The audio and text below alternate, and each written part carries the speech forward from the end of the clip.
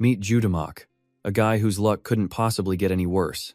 He's jobless, disrespected, steps in gum, and even gets dirty water splashed on him. Just as he lights a cigarette to ease his stress, the heavens decide to open up, drenching him completely in a sudden downpour. Fed up, he flips off the sky for a one-on-one with the gods, only to get struck by lightning and knocked unconscious for his troubles. You have to admit, it takes a special kind of luck to be this unlucky. But amazingly, he didn't die instead. He woke up with a system activated, and with that, Judamak's journey to turn his life around officially began. As the rain continued to pour outside, Judamak still couldn't believe what had just happened. He sat in a corner, trying to sort through the chaos in his mind. After screaming at a god that he neither denied nor accepted their existence, he got zapped by a bolt of lightning. Judamak wondered if this was what people meant by getting smote by the heavens. But the strange thing was, normal people die from lightning strikes, yet he didn't have a single scratch on his body. And that wasn't even the weirdest part.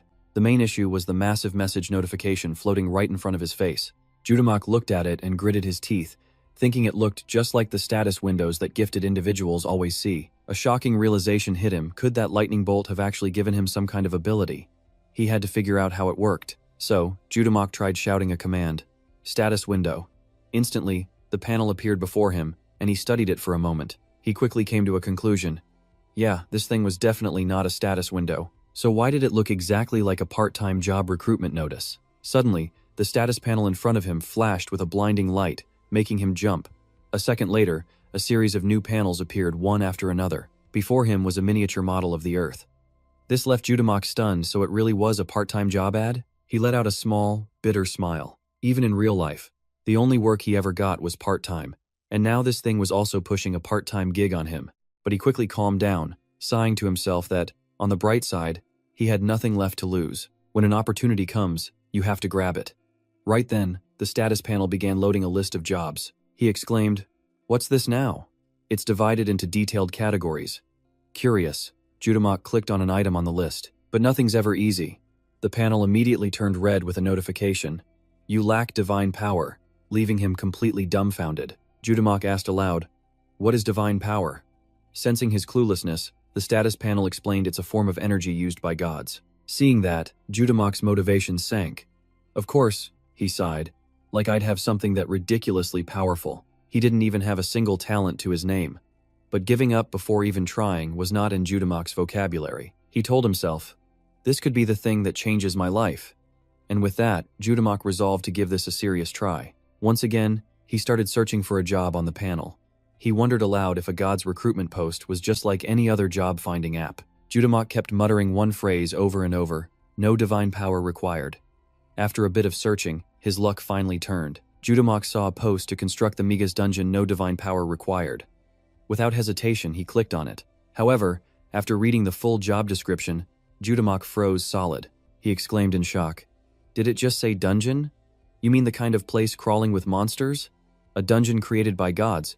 Should I even trust this?" But as a true corporate slave, the first thing he cared about was how much he would get paid. Looking back at the panel, he was skeptical. 12 though?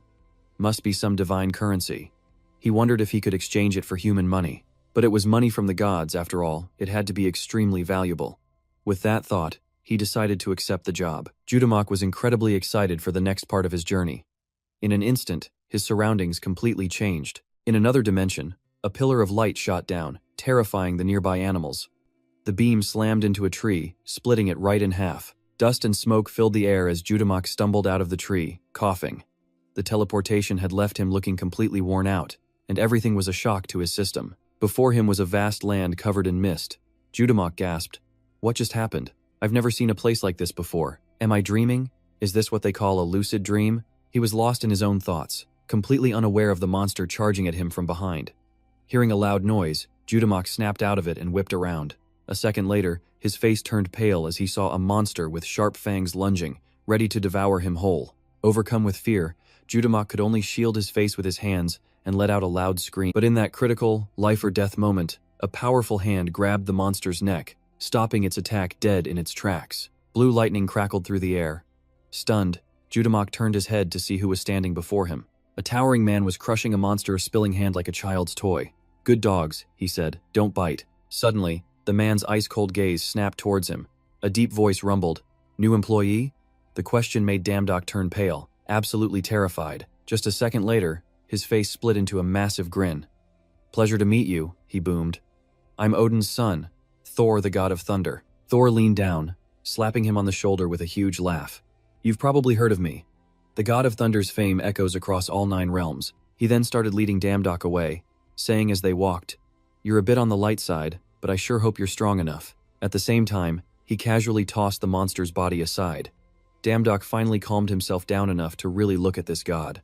The massive muscular frame, the thick beard, and that hammer, it had to be Johnny. Even seeing it with his own eyes, he couldn't believe it. The man in front of him was actually Thor. Stunned, he wondered, "Is this for real?" Thor's voice suddenly cut through the silence. "Judging by your looks, you must be a god from Asia." Thor sounded genuinely curious, making Damdok panic internally. "He actually thinks I'm a god?" Damdok glanced around nervously. Gods. Everywhere he looked, there were gods. He thought to himself. He had no idea what kind of gods they were, but one thing was certain: none of them were human. He was probably the only mortal here. So Damdok played it cool and lied through his teeth. "I'm just a minor god from a small mountain." Thor didn't suspect a thing, laughing heartily. "A mountain god? I've heard about you guys. They say you often help people when they're in trouble, right? Very admirable." His pat on the back nearly sent Damdok into the next life. It was then Thor noticed his strange clothes. His voice dropped to a low rumble. "But hold on a second. I think you're a little too immersed in human culture." Damdok was startled, suddenly realizing his clothes were completely different from everyone else's. He frantically racked his brain for an excuse. Flustered, he blurted out a reason. "Oh, that's because I often go down the mountain to better understand human needs." Thor seemed surprised. "You must really love humans. So, you think you can handle this job?" His tone suddenly turned sorrowful. That made Damdok freeze on the spot. Thor continued, "Your job right now is to create a place that makes A chilling light flashed in his eyes. Though Damdok had no clue what was going on, he still managed to answer, "Of course I can do it." The sweat on his face clearly showed just how stunned he was. Thor then led him to a magnificent palace. "Have you ever heard of the Minotaur's Labyrinth?" Damdok nodded. "Yes, but why do you ask?" Thor turned his head and grinned. "Then this will be easy." Damdok followed Thor's gaze and was left completely speechless. Before him was a pillar of light, with flocks of birds flying straight up into it. A powerful wind forced Damdok to shield his face.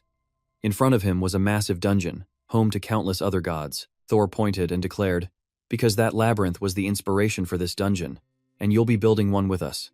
The majestic scene before him was beyond anything Damdok could have imagined, leaving him completely and utterly shocked. Damdok soon got to work, still in awe of the insane architecture. Seeing him distracted, someone called out, "Hey, new guy, get over here, we've got a job on this side." He was standing in front of a gigantic door. Snapping out of his daze, he hurried over to the other side. He had just finished one impossible task, but before Damdok could even catch his breath, he was barked at again. Sector E6 needs help with a cart. Even during meals, he barely sat down before he was sent running. Sector E1 needs manpower. He was being bossed around left and right. Damdok was so angry he gritted his teeth, forcing out each word. "I'm here." It was enough to make the other guy's hair stand on end, but they were still kind enough to warn him. "Working hard, huh? Just be careful not to fall into any of the pits or ditches." Damdok, covered in mud and sharpening a metal rod in his hands, just smiled and shot back. "If I fall, make sure you save me, okay?" Deep inside the maze, after they neatly arranged a pile of materials, a worker remarked, "This should do the trick." Exhausted, Damdok asked him, "Are we done yet?" The guy happily turned back to him. "Good work. How do you feel?" Though completely worn out, Damdok still replied cheerfully, "It's just simple manual labor, after all." The man then led him away. "Looks like we're done here.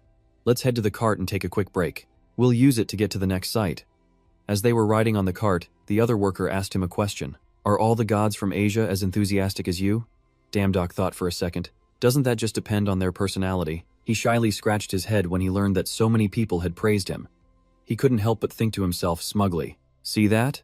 It's me, Damdok, rocking 200% social skills." He wondered, does this count as a special talent? Getting along with the gods here is definitely going to benefit me. After traveling a bit more, the guy told him to hop off. "We have to walk from here." Though he didn't understand why, Damdok did as he was told. The man explained, "The traps we set will be completely useless if we let this stupid thing do the work." A moment later, Damdok was carrying some wooden boxes when the guy suddenly blew up at him. The man yelled out, "Hey! Look where you're stepping." Damdok flinched, freezing his foot in midair. On the ground was a magic circle. His guide explained, "See that? It's a sign for a trap. You always have to keep your eyes peeled for them." He even carefully pointed out all the other trap locations. Dandok let out a sigh of relief. "You almost got me there." His guide, realizing this was Dandok's first time, simply reminded him, "Consider this whole experience a training run for you.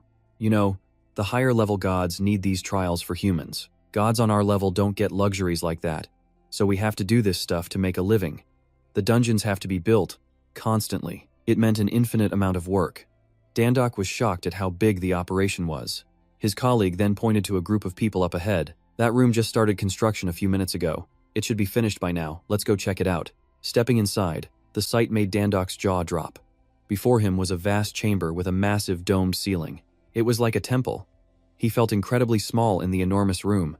A stone hall this size was built in just a few minutes? Dandok broke into a sweat, wondering, "This is huge. What did they use to build it?" He then placed the wooden box on the ground as his colleague instructed. "This," his colleague said, "will make this place worthy of a god's trial." Opening the box revealed something that surprised Dandok even more. Inside was a completely ordinary-looking round stone. "It might just look like a rock," the man explained, "but spiders are going to spawn from it." Just hearing that was enough to give Dandok goosebumps. When those things started spawning, this dungeon would definitely be a nightmare. It was only then that Dandok noticed hundreds of similar stones all around him, leaving him completely stunned. He then glanced at the crate next to them. He asked curiously, "What monster is this?" Inside was a lizardman, bound and tied securely. The transparent part on its neck is because its creation isn't complete. That's its weak point. Dandok had no clue, scratching his head in embarrassment. His colleague paid it no mind, saying, "Just let it rest there for now. We have to move on to the next room." The next place they visited was a hidden goblin encampment. Everything was so alien to him, he couldn't stop staring. "If humans make it this far," his guide said, "it means they're close to the final destination." As Dandok walked, he marveled, "It's really cold in here." Suddenly, something behind him caught his full attention. He looked over curiously and saw a dark figure hiding in the shadows. The monster's eyes were squeezed shut. Sensing it was being watched, the creature's eyes snapped open. It let out a terrifying roar, lunging straight for him with a mouthful of sharp teeth. Dandok was so scared his heart nearly stopped, and he tumbled backward onto the ground. The goblin just clutched its stomach and roared with laughter, leaving Dandok completely baffled. Even his colleague let out a chuckle at his reaction. "Surprised?" he asked. "Don't worry, it's just messing with you. But it's a different story once the dungeon's finished. These guys are extremely smart and cunning. That makes them pretty tough to deal with." Being made the butt of a joke angered Dandok, but it also put him on high alert. "Yeah, I can see that." His colleague then led him to the massive gate that he had seen when they first arrived. "And this is the end of the maze, which also means this is the boss room." A carving of a bull-headed monster loomed over the gate. Even from the outside, he could feel the heavy pressure of a powerful, bloodthirsty aura weighing on his shoulders. After they exited the maze, Thor cheerfully approached them. "Mountain God, I've heard a lot of praise about you. How's the work going?" The two of them bowed respectfully. Dandok answered, "It's going well, thanks to your kindness and guidance, sir." Thor stroked his beard, pleased. "A smooth talker who knows how to keep things formal, huh? I like that." At the same time, his colleague reported their progress. "We are about to finish. We just have the final step left." Suddenly, Thor summoned his hammer, and thick lightning crackled around it. He boomed, "Well then, I suppose we should let these low-level gods clock out." Dandok had no clue what was going on. One second he was getting praised, the next Thor was raising his hammer, scaring him half to death. Thor let out a hearty laugh. "You did well, Mountain God. Next time we meet, be sure to give me some advice on Asian style. Farewell." And with that, he swung the hammer down with immense force. It came straight for Dandok. He braced for impact, ready to meet his maker. But amazingly, he was completely unharmed. He was back in reality, still frozen in a terrified pose, covering his head and screaming as the lightning slowly faded. When the agonizing pain he'd expected never came, Dandok was utterly bewildered. He let out a huge breath and collapsed on the floor. "Damn it, that's a pretty intense way to clock out. For a second there, I thought he was punishing me for pretending to be a god." He held up a hand and looked at it. The calluses from all the hard work were still there. Dandok was in awe. This was all real. It wasn't a dream or a hallucination. It was a real awakening. Dandok's voice trembled with pure joy. Tears welled in his eyes as he threw his hands toward the sky, shouting with absolute elation, "I've finally awakened." Right on cue, a status window popped up. His salary had arrived. Dandok's joy instantly turned to tension. He trembled as he tapped the notification. "All right, let's see what we've got." The screen immediately flashed with the words "Loading the God Shop." After seeing what was inside, Dandok was so shocked he could only curse under his breath. What the hell was this? Before him was Odin's spear, a weapon that never misses its target. Next up was the Nemean lion armor, able to nullify any physical attack, and Farah's necklace with its power to travel through space. All of these legendary items popped up one by one on Dandok's screen. He stared at the display in sheer awe, whispering to himself, "This has to be a shop for the gods." Then, even more powerful abilities began to appear. As Dandok looked at everything laid out before him, a dark thought began to form. What if he could just buy all of this? Could he actually become a god inside a human body? He imagined the whole world cheering his name, but that was just a fantasy, nothing more. The reality was, he was still just a normal, unremarkable guy. Dandok reached over and switched off his fan, but then his spirit suddenly soared. He declared that his life would change, starting now. But there was one thing Dandok hadn't considered: he had no money. He let out a dejected sigh. "Right, I don't have that kind of cash. The cheapest item was 70,000 though, way too expensive." The screen flashed red as Dandok stared, completely defeated. How am I supposed to buy anything? But then, a new window popped up. "Talent?" he yelled out, ecstatic. "They're selling talent, so all I have to do is buy it? This is absolutely perfect for someone like me." But the price was what made him nervous.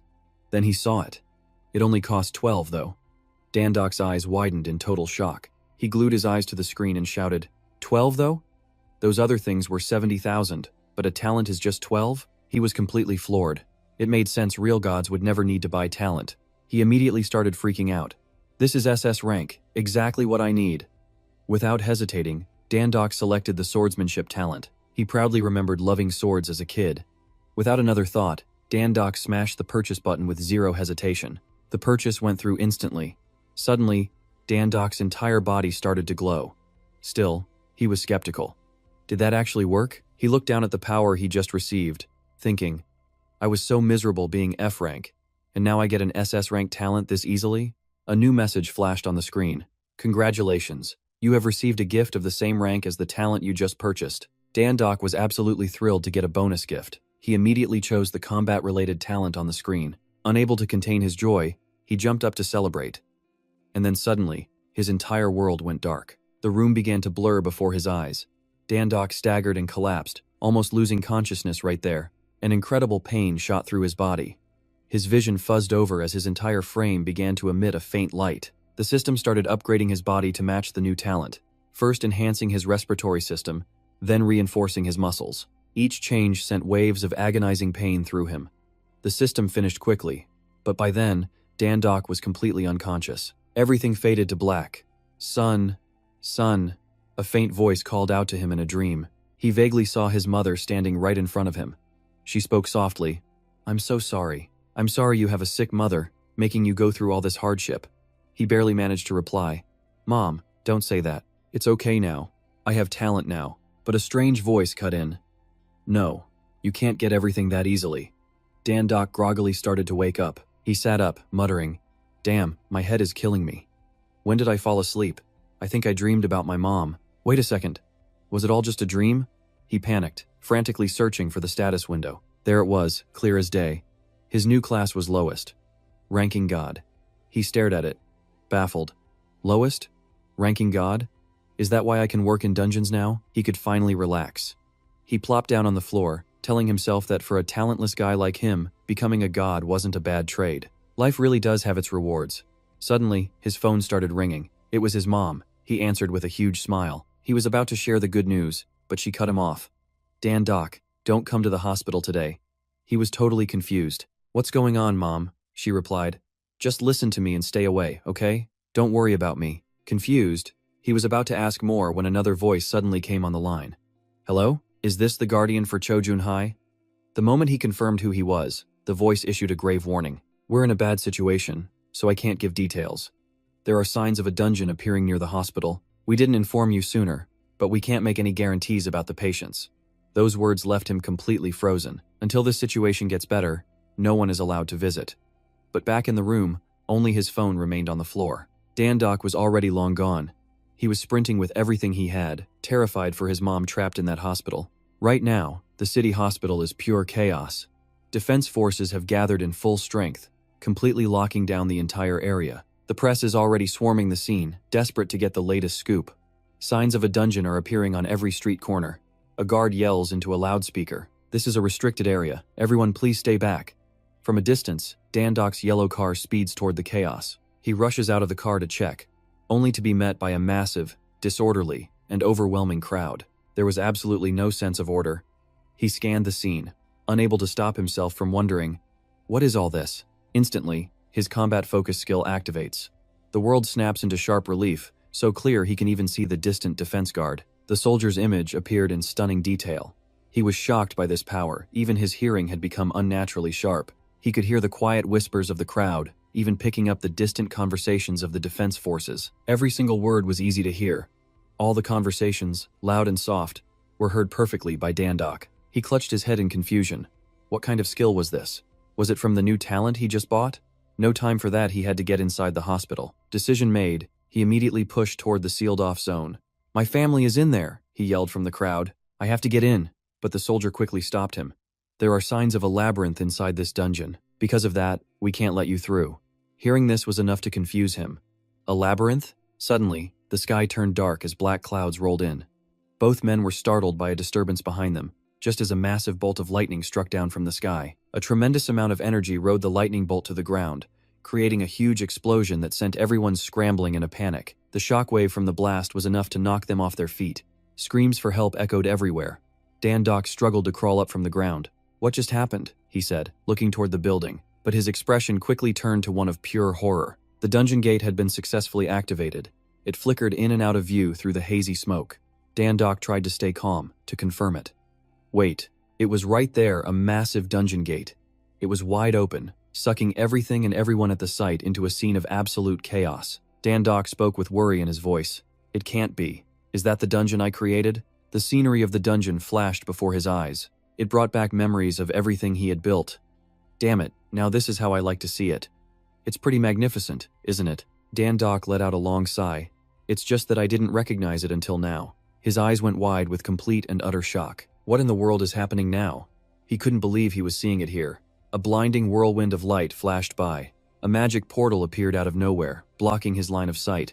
Everything was spiraling into chaos. Dandok couldn't believe his eyes and let out a panicked shout. "Why is that thing here?" Amid the panic, he saw a man clutching a wound in agony, gasping for every breath. Dandok rushed over to support the trembling man. He asked urgently, "Sir, are you all right? We have to evacuate immediately." Suddenly, Dandok sensed imminent danger. Without a second to think, he shoved the man away. In that exact instant, a massive, blindingly white object shot past them. He couldn't believe what he was seeing, a sword, now lodged deep in a tree trunk. In the middle of the chaos, a strange voice rang out, startling Dandok. The injured man staggered, his body looking like it was about to collapse. His eyes were wide with pure terror, the whites showing all around. With ragged breaths, he urged Dandok to run through the mist. A green, red-eyed monster charged forward, its massive shadow completely covering its prey. An attack you can't escape. The monster stomped down hard on the man's body, and even Dandok had to shudder at the horrific sight. The wind howled as half-human, half-reptile creatures charged in at an unbelievable speed. A surprised voice cried out, "Lizardmen?" A clear command cut through the chaotic battlefield. "Lizardmen have appeared on the main road. Open fire!" Immediately, volleys of gunfire roared across the battlefield, slamming into the screaming monsters and causing them to stagger in the intense hail of fire. The sharp crack of gunfire filled the air. Hiding behind a car, Dandok screamed, "There's someone over there!" A lizardman gripped its sword tightly and charged straight at him with terrifying speed. The monster roared, lunging forward like a hurricane. It rushed forward as if to steal his life in a single moment. Fear choked Dandok, desperate and horrified as the monster closed in. Its blade was ready to end everything. A blue light flared up, and text appeared before his eyes. "Activate evasion focus skill?" Dandok's eyes lit up as a mysterious blue flame exploded in front of him, reflecting brilliantly in his shocked pupils. The swirling blue flame coiled around the sword, which was now just hovering in midair. Dandok's eyes changed from black to a brilliant blue. Sweat dripped down his face as a blue aura enveloped both the sword and his body. The monster glared with murderous intent, looking as if the slightest movement would be enough to destroy everything in its path. The sword? He couldn't believe what he had just done. Dandok stood there frozen, just staring at the sword in his hand, his mind a total blank. He couldn't even process what just happened. His mind was blank, eyes wide with utter disbelief. Did he really just catch that thing? How was that even possible? Suddenly, his gaze shifted and he saw the monster charging again. This time, its target was the elderly man sitting there, his face contorted in pain. Seeing this, Dandok panicked and screamed, "Mister, watch out!" Cold sweat dripped down his face as he realized the extreme danger. The soldiers' guns were still aimed forward as the monster roared, closing in on the man. Facing immediate danger, he charged forward, hoping to prevent a tragedy. Dandok roared out the order. "Wait! Hold your fire!" At the same time, he shot forward like the wind, throwing all his strength into tackling the massive creature. A soldier yelled into his radio, "We have a civilian right in front of us. Was that person a hunter?" Before him, a horde of vicious reptilian monsters swarmed and surrounded Dandok. The soldier exclaimed in a panic, "Even if he is a hunter, did he just charge in there without any weapons?" Sweat poured down his tense face as he trembled, thinking, "My anger made me an idiot. Now what am I supposed to do?" A giant monster roared and swung its massive fist right toward Dandok. Completely panicked, he screamed out, "I'm sorry." A mysterious blue light suddenly exploded around him. The entire world seemed to slow to a crawl as all his senses became sharper than ever. A talent had been activated, combat focus. This development left him absolutely stunned. A piercing roar tore through the air as the monster charged in a rage. Its blazing red eyes, filled with fury, made Dandok snap back to reality. He could see every move the enemy made as a strange energy flooded his body. What was this? Was this the combat focus skill? He felt like he'd just downed a dozen cups of coffee. Dandok's eyes glowed with a golden light, every single movement now perfectly clear. "I can see everything they do." The scenery around him became a blur due to his incredible speed. This meant he could fight in a completely different way now. Dandok shot forward like a whirlwind, his clenched fist aimed straight for the monster's stomach. The huge beast growled, readying its sword for battle. He moved like a bolt of lightning, unleashing a continuous flurry of punches, each blow landing with powerful, decisive force. Flames erupted around his fist, radiating brilliant heat. He delivered a thunderous punch, sending his enemy flying like an arrow from a bow. Dandok's eyes flashed, his body surging with power as fire ignited around his hands. He realized in amazement, "It's working!" Dandok clenched his fists tight, flames roaring around his hands with brilliant power, his eyes gleaming as his body filled with energy. Two of them left. The monster roared, swinging its sharp blade down. He quickly leaned back, dodging the blow by a mere inch. Dandok stomped down, using the force to launch himself forward. Seizing the opportunity, he slammed a punch straight into the monster's face, the impact creating a visible shockwave. Another lizardman charged toward him at a terrifying speed. Dandok shot a sharp glare right at the monster. It was also moving incredibly fast, seemingly about to catch him. Its blade swung up, a sharp whirlwind slicing through the air. Dandok leaped high into the sky, his heroic silhouette outlined by the brilliant sun. From above, he gathered all his power for the finishing blow. He descended like a lightning bolt, his strike coming down with terrifying power, crushing the enemy in that one fateful moment. The soldiers were completely stunned, their eyes glued to the scene unfolding before them, unable to believe what they were seeing. They were in awe of his overwhelming strength. One asked another, "Did that young man just defeat those lizardmen with his bare hands?" "I think so." Suddenly, another man stepped forward. He looked at Dandok and asked, "Hey you, what guild are you from?" Dandok turned around, startled. The heavily scarred man said to him, "You're a new face, but you're pretty damn good." He held out his hand. "I'm Nam Gung Duyuk, from the Sargon Guild. It's impossible for a guild member to come here all alone." "Are you a solo hunter?" Dandok replied. "Ah, yes, I guess you could say that." Duuk continued, sensing the young man's spirit. "We came here to clear out this dungeon, so do you want to come with us?" Dandok listened, a mixture of surprise and confusion on his face. He instinctively asked the strange man, "A dungeon?" He then turned away, recalling the image of the magic transport gate. He hesitated for a moment, but then thought, "That's right, I'm not a normal person anymore.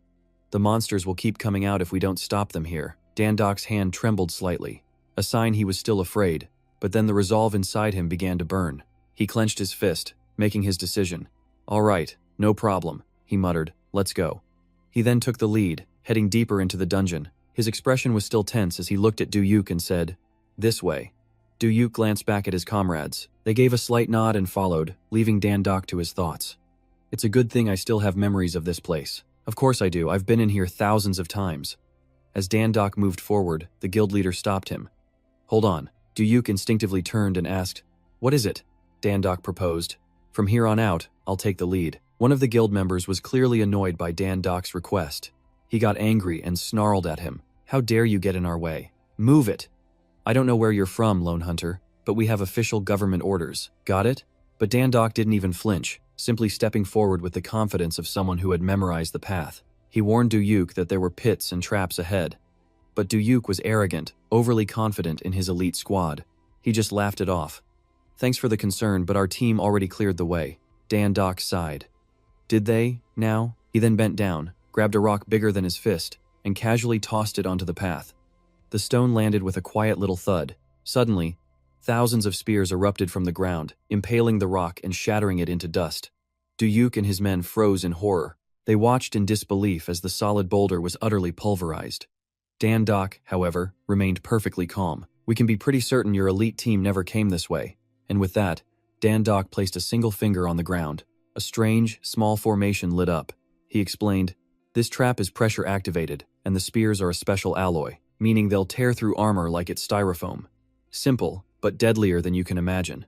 Duyuk was stunned into silence. But how did you know that? The question caught Dandok completely off guard. If he told them he helped build this very dungeon, he knew he'd never make it out alive. He had to think of a believable lie. Fast. I guess you could just call that a professional secret. But surprisingly, nobody pressed him on it. They just kept moving forward. This time, however, they all agreed to let Dandok lead the way. Duyuk followed close behind, until Dandok suddenly stopped in his tracks. He reached over and grabbed a torch from the wall. Duyuk asked him, "What is it?" Dandok's expression was grim. "It gets way more dangerous from here." He lifted the torch high, and the entire group gasped in unison. As the torchlight pushed back the suffocating darkness, a massive gate appeared right before their eyes. Carved into its surface was the unmistakable image of a giant spider. He warned everyone, "You'd better get ready to defend yourselves." One of the cloaked members stomped a nearby spider flat, muttering curses under his breath the whole time. He scowled at the guts on his shoe. The guy next to him didn't seem to care, whispering, "Think we're about to get roasted?" The two of them kept gossiping about Dandok's order to burn all the web traps they found strung up everywhere. Earlier, they had been huddled together, questioning everything. Can we really trust this guy? He could be a spy from another guild. Maybe he's trying to sabotage this whole dungeon raid. The thing is, for whispers, they were talking pretty darn loud. So Dandok heard every word, feeling a surge of helplessness. Still, he kept watch, his eyes fixed on the next room, a chamber completely coated in spider webs, an absolute mess. Dandok knew this place well. This was where he had personally hidden countless boxes filled with spider eggs. That meant he knew the exact location of every last spider. And when there's an easy way to clear a room, who would choose the hard way? Time to turn them all into charcoal and collect the reward. A sly grin crossed his face as he flicked a lighter on. The two chatty guild members came to the same conclusion. They must have webs everywhere. Let's just burn the place down and move on. The red-hot torch moved slowly toward the thick silk. But just then, a status window appeared. The skill Combat Focus A had been activated. Dandok's eyes flashed a brilliant blue as a hoarse, desperate voice echoed in his mind. "Is anyone there? Help me." His skill showed him a vision. A person trapped, bound tightly by countless layers of webs, hopelessly begging for help. He instantly stopped the guild member with the torch, but it was obvious that he was the only one who had heard the voice. So he had to explain himself. "I think we should hold off on the fire. There's someone else in here." Elsewhere, Duyuk heard this and immediately gave a new command. "There are signs of life inside those rooms. Our new priority is rescuing survivors. Form a defensive line on entry. We don't know their exact location, so limit all wide-area attacks." Suddenly, his eyes darted over to Dandok. He had no idea how the kid was doing it, but it seemed that young man knows where the survivors are. So the support team will follow his lead. Dandok was completely floored. Him? A commander? He'd never been in a position like this in his entire life. The other guild members were just as surprised by Duyuk's sudden announcement. While everyone was still murmuring amongst themselves, a single, smaller figure quietly stepped forward. Dandok was about to refuse when a voice cut through the noise. "Dandok!" He turned his head toward the sound. The speaker held out a hand in friendship. "Thanks to you, we were able to get past those traps in one piece. Please, continue to lead us." Dandok was stunned, frozen for a moment, before he finally grasped the offered hand. "Let's work well together." The other hunter was reassuring. "Don't worry too much, Commander. You just need to point out the survivors' locations. The support team will handle the rest." That makes things much simpler. Dandok scratched his head, thinking, "Is it really that simple?" "Model?" He got a firm answer. "Yes, it's very simple." Her hand still gripped his, so he awkwardly asked, "Could you maybe let go of me first?" But she was focused on something else entirely. "You don't use a weapon?" Caught off guard by the random question, Dan-Doc still replied, "I've never used one before. Why would she ask that now?" Hearing his answer, the blue eyes under the hood seemed to narrow slightly. The small figure turned her back, advising him, "It would be wise to carry a sword or two." "Well, I'm leaving now." Watching the cloaked figure walk away, Dan-Doc wondered if she just came to say a few words and leave. But then he realized something else was off. Wait, did he even tell her his name? Before Dan-Doc could process it, she had vanished, and the team was shouting to get into position. They all pushed forward into the dungeon, the dark and damp air immediately putting everyone on edge. With Du-Wook in the lead, they scanned their surroundings for any sign of a threat. It was unnervingly quiet. "Stay sharp and hold formation," he ordered. Dan-Doc sensed it first. He shot his head up, warning everyone, "They're above us."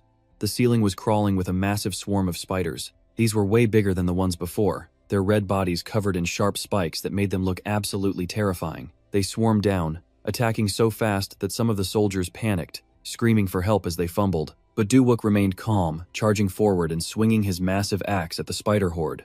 One swing, two swings, three. Every single hit landed. One spider went splat, its green guts flying everywhere. The leader's voice boomed, steadying their morale. "Don't panic, stick to the plan. Switch to defensive formation, and watch out for their paralyzing venom." Instantly, a line of soldiers raised their shields, forming a wall while stabbing at the spiders with their swords to clear a path. Dan-Doc led another group through the newly opened path, yelling, "Support team, this way." He activated his skill to search for survivors. A wave of blue energy spread out, seeping into every corner of the dark room. Suddenly, Dan-Doc spotted something on his right. Looking closer, he saw human-shaped cocoons of silk, some hanging upside down, others right side up. "Found survivors!" Dan-Doc shouted.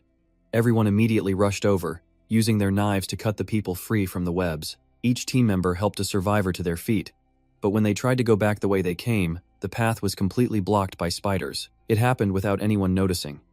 Dan-Doc, carrying a survivor on his back, called out, "I know where the safe zone is. Follow me." Not too far away, Du-Wook heard this, and a flicker of doubt crossed his face. Just then, a spider lunged at him, baring its fangs. He spun around, cleaving the creature in two with a single swing of his axe. Ignoring the splatter, Du-Wook glanced back towards Dan-Doc. The man was busy finding people. He seemed to know the dungeon's layout perfectly, even the exact locations of the survivors. That was something Du-Wook had never heard of before. But Dan-Doc, completely unaware of the watchful eyes on him, just kept pointing out where people were. Everyone pitched in to help.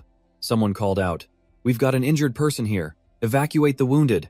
Another reported back to the group, "The victims are secure. We have a few wounded, but overall, our losses are minimal." Du-Wook was incredibly satisfied with this outcome. He ordered everyone to take a short break before they continued moving forward. Once things were settled, he turned to Dan-Doc, his voice now serious enough to startle him. "I have a few questions for you." But none of them knew that not far off, two figures were exchanging knowing glances, one of them grinding their teeth in frustration. Dan-Doc felt a little uneasy as he approached Du-Wook. At the leader's feet were two wounded men, and he looked down at them with a heavy sigh. Between the police and the hunters, a total of 10 people were trapped here. A few of them were our own men. If it weren't for you, we would have burned all 9 of them alive. Dan-Doc just scratched his head and laughed humbly. "It's no problem." But Du-Wook wasn't finished. "You truly have an amazing talent. It's almost as if you built this dungeon yourself." His words made Dan-Doc break out in a cold sweat. "No way, I'm not a god or anything." Luckily, Du-Wook didn't seem to want to press the issue, adding, "I was just joking." Dan-Doc seized the chance to change the subject. "We need to regroup and keep moving." He let out a silent sigh of relief, thinking he'd almost been exposed. They pushed deeper, coming across a massive gate with 4 concentric circles in the center, surrounded by symmetrical, flowing patterns. Looking at the strange patterns, someone guessed it was from the Inca civilization, but it turned out to be goblin architecture. That revelation made everyone look surprised. "Just goblins?" they asked, clearly disappointed by the news. They were hoping for a major boss, not some weak species like goblins. Meanwhile, Dan-Doc stood with his arms crossed, deep in thought. He was worried. He couldn't think of a perfect plan to deal with a goblin ambush zone, but he figured they could manage if they focused on the fight. So Dan-Doc made a suggestion. "I can go in alone." One of the members immediately scoffed at him. "You're getting high on yourself after a little praise. We've handled plenty of goblins. Don't worry about it. If you're scared, just sit this one out." Even Du-Wook didn't seem too confident in Dan-Doc's idea. Du-Wook insists he can't let him go in alone. Dan-Doc reluctantly agrees, but with one condition. Inside, he's the one giving orders. Du-uk gets a feeling Dan-dok has a plan, but they're not the only ones plotting.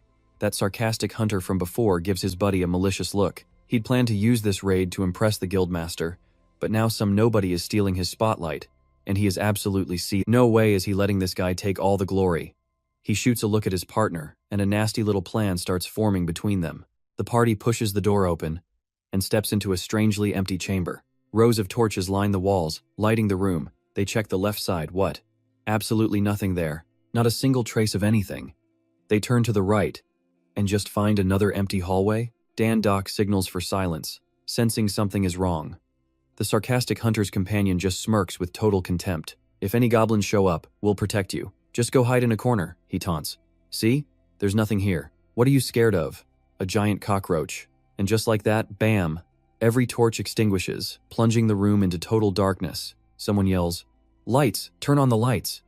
But Dan-dok immediately shouts back, "Wait, don't turn them on." But the mocker thinks he's just overreacting. Nonsense. We can't fight what we can't see. What kind of hunter is scared of a few goblins? All you cowards, step back. With that, completely ignoring Dan-dok's warning, he flicks on a flashlight. Dan-dok screams, "Everybody, get down now." The entire party hits the dirt, pressing themselves flat against the ground. All except two, the sarcastic hunter and his partner. His buddy tries to play it cool. A little creepy, but it's probably nothing, right? Still, he cleverly nudges his friend to go first. Suddenly, his partner freezes. "Hey, what are you doing?" The sarcastic hunter turns around, his whole body trembling. 4 arrows are already sticking out of his chest. Then, a volley flies from every direction, turning the man into a human pincushion. Everyone watches, completely stunned by the horrifying scene. As the man's body collapses, so does the team's composure. Panic erupts. Where did that come from? It's an ambush. I can't see a thing. Du-uk's voice cuts through the chaos. Nobody move. The authority in his command startles everyone, slowly calming them down. Du-uk finally understands why Dan-dok warned them about the light. Still, one thing bothers him, so he turns to ask. It's strange. They must have heard us when we entered, and they can hear us now. So why didn't they attack? Dan-dok replies in a low voice. They're toying with us. They want to savor our fear from the shadows. And right on cue, as if to prove his point, sinister giggles echo from all around them. Small, green-skinned creatures with hooked noses hide in the darkness, their cunning, pure white eyes locked on Dan-dok and his party. This nail-biting tension is a feast for them. Du-uk raises his axe, ready to charge into the fight, but he freezes when Dan-dok asks a simple question. What if we could fight without needing to see? Du-uk can't believe it. Is that even possible? Dan-dok activates a skill, simply replying, "Yes. Leave it to me." His eyes glow blue, allowing him to see everything in the dark perfectly. He pinpoints everyone, one person in front, and Du-uk to the left, another person to the right, and one behind. He steps forward slowly, reassuring them, "I know you're worried because you can't see." He walks past a hunter sweating bullets from fear, declaring, "I will get this done, no matter what." Moving past another party member, he gives one last order. "Until I give the signal, do not move or make a sound." Hearing this, they all cover their mouths, trying to silence their own pounding hearts, desperate not to interfere with Dan-dok. In that moment, he closes his eyes, takes a deep breath, and recalls an old sensation as a status window appears. Skill, Combat Focus, A activated. A blue aura surrounds Dan-dok. Instantly, the goblins swarm him from all sides. He opens his eyes, his ocean blue pupils locking onto every single goblin. The others can only listen, waiting in pure suspense. After what feels like an eternity, Dan-dok's voice cuts through the silence. "You can turn on the lights and move now." Light floods the chamber. In the center stands Dan-dok, holding a goblin off the ground by its throat with just one hand, and all around him are the bodies of countless other goblins, scattered across the floor in twisted positions. Finally, the goblin in his grasp goes limp, its struggling ceases. Only then does Dan-dok release his grip. He watches the creature fall to the ground like a dead leaf, then wipes away some sweat with a sigh of relief. Seeing the last goblin bite the dust, the surviving hunter who mocked Dan-dok is furious. What kind of power is that? What kind of cheap trick did he use? If I just had a little more time, I could have handled them myself. Why does this guy always get in my way? But Du-uk is beyond thrilled. Incredible. I've been a hunter my whole life, but he'd never seen a hunter quite like him. Dan-dok, still a bit worn out, just replies shortly, "I was just lucky. So, should we press on?" Even Du-uk hadn't realized he could fight like that. He continues to lead the way. The team pushes deeper inside. Before them now is a massive door, marked with the head of a bull. Dan-dok confirms this is the end of the maze, the boss room. Du-Yuk looks up at what lies behind the door. Everyone gathers outside. Du-Uk's voice rings out. This is it, the final boss. And with that, the great door slowly swings open. A blinding light pours out from within. Du-Yuk grips his double-bladed axe, cautiously scanning every corner of the room. I don't see anything. Is it hiding somewhere? But Dandok's face is tense. No. It's right in front of us. Suddenly, torches on the walls erupt in a brilliant, crackling flame. The giant door behind them slams shut. At the top of a grand staircase, the massive silhouette of a monster takes shape. Its eyes glow a menacing red. The master of the dungeon. Du-Yuk stares it down. The pressure is absolutely insane. Just as predicted, the boss is just watching them. It probably won't be the first to attack. This gives them time to form a strategy and get a feel for the arena. But right then, a system notification pops up. The Minotaur's human sacrifice has begun. Select 5 offerings. Dandok stares at the message, completely baffled. Human sacrifice? Offerings? What does that even mean? Du-Yuk quickly starts laying out the plan. The battle team will split into 2 groups. Dandok watches his back, deep in thought. It looks like he's the only one who saw that. He racks his brain, frowning. Is this some kind of clue? Maybe it's a hint to clear the dungeon safely. It's better to share this information. Dandok suddenly speaks up. Excuse me, I have a suggestion. But Du-Uk cuts him off. We're in the middle of planning. Can it wait? Dandok's expression turns deadly serious. This might be a clue about how to beat this dungeon. Du-Yuk eyes him with total skepticism. A solution? Are you sure? As they huddle up, a hunter not far away clenches his fists, his body trembling with pure rage. He grinds his teeth, furious. That bastard is doing it again, stealing all the credit that should have been his. While no one is paying attention, he silently turns and walks away. This time, he's not just going to stand by and watch. He ducks behind a pillar, sizing up the dungeon master. Then, he pulls out a crossbow. Only losers need a strategy. They're just cowards, afraid of losing. I'm not taking any orders from you. He aims the crossbow right at the boss's head. I'll show you the power of a true marksman. One shot is all it takes for all the glory to be mine. He just needs to get a little closer. With that, he takes another step forward. Almost there, he completely fails to notice the glowing light beneath his feet. He smirks, taking one more step. But Dandok feels something is wrong. He whips around, his face suddenly filled with panic. Seeing the man with the crossbow recklessly move closer to the boss, Dandok screams out a warning. No. Stop. The man turns, shooting Dandok an annoyed look. It's this damn bastard again. He yells in anger. I know you're just trying to hog all the glory for yourself. That boss just standing there is about to go down. He tightens his grip on the crossbow, shouting with confidence. By my hand! Dandok rushes forward, trying to stop him. But it's too late. His foot lands squarely in the glowing zone. A red system notification flashes. Warning. You have trespassed in the maze boss's room. The sacrifices will now be chosen at random. The entire room begins to shake violently. The hunter panics, yelling, What's happening? Du-Yuk spins around. Dandok, your body. Dandok's eyes widen in shock. What is this? The rest of the team freaks out. What's going on? Somebody help me. The man who acted on his own feels a terrifying pressure crushing down on his body. He quickly throws up his arms to shield his face. When the light finally dims, he slowly opens his eyes. He's on the ground, stammering. Guild leader Du-Yuk stands over him, livid. You idiot! Do you have any idea what you've just done? Dandok's expression is grim. I don't think this is the time to be arguing about who was right or wrong. The second he says that, the dungeon master teleports, appearing right in front of everyone. It stares them down with blazing red eyes. Then, it throws its head back and lets out a deafening roar. Dandok and Du-Yuk stagger from the force of it. Gritting his teeth, the troublemaker is still on the ground. He completely loses his nerve, screaming in fear as he scrambles backward. He only snaps out of his panic when he slams into a wall of light. He jumps up, pounding on the barrier and shouting, What is this? Let me out. Get me out of here. Meanwhile, the dungeon master slams its foot into the ground. The floor beneath it cracks and shatters. Du-Uk can only stare in horror at the unfolding scene. The dungeon master charges forward, shoulder first. As a hunter screams in terror, Du-Uk snatches him out of the way, dodging just in time. He lands safely a short distance away.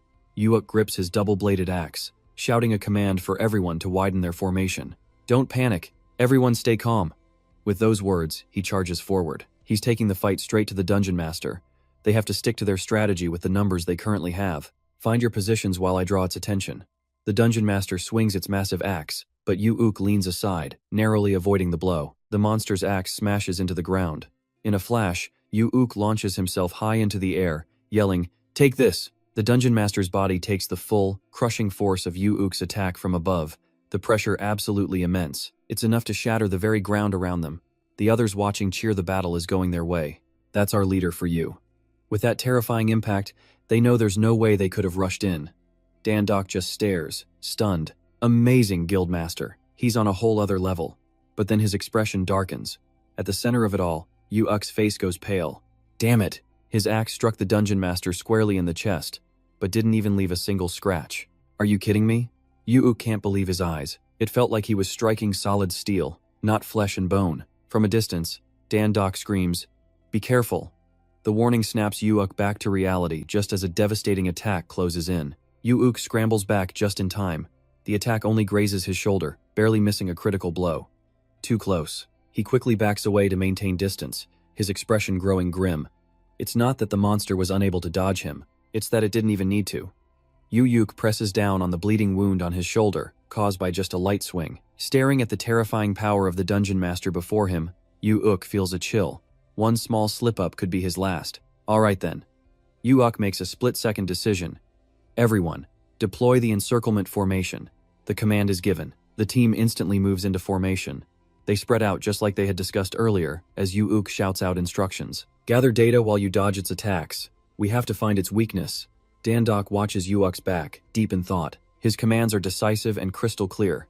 He's clearly a seasoned veteran when it comes to dealing with dungeons. But it seems like the best strategy they have right now. The Dungeon Master just stands there, unmoving, surrounded by a powerful aura. A purple energy flows endlessly around it. Dandok watches, thinking. It's not even bothering to charge them. It's almost as if distance means nothing to this creature.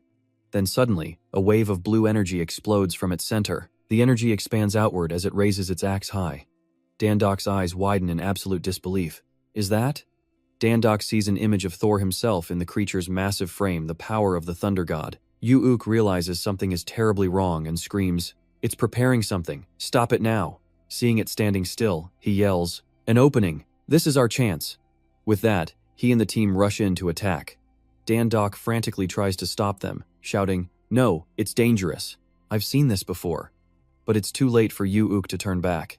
Terrifying blue energy radiates everywhere. He curses under his breath. Damn it! The Dungeon Master swings its axe right at him. He instantly realizes he made a terrible mistake. But just then, Dandok suddenly lunges forward, delivering a powerful kick right to the side of the monster's face. He turns to see the impact. Its head snaps to the side. It grinds its teeth in fury, red eyes glowing with pure, murderous rage. Dandok realizes with horror that Thor's power has been fully unleashed. The blue light explodes with terrifying intensity. Damn it! We're too late, he thinks. The blue light, infused with Thor's power, blasts everyone in the vicinity away. One survivor reaches a hand to the wall of light, trembling in fear. He can't believe it. Before him lies a scene of utter devastation. Everyone is down. He can't process it. Their leader has been defeated. Those outside the light barrier watch in horror. There's no way to get past this thing. Damn it. I've never heard of anything like this. We have to provide backup before it's too late. But how? Did you not see how easily our leader was beaten? Going in there is a death sentence. Meanwhile, Dandok lies on the ground. He slowly starts to regain consciousness. Damn this crazy monster. No matter how hard he tried, he couldn't even leave a scratch. He grits his teeth, unable to accept this outcome. His miserable life had only just found a glimmer of hope after he acquired his talent. Is it all going to end so pointlessly right here? Dandok clenches his fist tight. His hand brushes against a sword that was knocked near him. Dandok freezes, then a smirk crosses his face. That's right. There are a few things he still hasn't tried. Dandok picks up the sword and slowly gets to his feet. Dying like this just wouldn't sit right with him. White dust billows around him. His figure becomes somewhat hazy in the dust. He tightens his grip on the sword, refusing to just give up and wait for death. Dandok stands up straight, a smirk playing on his lips. The Dungeon Master's eyes glow red. Dandok's confident face clearly reflected on his blade. Get ready. I'm not going down without a fight. Just then, the system flashed. Tactical talent activated. The air was electric.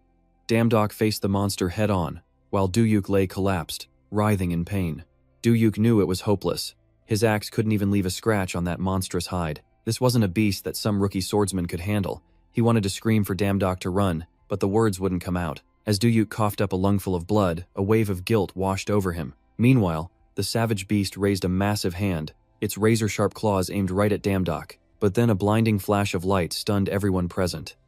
In less than a second, Damdok had blurred past the monster, moving too fast for it to even register. A moment later, the creature's massive horn, its pride and joy, clattered to the ground, sliced clean off. In the distance, Damdok's eyes were ice cold.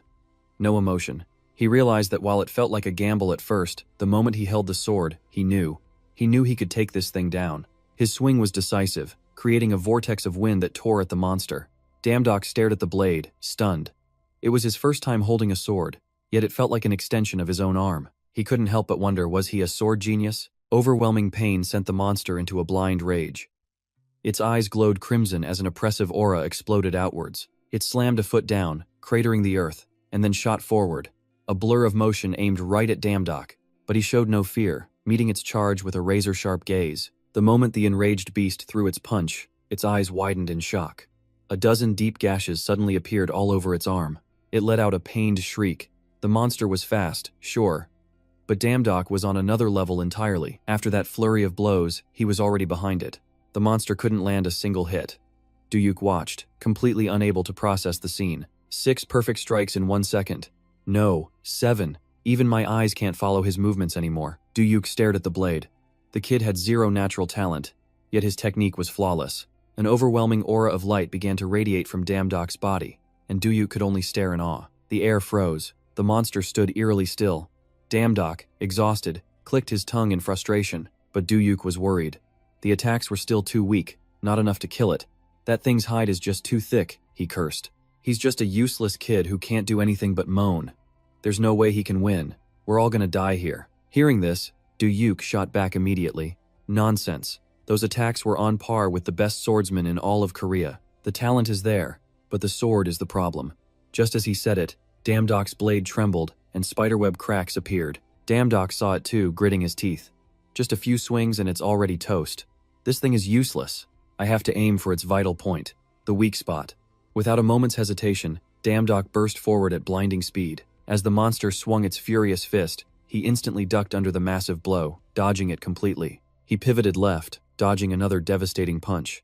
And in that same instant, Damdok activated his SS rank innate martial arts skill. He poured every ounce of his strength into a single slash. Nothing. Not a scratch. It didn't even flinch, he thought, shocked. Without a second thought, Damdok furiously hurled the broken sword at the monster. He followed up with a vicious kick straight to its chin.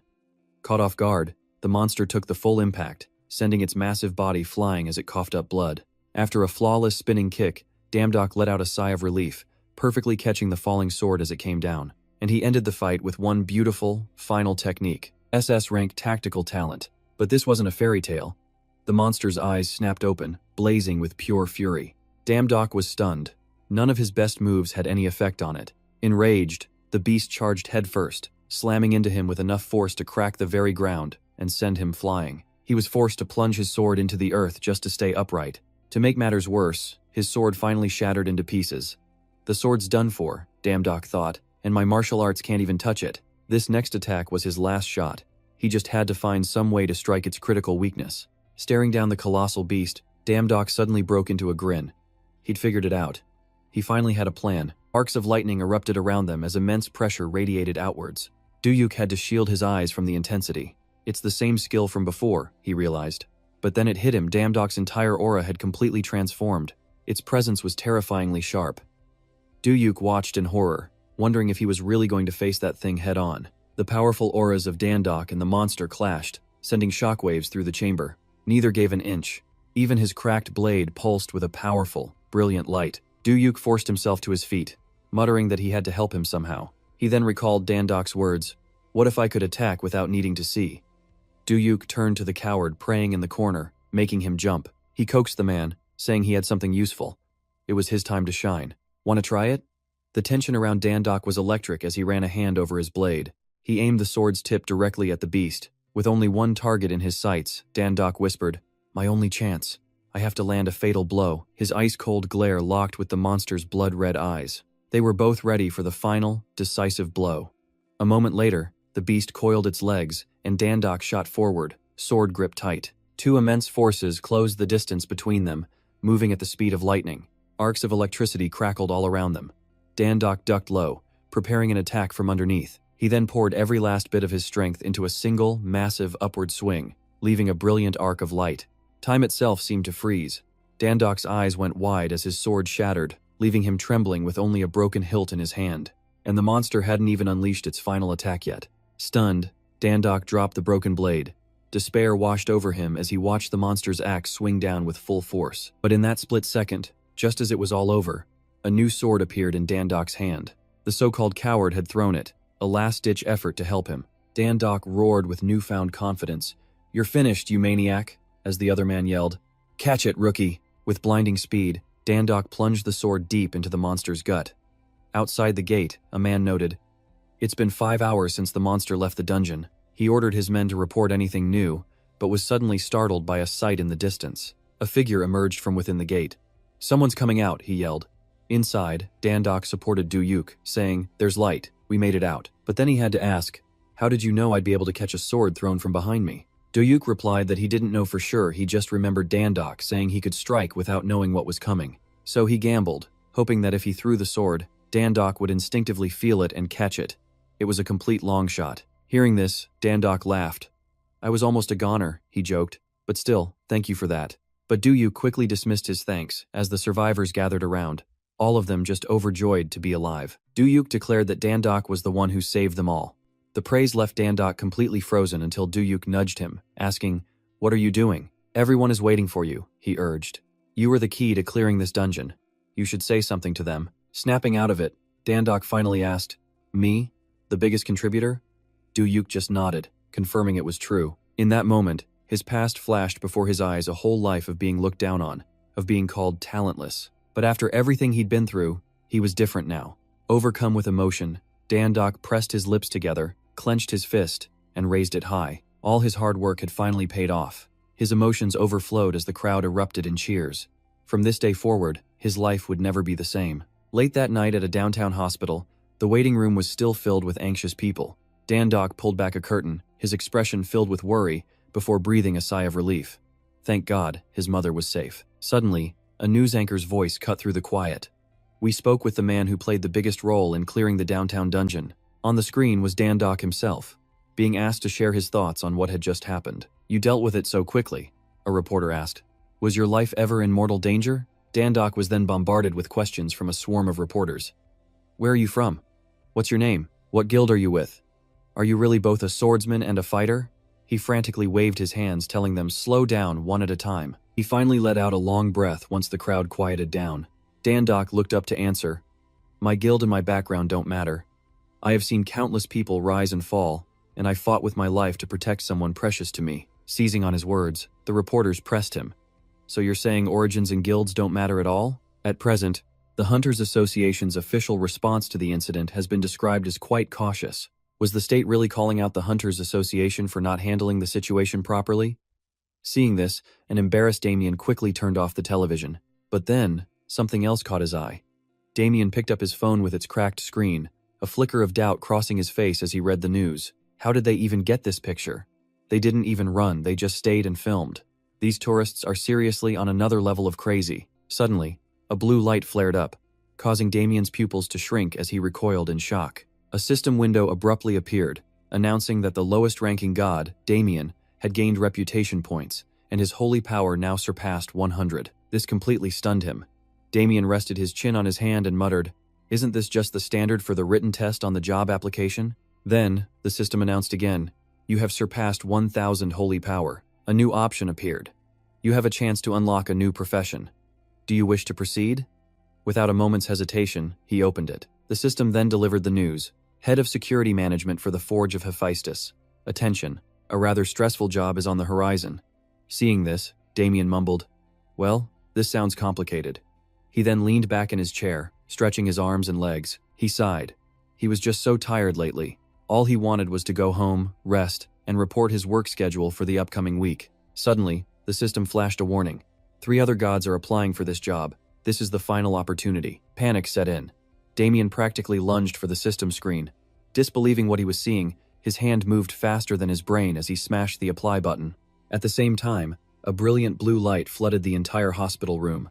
A moment later, Damien was teleported somewhere else entirely. He slammed down onto the floor, cracking the stone beneath him as he clutched his chest, groaning. Couldn't they give a guy a gentler landing? He grumbled, slowly getting to his feet and spotting a giant sphere of fire. Is this? Hercules' sweat was already pouring down his face as he cursed under his breath. Damn, it's hot. Not noticing the person behind him, he just kept complaining. It's seriously like a sauna in here. Can't Hephaestus even install a single air conditioner? A voice from behind asked, Are you the new arrival? When Damien didn't answer, the man introduced himself. A pleasure.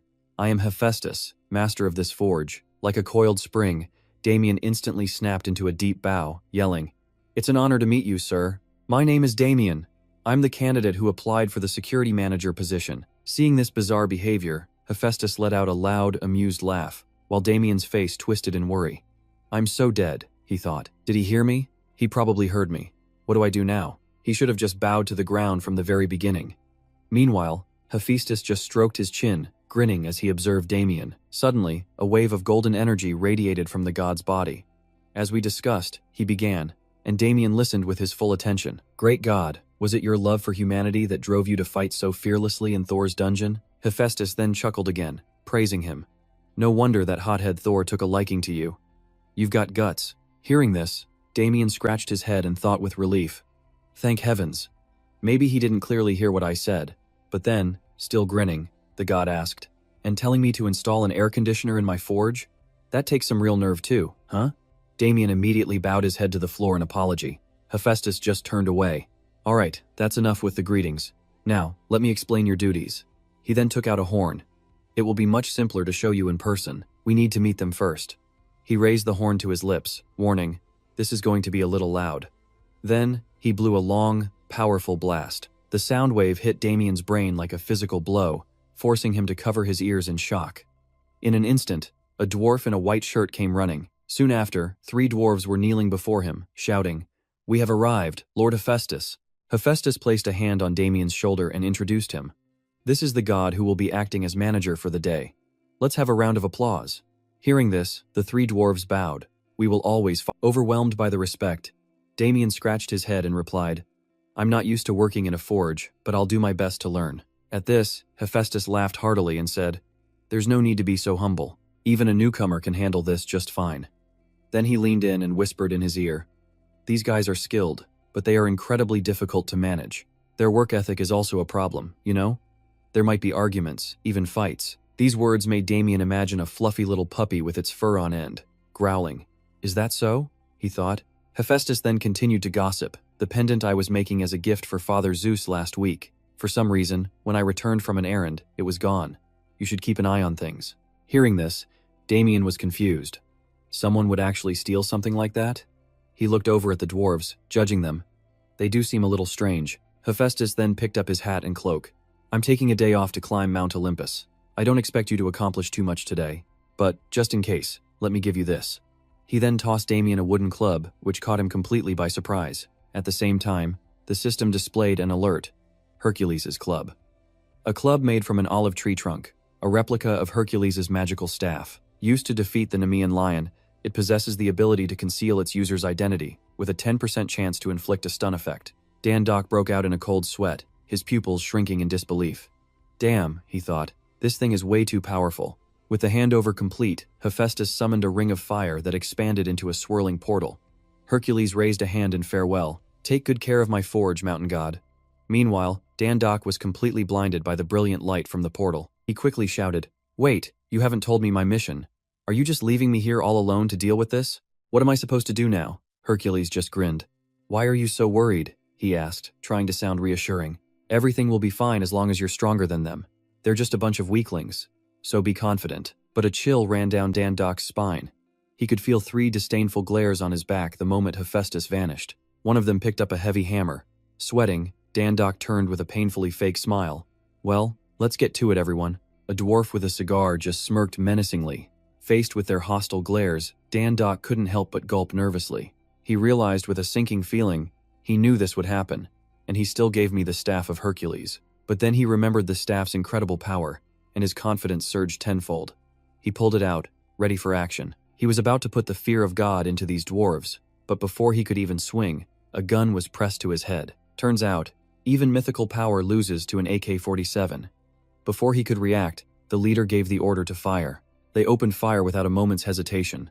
But strangely, instead of being torn apart, he just blacked out, completely unharmed. A short time later, he was jolted awake by their loud arguing. What happened? He wondered. Am I still alive? He saw them dividing up the spoils, including that very necklace Hephaestus mentioned. He immediately tried to stand up and intervene, but he quickly realized he couldn't move an inch. A closer look revealed his hands were bound tightly to a stone pillar. He was completely immobilized. Noticing his movement, the dwarves started heading over to investigate, getting closer with every step. Seeing the guns in their hands, Dan Doc decided it was time to play his trump card. First, he tried a verbal threat. Do you really think you'll be safe after pulling this stunt inside his personal forge? He tried to sound intimidating. Untie me now, and we can end this before things get worse. But all his attempts at diplomacy were met with mocking laughter. You think mentioning Hercules scares us? One of them scoffed. If we were afraid of him, we never would have started this. After that, they couldn't be bothered to argue with him anymore. After all, they were here for the minerals, not him. Seeing that his silver tongue had failed him, Dan Doc quietly prepared to use his real weapon instead. He readied his true secret weapon, waiting for the moment they came closer to try and sedate him again. He gave them a mysterious smile. You're going to regret this. But unfortunately for them, they still didn't grasp the situation's gravity. They just kept on laughing. But the moment he finally sliced through his bindings, their doom had officially arrived. Because a free Dan Doc immediately grabbed the staff of Hercules and delivered a crushing, fatal blow to each and every one of them. One look at their deformed faces made it clear Dan Doc was genuinely furious this time, and he wasn't holding back one bit. After tying them up, he shook out his sore arm. You guys, he sighed, are the ones who forced my hand. It was a good thing he'd gotten that small knife earlier. Without it, he never would have been able to break free. His thoughts then drifted to the girl who had insisted he carry a blade with him at all times. He made a mental note to thank her later. Suddenly, a bright flash of light caught his attention, and he looked closer. It was a necklace, with a massive, gleaming gem set right in the center, and at that moment the minions were busy. The rest of the lackeys were scrambling to gather up minerals. Once the chests were packed, they eagerly called out to their boss. We've finished loading all the minerals, boss. But the man they called boss was just sitting off to the side, casually smoking. He didn't command directly. A single cough was all it took for his lieutenant to shout, All right, everyone, assemble, we're moving out. Immediately, the crowd parted, making way for their leader, one of Hephaestus's own subordinates, a man known as Red Fist. Standing before his men, he declared powerfully, My brothers, we are the most talented miners in existence, and we are the bravest warriors. Meanwhile, Dan Doc had already ducked behind a large chest to hide. From his hiding spot, he watched everything unfold, seeing exactly how Red Fist was poisoning the minds of his own men. He claimed that their master, the god Hephaestus, had personally humiliated them all, using it as an excuse to rile up the crowd. Then he built himself up as their savior. He arrogantly declared his plan for revenge and called for everyone to join his cause. As the situation spiraled into chaos, Dan Doc felt a growing sense of dread. He was getting extremely worried. In his panic, he accidentally hit the chest's lid, making it slam shut. The loud noise drew everyone's attention, forcing him to offer an awkward smile. Unfortunately, a confident smile can't solve every single problem you run into, especially when they've got guns and all he has is a staff. So, out of 36 strategies, running was clearly the best option. Luckily, his long legs got him behind a nearby pillar, but one thin column wasn't about to stop this horde of furious dwarves. They weren't idiots either. Realizing that spraying bullets was just a waste of ammo, they slowly started to close in on his position. One of them quickly reported the situation to Red Fist, letting him know that the other guards had likely been taken down. Hearing the news, the boss just let out a slow drag of smoke, his face becoming even more mysterious. But he didn't want to kill him. In fact, he wanted to offer him a way out, explaining their issue was only with Hephaestus, not him, so he was giving him a choice. After a long puff, he laid it out. 1. Help them loot the place. In exchange, he'd become one of their brothers. Or 2. Walk away from here and pretend none of this ever happened. Both options were terrible for him. If he ran away now, his reputation would be completely ruined. He gritted his teeth, thinking he'd never be able to find work again. He just couldn't let that happen. Then he pictured Hephaestus returning to a ransacked forge. The god would absolutely murder him for this. The real challenge now was figuring out how to avoid a fight with them while also not getting killed by Hephaestus. But how to do that, he had no idea. After a moment, he gathered his courage and stepped out from his hiding spot. Seeing him raise his weapon in surrender, Red Fist nodded with satisfaction, saying he'd made a smart decision. The guy's condescending tone was infuriating. He felt a surge of anger, but there was nothing he could do right now except try to stall for time. He worked up the courage to speak, asking, "Wait, aren't you the Forge God's assistant? Why are you doing all this?" He pressed on. "If the god Hercules finds out, do you really think he'll just let this slide?" He saw the henchman starting to waver. This gave him a burst of confidence, and his words grew bolder. But a loose tongue can get you into some serious trouble. Before he could even finish his big speech, one of the loyal dwarves fired a warning shot that grazed his cheek, pointing the gun right at him. "Shut your damn mouth." And just like that, he shut up. He was so scared his hands and feet started shaking as the dwarf aimed to kill, but Red Fist stopped him not to save our guy, but because he wanted to be the one to tell him the truth. The boss strode toward him, each heavy step looking like it could crack the very floor beneath his feet. His teeth were clenched, showing just how much his words had pissed him off. He snarled, "Hephaestus's forge work is nothing but garbage." That statement hit him like a ton of bricks. The god Hephaestus's work? Garbage? Dan Doc couldn't believe what Red Fist was saying. He was just stunned, muttering, "Hephaestus is garbage?" The dwarf leader immediately confirmed it again. He said the god was nothing more than a common thief. Red Fist then began to tell the story of how he and Hephaestus first met. One day, he came to the mountain where we lived and said, "That's an amazing sword." The god smiled brightly, giving them a thumbs up. "How would you like to work with me? I'll provide everything you need." Red Fist's voice was laced with anger as he recalled the memory. "After we followed that pathetic bastard here, he turned us all into his slaves." These words left Dan Doc even more baffled. Slaves? Hephaestus enslaved them? Red Fist continued his bitter recollection, complaining, "He paid us our full salaries. We worked 6-hour shifts, 5 days a week. In our free time, we could do whatever we wanted in a perfect life. Everything was provided for us. We had no idea that all of this was slowly crushing our passionate, artisan souls." The more Red Fist spoke, the more furious he became, his voice rising with every word he spat out. His tone grew louder still. "If it weren't for all those wasted years, all the wealth and fame would have belonged to us, to the dwarves. This was all that pathetic Hephaestus's plan. If that's not theft, then what is it?" Dan Doc was completely lost now, his face a mask of pure confusion. Red Fist slowly calmed down, clutching his head. By the time I realized, there wasn't a single dwarf left in this forge who still cared about the spirit of craftsmanship. He led the other dwarves in a look of pure hatred. "The only thing we have left is the desire for revenge against that bastard." Dan Doc's expression darkened, and he bowed his head, pretending to agree with him. "You're right, he truly is garbage." Red Fist paused, listening intently as he continued. "Someone who wants to destroy everything out of jealousy for those more talented is garbage to the core." The dwarf leader fell silent, absolutely seething with rage as he puffed on his cigar. Then, he raised his hand and stepped toward him. "Are you done talking?"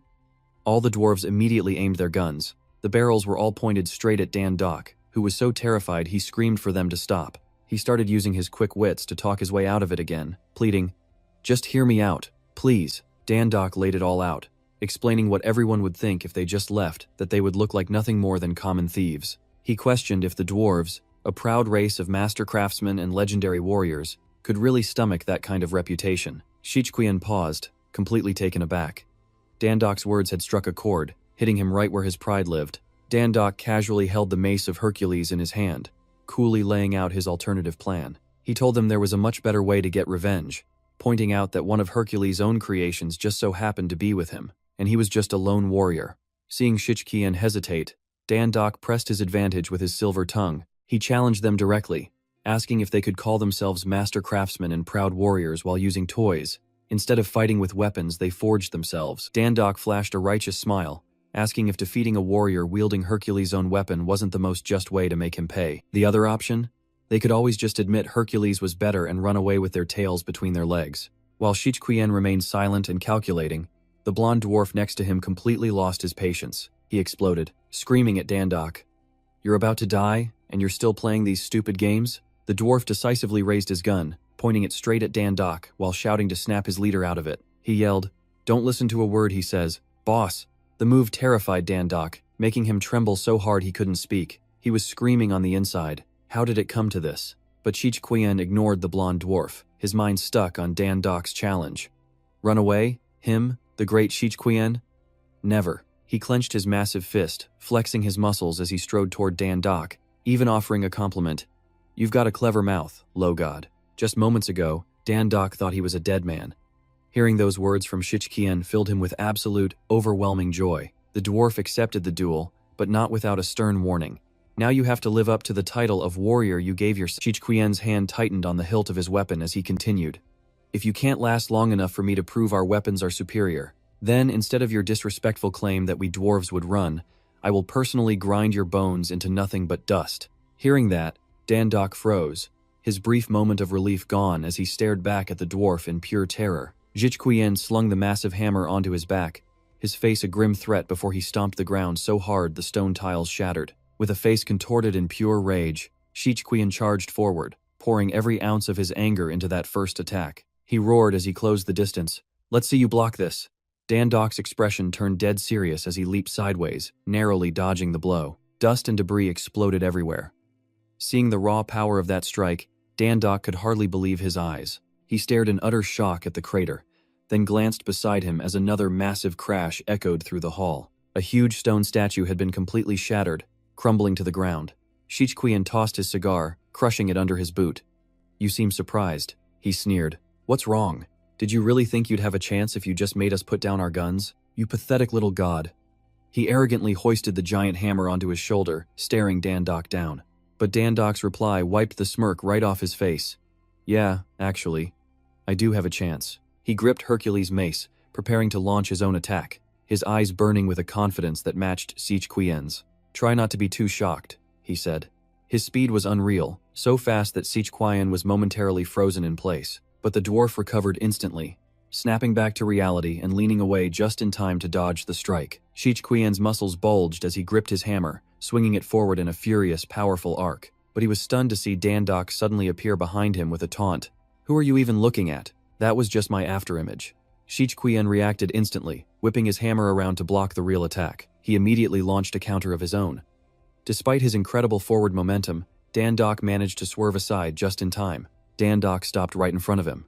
Shichqian looked on with a hint of impressed surprise, but Dandok acted like it was no big deal. With a smirk, Dandok spun in a flash, swinging his mace with a battle cry. It's too early to be surprised, but the next surprise was his. Shichqian lashed out with a powerful kick that slammed right into his shoulder.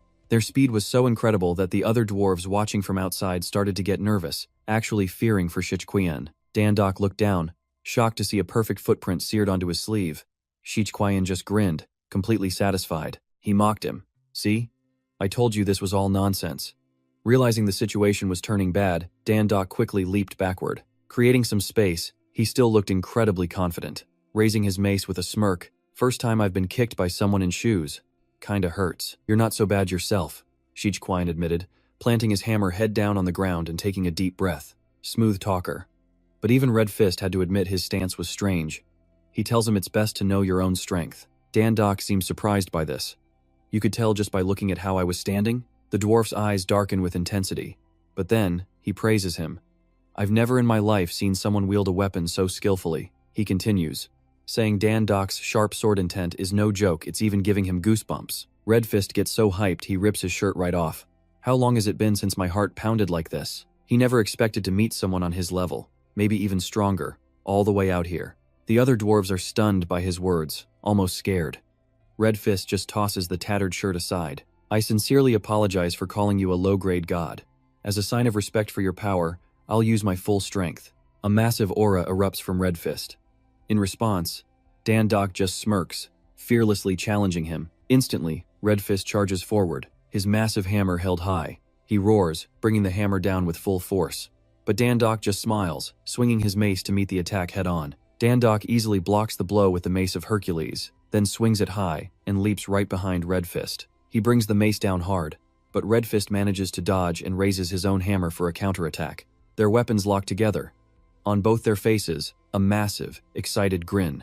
They've finally found a worthy opponent. The dwarves watching from the sidelines are getting completely drawn in by the intensity of their constant clashes. They're absolutely stunned. Is this a fight between the strongest? My heart is pounding like crazy. That sound.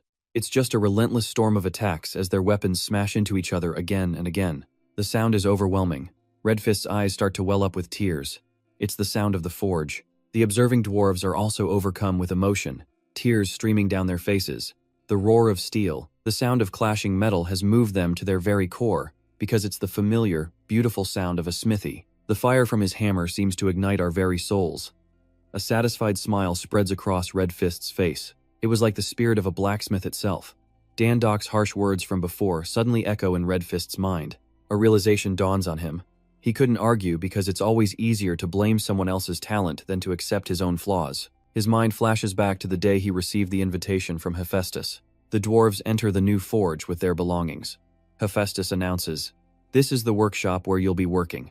At that moment, Red Fist was completely awestruck, seeing the masterful weapons displayed before him, the powerful emotions and grand ambitions they felt, like frogs in a well finally seeing the ocean. But it only made them more aware of their own shortcomings. Red Fist was moved to tears just polishing those incredible weapons. Such a pathetic story. Everything that happened after leaving that place, it was all just a complete waste of time. Back in the present, Dandok uses the Mace of Hercules to send Red Fist's great hammer flying. He's so moved he can only cry silently. This was his total defeat. Red Fist stands completely still, not even flinching as he waits for Dandok's final blow to fall. But suddenly, a flash of white blinds him. A hand has caught the mace mid-swing, stopping it just before it could hit him. Hercules has returned. In a heroic display, he blocks Dandok's oncoming mace with one hand, his voice cold and commanding. Dandok's face is a mask of pure shock as he takes the verbal lashing. "I wasn't gone for long, and everything's already a disaster. I thought I was in the wrong house." Red Fist is just as terrified. Hephaestus is absolutely furious, glaring at Dandok and radiating a massive, murderous aura. "I would very much like a full report on what happened here." Seeing the shattered statues, Hercules roars, "I know you were fighting, but just look at this mess you've made." He strokes his chin, looking them over. "This is enough. Now, explain that." A huge pile of ore the dwarves had brought out now lies scattered all over the floor. Hercules, seething with rage, glares down at Red Fist and demands again, "What happened?" The dwarf bows low in shame. Red Fist decides to take all the blame on himself. The other dwarves cry out, heartbroken, but Hephaestus just watches, not yet passing judgment. He simply asks for the reason. Memories of happier times, of everyone laughing together, flood Red Fist's mind. "I understand that I might be punished for this foolish decision, but my people have done nothing wrong, other than placing their trust in a useless leader." Shichquan finally decides to come clean, stammering that he was planning to rob the forge.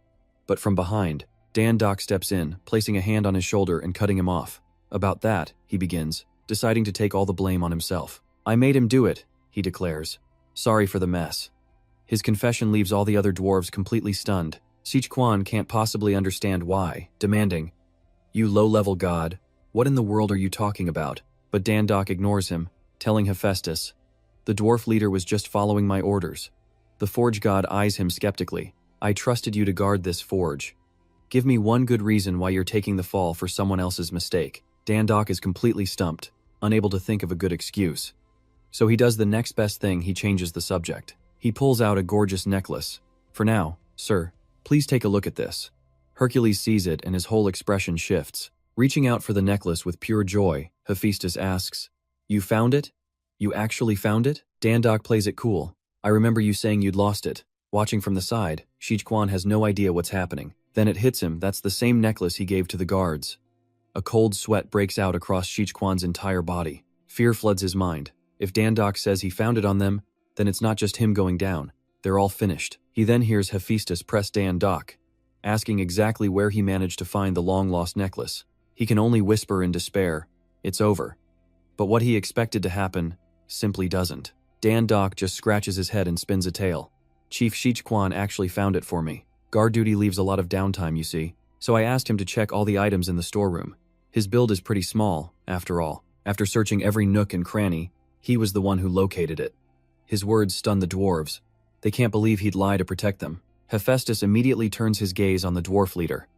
"Is that true, Shichquan?" The dwarf just stammers, unable to form a single word. Hephaestus grows suspicious, glaring at Dandok, who's now also sweating bullets over his own lie. Just when the tension is at its peak, Hephaestus suddenly erupts in laughter. "Well, regardless of how it happened, you guarded my forge and even found my necklace. I couldn't possibly ask for anything more than that." Dandok lets out a huge sigh of relief. "I'm so glad." Hephaestus places a heavy hand on his shoulder, patting it firmly. Beaming, Hephaestus praises him. "You're a good kid. The god of the forge just can't stop grinning from ear to ear. Now I finally get why Thor is so fond of you." Buried in praise, Dan-Dok can only scratch his head and offer an awkward thank you. With that settled, Hephaestus turns back to Sichuan, lifting the dwarf's magnificent hammer from the ground. Sichuan reaches for it, but Hephaestus just smiles at him. I was worried you all had lost your motivation and your passion, the work of a blacksmith. But clearly, those worries were unnecessary.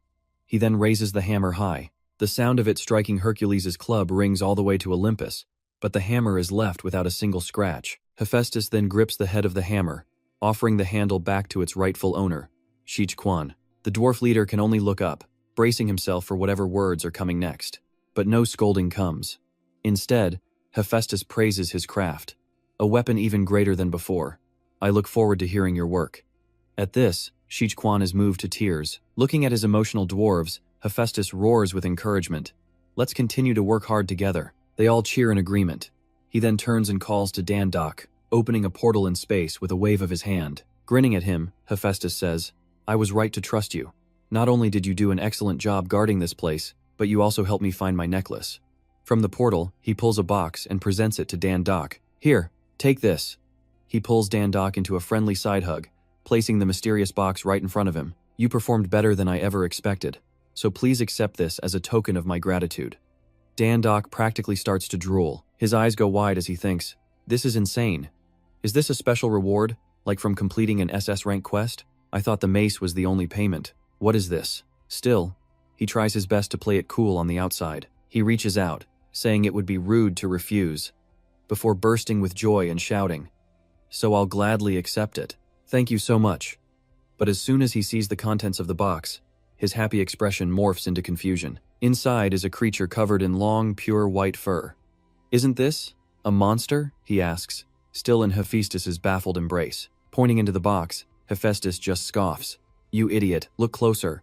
So Dan-Dok takes another, more careful look. He finally realizes it's a baby fox. It's cute, sure, but getting a pet as a reward feels a little strange. Sensing his disappointment, Hephaestus seems slightly offended. He clears his throat, taking the fox himself. So, you don't want it? Hephaestus then turns and says something to the fox, which immediately erupts in a powerful flash of light. It morphs into an incredibly sharp sword. Hephaestus grips the blade and sighs. It's a shame you don't need this. Dan-Dok stares at the sword, completely bewildered, and asks, it can just transform into a sword instantly? Hephaestus just laughs at him. It's not just a sword, you know. It can be a sword, a scythe, or a spear. This is the very essence of weaponry, able to become any weapon in the universe as long as it's the same size. A whole arsenal of weapons flash into existence before it turns back into the fox. Hephaestus looks on with absolute pride. In other words, this little guy is as precious as a goddess's treasure. He then tilts his head, hugging the fox with regret. It's incredible, but such a waste. Hephaestus waves his hand and turns to leave. Since you don't need it, I won't force you. I'll give it to the dwarves. Dan-Dok changes his tune instantly, rushing over to him.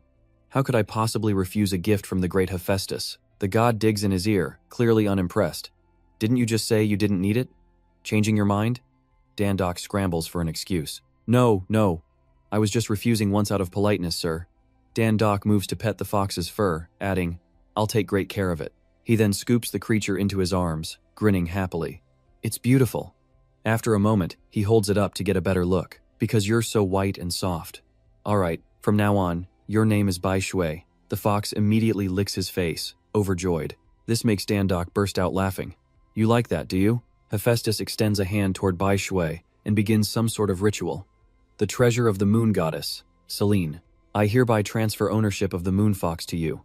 Dan-Dok looks nervously at Bai Shui and asks, did it work? Hephaestus flashes a huge grin and a thumbs up.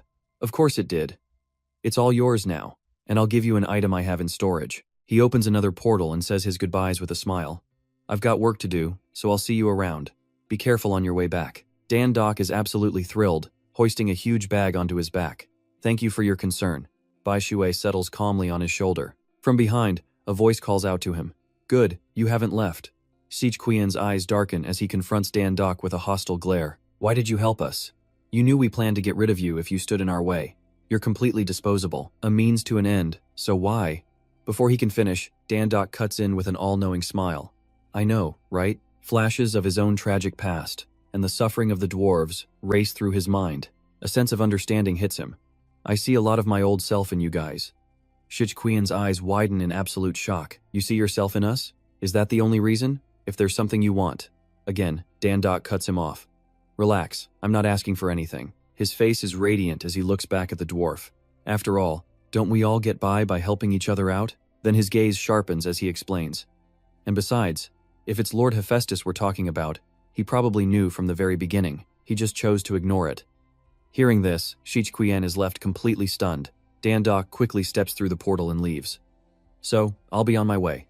A moved Shichquian calls out his name. He then bows deeply in the direction Dan-Dok went. On behalf of my entire clan, I thank you. Shichquian straightens up, a satisfied smile on his face. Although the stain on my clan's name can't be washed away, I hope to one day erase it by repaying this debt. Once again, thank you sincerely.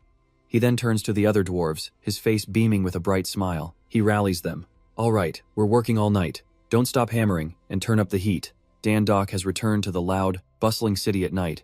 He puts the heavy bag from the forge down on the ground. Before him stands a tall, brightly lit skyscraper. He walks right into the Hunter department store. He's in an amazing mood.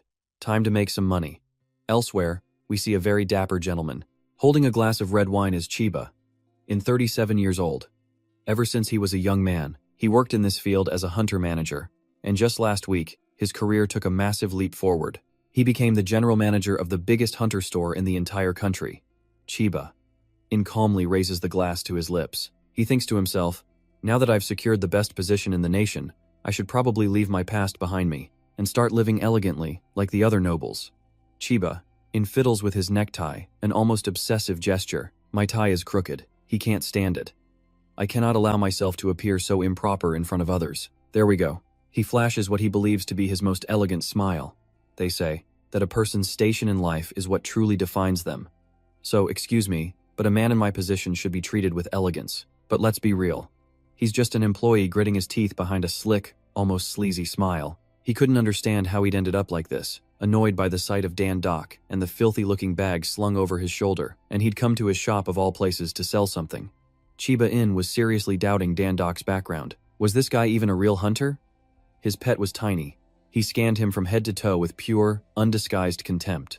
On top of that, the man wasn't even wearing a scrap of armor. Chiba clenched his teeth, his irritation turning to full-blown anger. I know what this is, he thought. It happens all the time. Some delusional fool thinks he's a hunter and brings in trash from an empty dungeon. But a customer was a customer. So Chiba gave a lazy, half-hearted gesture for him to come inside. As they walked, he laid down the law while giving a tour. This is a professional item appraisal center. Chiba sighed, pointing toward the appraiser who was standing at the counter with a kind smile.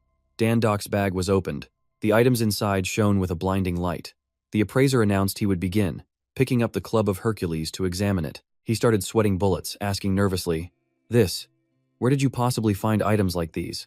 Chiba watched as Dan-Dok casually replied, I just got these random items from someone I know, and his annoyance just grew. That was it.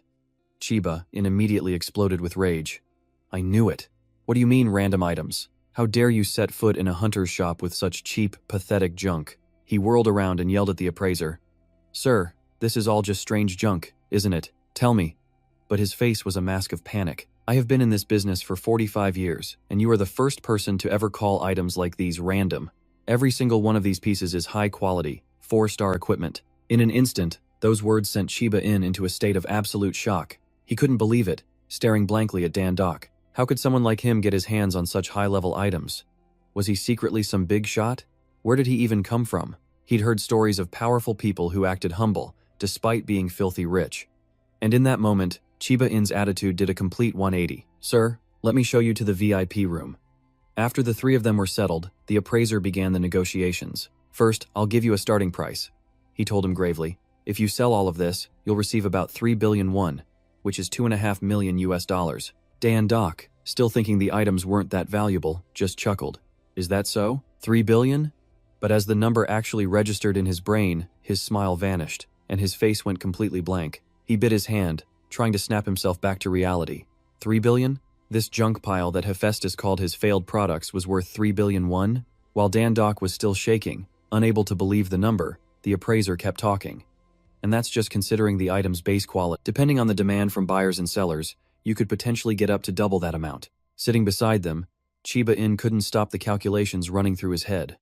High-quality items with no supply buyers would pay literally anything for them. His hands clenched into tight fists, furious with himself. Even if I have to grovel and act like a suck-up, he thought, I will secure the rights to sell these items, no matter what it takes. Instantly, his face changed into a forced, greasy smile. My dearest customer, if you were intending to sell them, but before he could even finish his sentence, Dan-dok quickly cut him off. Chiba-in couldn't believe he'd get his way so easily, stunned into silence. In his eyes, Dan-dok was like a demon. I'll sell it all. It was like Chiba-in had been pulled from hell straight to heaven. He practically jumped out of his seat with joy. An angel. He must be an angel sent down to this mortal world. With this deal, his career path would be set for life. But then, Dan-dok delivered another crushing blow, sending him right back to hell. But I have no intention of selling them here. I've never seen a manager guide a customer with his hands in his pockets. Chiba-in is now the former general manager of the Hunter's Hall. He was the first person to lose that top position within a single week of being appointed. Dan-dok took his business to another establishment. There, 2 employees bowed deeply to him in thanks. Looking at the balance in his account, he felt like he was dreaming. Dan-dok started sobbing with emotion. I have money in my account. How many zeros are even back there? Then he looked down at himself, suddenly feeling a bit insecure. Even these people seem surprised by me. Not as shocked as the guys at the Hunter's Hall, but is it because I'm dressed so poorly? Well, I guess I have been fighting and running around all day. Just then, Dan-dok glanced to the side and saw a shirt on display in a shop window. He gave himself a small, appreciative smile. Okay, since I earned a lot of money, I'm going to treat myself for all my hard work. And tomorrow, I'll go see my mom like a good son. The next morning, in hospital room 331, a gentle voice called out, Son. In her patient gown, Cho Junhee looked up, surprised to see him. It's been a while, hasn't it? In front of her were countless gifts he'd brought. The patient in the next bed couldn't help but wander over, smiling at her. Then, she switched on the TV.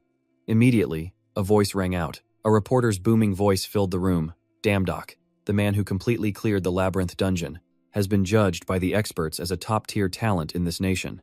Yet, he still doesn't belong to any guild. The neighbor gushed over him. Everyone is going crazy for your son. He's really become famous. At her praise, Dan-dok could only scratch his head with a sheepish grin. Well, I didn't exactly clear it alone. Hearing this constant praise, Cho Junhee was stunned. An autograph? My son has talent? Dan-dok just forced a smile. He had no idea how to explain it to his mother. I only just recently found out myself, and that's not even everything. As he tried to explain more, a sudden noise stopped him. Cho Junhee had hunched over the table. He shot up in a panic, yelling, Mom! But she was just covering her mouth, sobbing.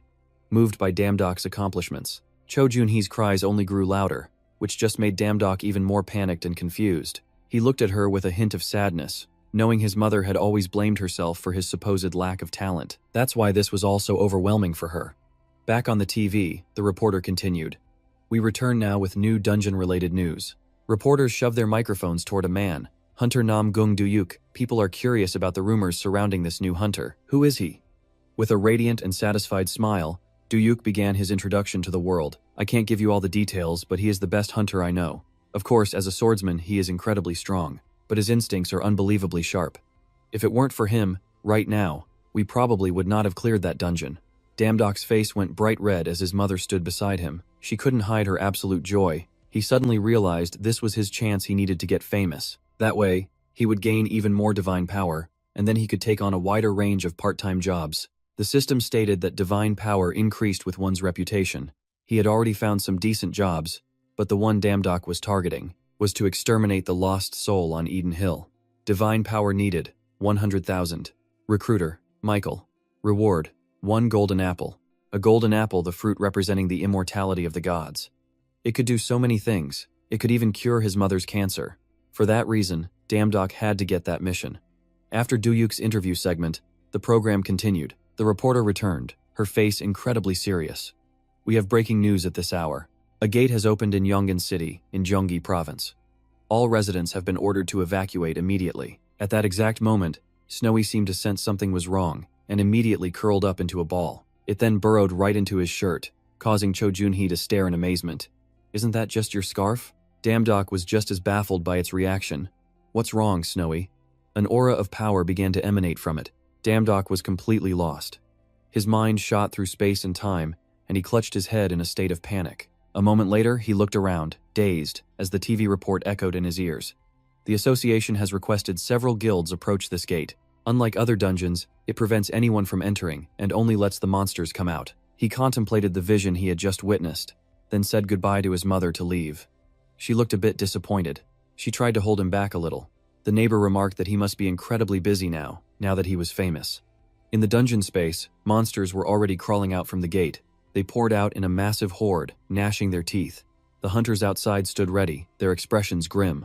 They quickly moved the injured to the rear lines. Just then, Damdok arrived, the sky still perfectly blue before the storm. He and Snowy stood atop a cliff, looking down with total confidence. So that's the gate, huh? The well-equipped hunters below were already taking down the first few goblins that had charged out. Damdok observed the state of the battle, then proudly said to Snowy, "Let's go." Down below, a goblin took a sword right through its chest. Its corpse lay still on the ground. A member of the defense team sheathed his blade and turned to his allies. "That was the third wave, right?" he called out, then shouted orders to the rest. "Everyone, rest up before the next wave comes. The reporters are here, so remember to look sharp." Crumbling bits of earth fall from behind the guard, making him look around in confusion. He glances up, and that's when he sees Damdok's shadow. Standing high on a cliff's edge, it was hard to make out what it was, but as he focused, he realized it was a person. Without a second thought, he rushes to a higher-ranking officer to report. "Sir!" But the officer immediately explodes with anger. He grabs the man by his collar, lifting him up. "Who gave you permission to leave formation? Didn't you hear the reporters are here, you idiot?" The guard immediately points up above them, trying to explain the situation. Both men instantly look up toward Damdok, who curiously peers down at them. The officer is stunned, his eyes wide. A civilian? In a restricted area? The guard quickly scratches his head, confirming the situation again, probably thinking he'd be forgiven for leaving his post. But instead, he gets his cheeks squeezed hard. The officer just gets more annoyed, gritting his teeth. "Then what the hell are you doing here?" He immediately orders the guard to go and capture Damdok. But the reporters nearby had already started noticing the commotion they were making. The officer feels a flicker of fear as he hears them whispering about a civilian wandering into the area. Two reporters start taking notes, already criticizing his leadership. "I heard this team leader was supposed to be pretty competent, yet he can't even stop a civilian from entering a restricted zone." They start brainstorming flashy headlines for their articles, which only makes the officer sweat even more. Annoyed, the team leader spins around, throws his hat to the ground, and stomps off, shouting loudly right in front of the two reporters, "Useless bastards." He glares up at Damdok, completely fed up.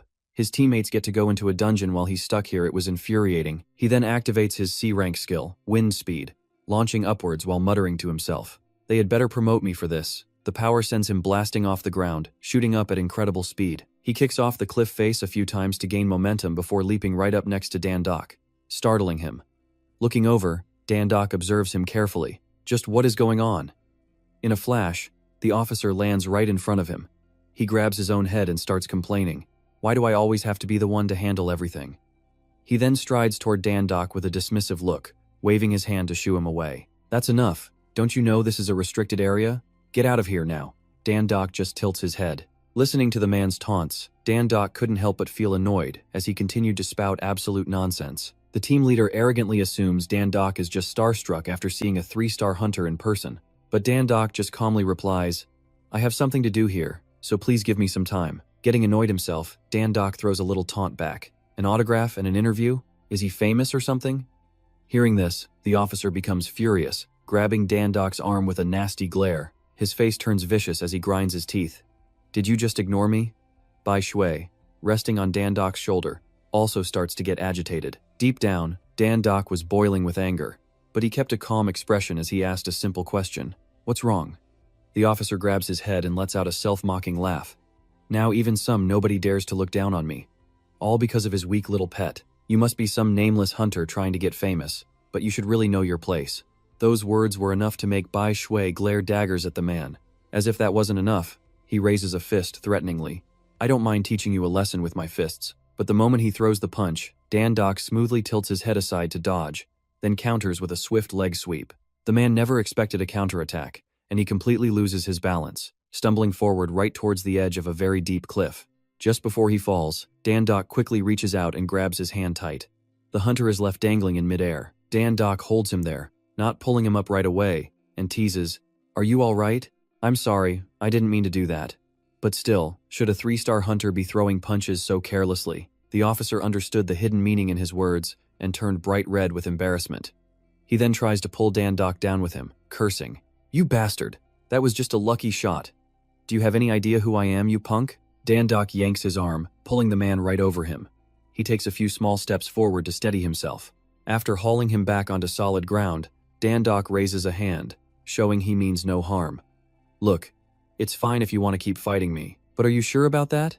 Dan Doc calmly looks down, reminding him, "I think you have an audience." Down below, the group of reporters was still watching the whole situation unfold, pointing and whispering. Seeing this, the officer explodes in a rage, cursing at Dan Doc.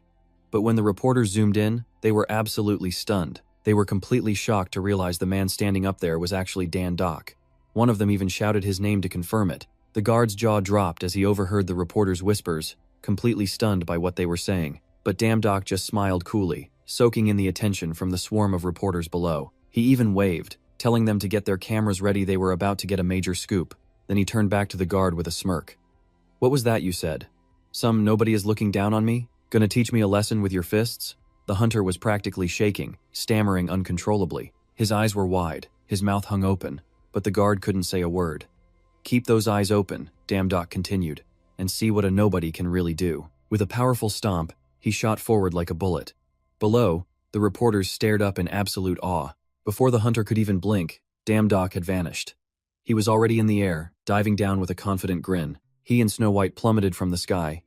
With deadly seriousness, Dan Doc reached out and touched the gate without a hint of hesitation. A massive cloud of smoke billowed out from the gate, making everyone who breathed it in cough and choke. The gate. A phenomenon that started appearing 15 years ago. Not like dungeons, which only ever spawned weak monsters. And because they vanished on their own after a while, people treated them like simple traffic accidents. Some scholars had warned about the danger of the gates, but the hunter couldn't believe his eyes as Dan Doc walked right through. People usually ignored them because humans couldn't pass through the gates, but under his touch, the gate itself began to react. Checking status. Result. Lowest ranked god. You may enter this world. A notification suddenly popped up on a screen. You have entered the other side of the world. The eye of the abyss is watching you. Once through, Dan Doc grew quiet and thoughtful. He was right. This was the exact gate from Han Bing's memories. He stood up, looking around. If God created a gate that humans can't enter, then it must mean a god can get in, right? Then he paused, lost in thought. So why not let humans into gates like they do with dungeons? He remembered what Thor had told him, that his job was to build trials that humanity could actually overcome. Dungeons were made to test mankind. Shaking off the thought, Dan Doc finally started to move, but he was immediately blocked by an invisible wall right beside him. No matter where he touched, he couldn't get through. It felt bizarre, and the barrier even pulsed back with a hint of magic. That small force pushed against his body as a system message popped up. You lack divine power. You cannot enter. The eye of the abyss is watching you. Staring at the notification in disbelief, Dan Doc kicked the barrier with all his might. The same system message appeared again. Unwilling to accept it, he slammed his whole body into the invisible wall. The system kept repeating the same message. He even started headbutting the barrier over and over, but the notification refused to change. After trying 1,001 different ways, Dan Doc gave up, flopping onto the ground and flipping off the sky. Damn divine power. How am I supposed to get out of here without it? Defeated, he slowly sat up. All right. Looks like I have no other choice. He spotted a path marked by a huge boulder and stood up, his confidence returning. Then my objective is simple. Dan Doc placed Snow White on his shoulder, telling it to stay close. Before him lay the gaping maw of a vast, pitch-black dungeon. Not a single ray of light pierced the darkness. He'd seen this entrance when he first arrived, but had really hoped to avoid it. Inside, terrifying eyes flickered, waiting for him. But with no other options, Dan Doc had to press on. Time to meet them then. The masters of this gate. The intense rumbling from within hinted at the pure chaos waiting for him. Dan Doc was already panting, exhausted. Seriously. He was busy punching, kicking, and stomping an endless wave of goblins. He roared in frustration. Where are all of you even coming from? As he crushed another goblin under his boot. Clearly annoyed, he thought. I figured I could just kill the boss and be done with it, like in a normal dungeon. But I don't even have a single clue. Something was different here. Maybe dungeon monsters were just programmed to fight like robots. Then, suddenly, he spotted a lone goblin just standing there, not even attacking. The moment it realized it had been seen, it turned and ran. Watching it flee, Dan Doc muttered, "But these guys, They seemed to have minds of their own. Damdok placed a hand on the cavern wall. His divine power would surely increase once he cleared the gate. If that's the case, he had to claim it. But as he leaned against a rock to rest, a giant monster materialized right behind him. Damdok's instincts screamed danger. He whipped around instantly, sensing its presence just in the nick of time. The monster lunged, bringing its massive blade crashing down. Luckily, Damdok was fast enough to leap out of the way. Dust and debris filled the air. He backed away to a safe distance and then gave the beast a confident smirk. Not bad. And there it is. The gatekeeper boss, radiating nothing but pure killing intent. Gripping its massive weapon, the boss swayed back and forth, drooling ferociously as it shambled toward him. But Damdok noticed something strange about it. This thing didn't quite feel like a proper boss. It let out a huge roar, raising its sword to charge.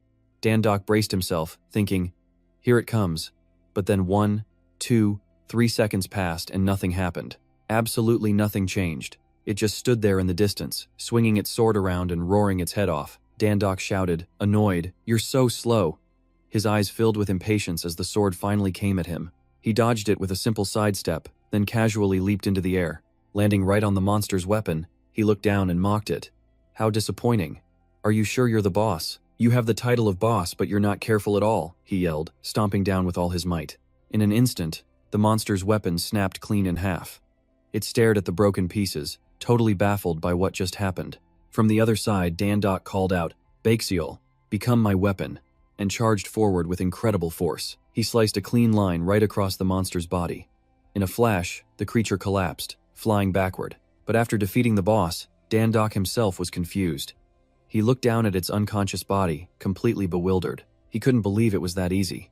Damdok grabbed a nearby twig and started poking it in the face, bored out of his mind. There's no system message. Is this for real, or is it playing dead? No one is going to believe I cleared this gate. If that was the case, a ridiculous thought flashed through his mind. I guess I'll have to make my own evidence. You'd think he was about to hurt himself, but nope. Damdok started relentlessly hacking into the downed boss, dissecting its body. YouTube taught me that harvesting the core starts with the heart. Is it here? Or over here? He muttered to himself while carving up the body looking for loot. Blood from the monster's corpse shot out. It splattered all over the nearby walls. The boss was terrified by Damdok's sheer brutality. He, however, was thrilled with the item he'd just found. He joyfully held it up to the light. But after observing it for a moment, Damdok felt that something wasn't right. Why is it pitch black? They said cores are supposed to look like bright, sparkling jewels. His face went blank. He stared intently at the object, getting the feeling that the thing in his hand was actually moving. Then, the disgusting thing shot out a long tongue and licked him, making Damdok leap back with a scream. He immediately threw it far away in terror. He used Baxiol to poke at the disgusting thing on the ground, wondering if he did something wrong. Having no idea what it was, Damdok stabbed it with Baxiol, which seemed to make his sword itself angry and uncomfortable. The moment he did that, a system notification appeared. Core collected. The gate will now disappear forever. He stared at the shimmering message, absolutely overjoyed. Outside the gate, everything was as peaceful as it had been before he entered. The gate began to crackle with energy, slowly opening a large hole. Reporters swarmed the area, pushing to get as much information as possible. The security staff had to constantly intervene.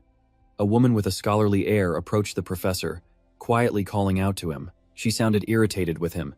Shouldn't we be stopping them? This is going to turn into absolute chaos. If this gets announced to the world, is that everything? No way.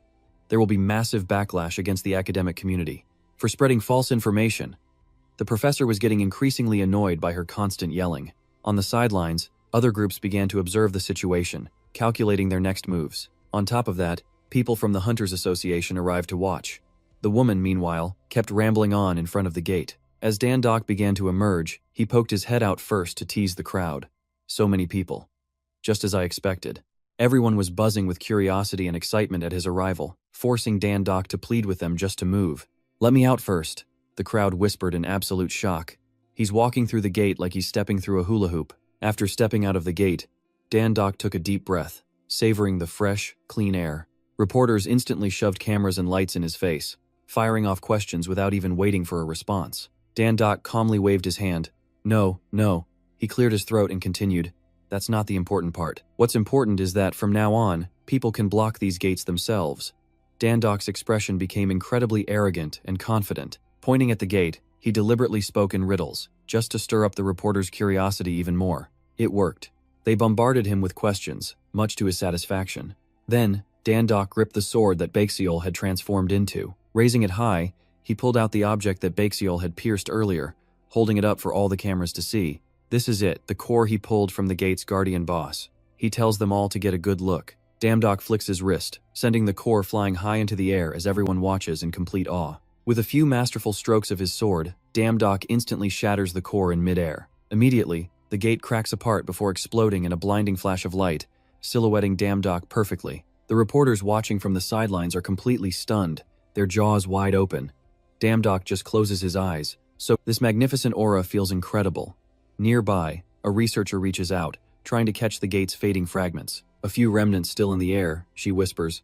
I thought I had seen everything while conducting my experiments, all my life studying gates, but this sight, these shimmering fragments from a collapsed gate, it's absolutely breathtaking. She turns in amazement, asking for Damdock's identity while reporters check to see if they caught the shot. Did anyone manage to capture that incredible moment?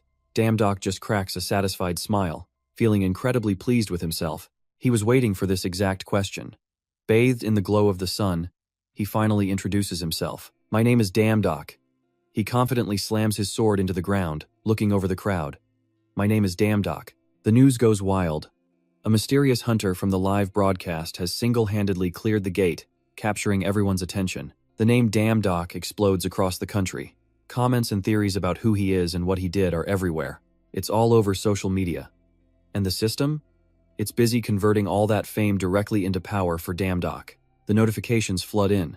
Divine power hits 5,000, then 7,000, 8,000, and finally 10,000 before a critical alert pops up. From now on, you are a low-rank god. Damdock stares at the screen, utterly baffled by the message. A low-rank god? He tries to process the insane notification, but before he can find that message again, a microphone is suddenly shoved right in his face, demanding a statement. The reporter had approached so quickly, Damdock barely registered it. The sudden move makes him flinch. But after one reporter breaks the ice, dozens more mics are thrust right in his face. They're all shouting questions at him. But away from the chaos, a car pulls up and a new figure steps out. She moves through the roaring crowd with purpose as her bodyguard shoves the surrounding reporters out of her way. This, of course, really annoys the press. One reporter who gets pushed aside looks up in complete surprise when she sees the woman just continuing to push her way forward. She grabs her colleague, needing to confirm what she's seeing. Hey, wait, that's someone from the Gun Hunter Guild. Once she yells it, the crowd erupts into an even bigger frenzy. Everyone starts buzzing about her arrival. On the other side of the chaos, Damdock is still struggling with the reporter's questions. When her voice cuts through the noise, calling his name. Her attitude is pure, unfiltered arrogance. She twirls a strand of hair, looking him dead in the eye. The guildmaster wants to see you, so right now, Damdock is completely lost. He has no idea who this is. It's the future leader of the Gun Hunter Guild, 7-star hunter Chu Soju. You're coming with us. And with that, Damdock is escorted to the headquarters of the Gun Hunter Guild. He's a little stunned by the sheer scale of the place. It's exactly what you'd expect from one of Korea's two biggest guilds. After taking it all in, he remembers what the guard told him, and a hint of confusion appears on his face. Guildmaster Duyuk was busy with a dungeon in Okinawa, so he'd have to wait. Damdock leans back in the chair, bored already. Did the master see the news and summon him in a hurry? Well, staying out there any longer would have been a disaster anyway. Is he about to get a recruitment offer? With nothing better to do, his mind starts to wander. But still, he can't believe it, that someone with her kind of presence actually came for him personally. The image of the small but powerful woman enters his mind. Chu Soju, the youngest person to ever become the future leader of the Gun Hunter Guild, and one of only 3 7-star hunters in the country. In this golden age of hunters, she's a name that's recognized by pretty much everyone in the entire world. If she were just a regular citizen, she would have been one of the biggest stars imaginable. The thought makes Damdock feel a little overwhelmed. But then again, he realizes it took someone of her status to get him out of that media circus, didn't it? Those reporters parted for her like the Red Sea. After thinking it over, his mood improves and he sits up a little straighter. But this is good, actually. It gives him some free time to check on a few things. He immediately calls out, "Job window." A system screen instantly appears before him. After a brief welcome, the system gets straight to the point. Damdock has been promoted to a low-rank god. New abilities are now unlocked. The power system, emblems, and titles have been activated. It immediately asks him, "Do you want to load the titles you can choose?" Damdock finishes reading through the notifications. He got incredibly hyped. shouting out god-tier titles like Thor, the god of thunder, or Ares, the god of war. He had to pick something cool. Dan-Doc eagerly hit the confirm button on the screen, his excitement through the roof. Which one to choose? When the system displayed the options, Dan-Doc's jaw dropped. These were god-ranked titles, but then a list of utterly ridiculous names appeared, instantly turning his joy into pure rage. As he read the first one, God of Swatting Mosquitoes, he pictured the scene and physically cringed. Dan-Doc's finger flew across the system screen. A full hour later, he finally let out a satisfied smile. Found it. At last, he'd found a title he actually liked, and his mood brightened up considerably. Sword God that fit his talents perfectly. He yelled it out with total conviction, locking in his choice with the system. The moment he selected the title, the system processed it, and a single blue orb materialized before him. It shot forward, merging right into his body, sending an electric shock through Dan-Doc. His arm froze stiff in front of him. His legs wouldn't budge either, completely stuck in place. The power was so immense it began leaking out from under the door. A moment later he was back to normal, clutching his chest and gasping for breath as a congratulations message popped up. At the same time, it notified him that an unnamed goddess had granted him her blessing. Dan-Doc collapsed into a chair, exhausted. Just picking a name was this difficult. He started thinking about all the times the system had given him new powers. Every single time, he passed out. After the title was set, the system prompted him to choose a power for the Sword God. A whole slew of different powers appeared before his eyes, leaving Dan-Doc completely overwhelmed. He mumbled in disbelief. Am I finally getting the power of a god? As he spoke, he scanned the entire list. Then something specific caught his attention. Dan-Doc looked at the sword key notification and saw the instructions below it. He tried to calm himself down. Why should I worry? I'm not buying the expensive stuff from the shop anyway. They'll all become mine when I level up, won't they? Frustrated, he pointed randomly at the screen. I can't even pick a power right now. This is awful. Dan-Doc's hand trembled as he reached forward, completely uncertain. My very first power will be, he shouted it out loud to hype himself up. Intuition. Let's go with this one. The second Dan-Doc tapped it, the system confirmed he had chosen Intuition as his first ability. It immediately started updating his profile, and then his new status page appeared on the screen. From his name, class, holy power, and strength, to his talents and skills, everything was recorded with perfect accuracy. And at the bottom, there was a new power. Intuition. Unlocks the sixth sense. He was so happy he could hug the system screen. Finally, a profile fit for a god. Dan-Doc then skimmed over the skills section, thrilled to realize he had even more skills. I'll check these out later. Suddenly, a loud noise from behind the door broke the silence, immediately grabbing his attention. Dan-Doc whipped his head around, waiting. At first, he thought it might be Dew, but he quickly dismissed the idea and made his way to the door. Still, in a bit of a daze, Dan-Doc turned the doorknob. As he opened the door, he called out, "Who is it?" Then he saw who was standing there. Dan-Doc was a little surprised. Standing in front of him was Chu Soju, who tilted her head politely. "May I come in for a moment?" Even though Dan-Doc bluntly asked why she was there, she ignored the question and reached into her pocket. She told him to wait a moment. Soju pulled out a red card and held it out to him. "The guildmaster wanted me to give you this." After Dan-Doc took it, Soju explained that it was a special card for the Sun Gun Guild. He could use all of its facilities. Hearing that, Dan-Doc hesitated, thinking, is this part of their recruitment plan? But he still smiled and accepted it. Thanks. When Soju didn't react, Dan-Doc felt a bit awkward and repeated himself. Thanks for the card. She continued to say nothing, forcing him to just offer a weak smile as the space between them fell silent. Dan-Doc had no clue what to say next, feeling completely helpless. So awkward. Why is she so quiet? Soju's expression looked a little sad. He realized something strange was going on with her. After thinking for a moment, Dan-Doc scratched his head and tried again. Well then, I will. But at that exact moment, the eyes of Baxiol, who was sitting in his arms, suddenly lit up. It shot forward in a flash. Dan-Doc was completely stunned, unable to process what was happening as Baxiol flew right into Soju's chest, looking absolutely overjoyed. The scene made Dan-Doc's eyes go wide as he screamed out, "Baxiol!" He scrambled forward, ready to apologize profusely. But contrary to his fear that Soju would be angry, she was happily stroking Baxiol in her arms. It's okay. This summoned creature is adorable. Then she looked up, asking for his permission. Can I feed it? Dan-Doc was still confused, but nodded, yes. Soju once again reached into her pocket to search for something. Model. She takes out a small pellet and feeds it to Baxiol. Dan-Doc watches this happy scene from afar, trying to figure it out. Just yesterday, this creature couldn't care less about the nurses. So what does it see in Chu Soju? Then it hits him, does it, just like pretty girls? But what is she feeding it?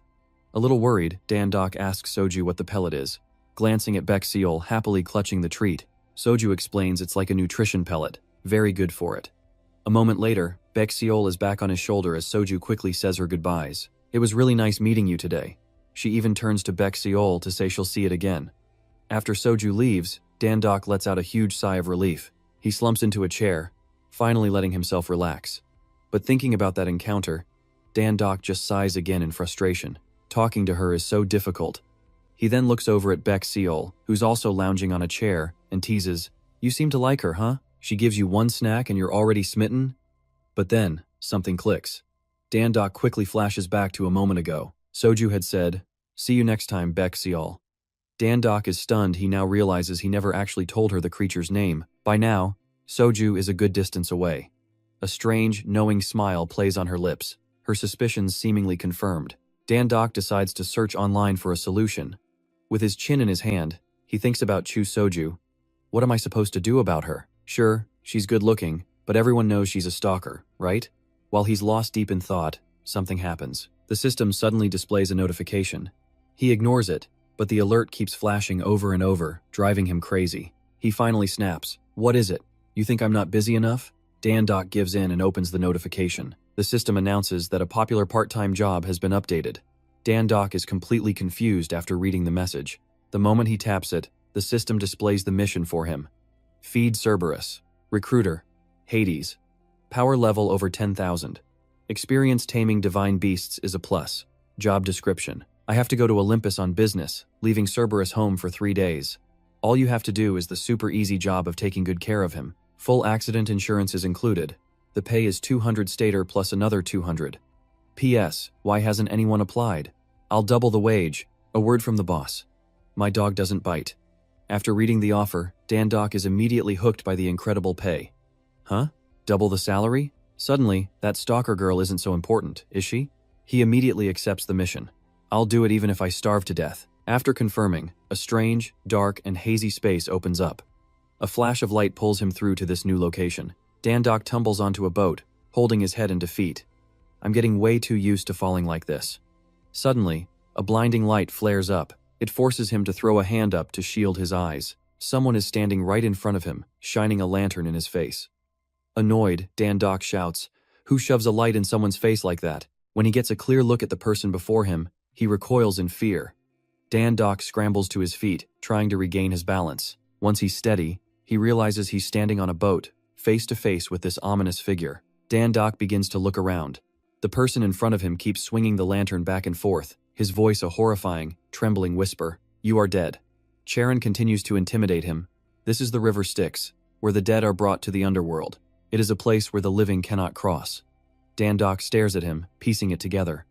The River Styx, this must be the ferryman, Charon. Dan-dok scratches his head and gives him an awkward smile. Actually, I'm here on business. Can you help me cross the river? But Charon flatly refuses. Go back, little boy. This ticks him off a little, so he immediately states his reason for being here. Fine, then can I see Hades? Hearing that name makes him furious. How dare someone like you say his name so casually? But Dan-dok doesn't seem scared at all, simply shrugging. Of course I'll call him Hades. What else am I supposed to call him? Or should I use a title like Lord of the Underworld? The King of Hell? Your Majesty? Seeing his mocking attitude, Charon becomes enraged, stepping closer to intimidate him. Are you looking to die? Dan-dok seems a little startled, his mouth agape. Weren't you the one who provoked me first? Charon furiously grabs his weapon. I have warned you. Turn back now. A razor-sharp scythe appears in his hands. Charon growls out a warning. Many lesser gods, inferior whelps just like you, have died on this staff. Dan-dok just keeps provoking him. You're so cruel. Charon pauses for a long moment. He points the scythe right in his face. Nonsense. This is your last chance, kid. Turn back. Dan-dok just smiles and flips him the bird. That immediately sends Charon over the edge as he raises his weapon. Insolent. He swings down decisively. Fine then. I'll kill you. The sharp tip of the scythe hurtles toward his head. Dan-dok breaks into an excited grin as the blade gets closer and closer. Just as it swings down, he quickly dodges to the side, escaping the attack much to Charon's fury. Dan-dok calmly calls out for Baek Seol. His opponent, still seething, screams, "Just hold still and die." Then you'll have every right to ride this boat. The scythe flies towards Dandok again, and he casually waves a hand. He actually blocked the attack, snapping the scythe's blade clean in two. Charon's eyes bulged in disbelief. How? How are you even holding that thing? Dandok, cool as ever, just twirled the weapon in his hand and looked to the sky. What, you thought the myth wasn't real? You recognize this club, don't you, Charon? Hearing the provocation, Charon gritted his teeth in fury. Of course, that's the club of Hercules, isn't it? The mortal who beat me and crossed the river without paying his fee. Before he could finish his rant, Dandok slammed the club into his head. Charon staggered back, clutching his skull in pain. But Dandok just propped the club on his shoulder, cutting him off. You talk way too much. I'm busy, so hurry up. Well, shouldn't you at least pay the fee? Dandok shot him a look that could kill. What was that? Charon, about to cry, immediately changed his tune and started rowing. Let's go. The night sky was eerily silent, with only the faint moonlight to guide them. The boat slowly approached the shore. Dandok calmly turned to get off, saying, "Thanks a lot." But right behind him, Charon gripped his broken scythe. A cold aura radiated from him as he raised the weapon high. He thought to himself, "You fool. The second you let your guard down in hell is the second you die. Now disappear." The scythe plunged down toward the back of Dandok's head, and right on cue, the system announced, "Power of the sword, God's intuition has activated." That very notification warned him of the incoming attack. Dandok easily tilted his head to the side, dodging the fatal blow. A trail of white smoke was left behind where his head just was. Charon couldn't believe he had actually avoided it. Dandok slowly turned back to face him. So, this is the power of intuition? How did my body react even faster than my own thoughts? Charon was trembling in absolute terror, not knowing what to do. Dandok shot him a sinister smile. This won't do. I'm gonna have to teach you a lesson. Charon knew instantly he couldn't win this fight. Tears started streaming down his face. A moment later, Dandok dusted off his hands, leaving Charon beaten and whimpering on the boat. Suddenly, a soft, clear voice spoke from behind him. "Are you the one here to take care of Cerberus?" Persephone looked him over, stammering slightly as she asked, "Are you the new part-timer?" She was the goddess of the underworld in springtime. Persephone offered a friendly smile and a quick greeting. "It's a pleasure to meet you. My husband was furious that nobody accepted the job. I'm glad you're here, or he would have left it all to me." He quickly confirmed his identity while sizing her up. Persephone nodded gently and turned. "Let me lead you to where Cerberus is. Come on." The moon above lit the path for the two of them. After walking for a long time, Persephone spoke up. "It's quite a ways off." They walked side by side on the path as she started to tell him a story. "We used to summon him right to the entrance, but my husband said not to do that anymore." Dandok was completely baffled. "Why?" Persephone gave a helpless smile and explained, "Half the people who came here would run away the second they saw Cerberus, so he figured they should at least be skilled enough. Skilled enough to defeat Charon first, before they could even attempt to tame Cerberus."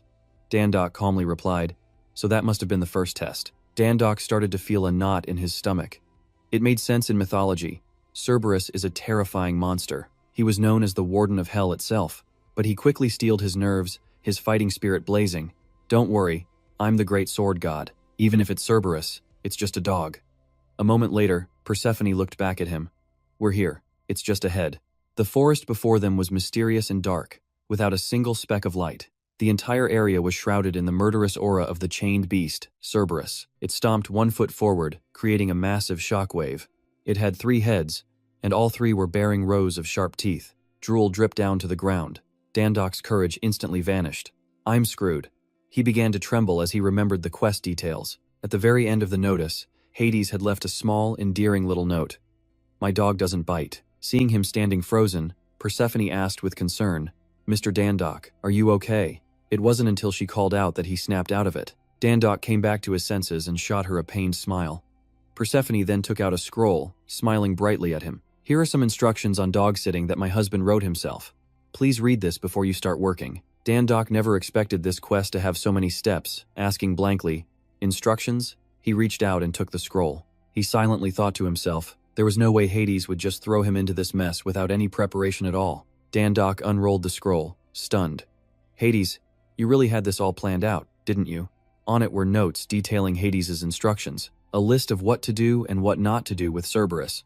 Apparently, the dog was very obedient, but the chance of injury was high. When feeding, he needed to be especially careful with his hands, arms, his entire body, and legs, so the dog wouldn't bite them off. Other situations also demanded special attention. When Cerberus is guarding the underworld gates, when Cerberus is lying down, when Cerberus is standing, when Cerberus is sitting, when Cerberus is licking its paws, when Cerberus is yawning, and so on. The list of notes was ridiculously long. It was more than enough to make Dandok finally lose it. He threw the scroll to the ground and yelled, "Are you kidding me? You might as well just kill me." But Persephone, expecting this, just smiled and said, "The daily schedule is written on the back. Please check that too. My husband wrote it himself, so it should be perfectly clear." Staring at the paper on the ground, Dandok didn't want to pick it up at all. A daily schedule? He tremblingly read the paper, but it was just nonsense about feeding Cerberus breakfast, lunch, dinner, and taking it for walks. Trapped in the underworld, filled with rage and helplessness, Dandok ripped the paper to shreds and screamed, "Are you kidding me? How am I supposed to walk that thing? The job posting said I only had to feed it. Is this some kind of systematic scam or what?" Persephone just tilted her head, offering hollow comfort. "It's not too late to change your mind and go back." But just a second later, her sweet facade dropped. Her concern was actually a thinly veiled threat. "But I am a little worried. The last guy who tried to quit was caught by Hades, and my husband dragged his soul to hell." Hearing her story, he imagined himself being torn limb from limb. Then she acted as if she'd just said it by accident. Powerless, Dandok looked down at the shredded paper in his hands. Persephone smiled as she watched him slump over in defeat. Dandok quickly pieced the paper back together with a strained grin. "My mistake. I was just trying to pump myself up. What should I start with?"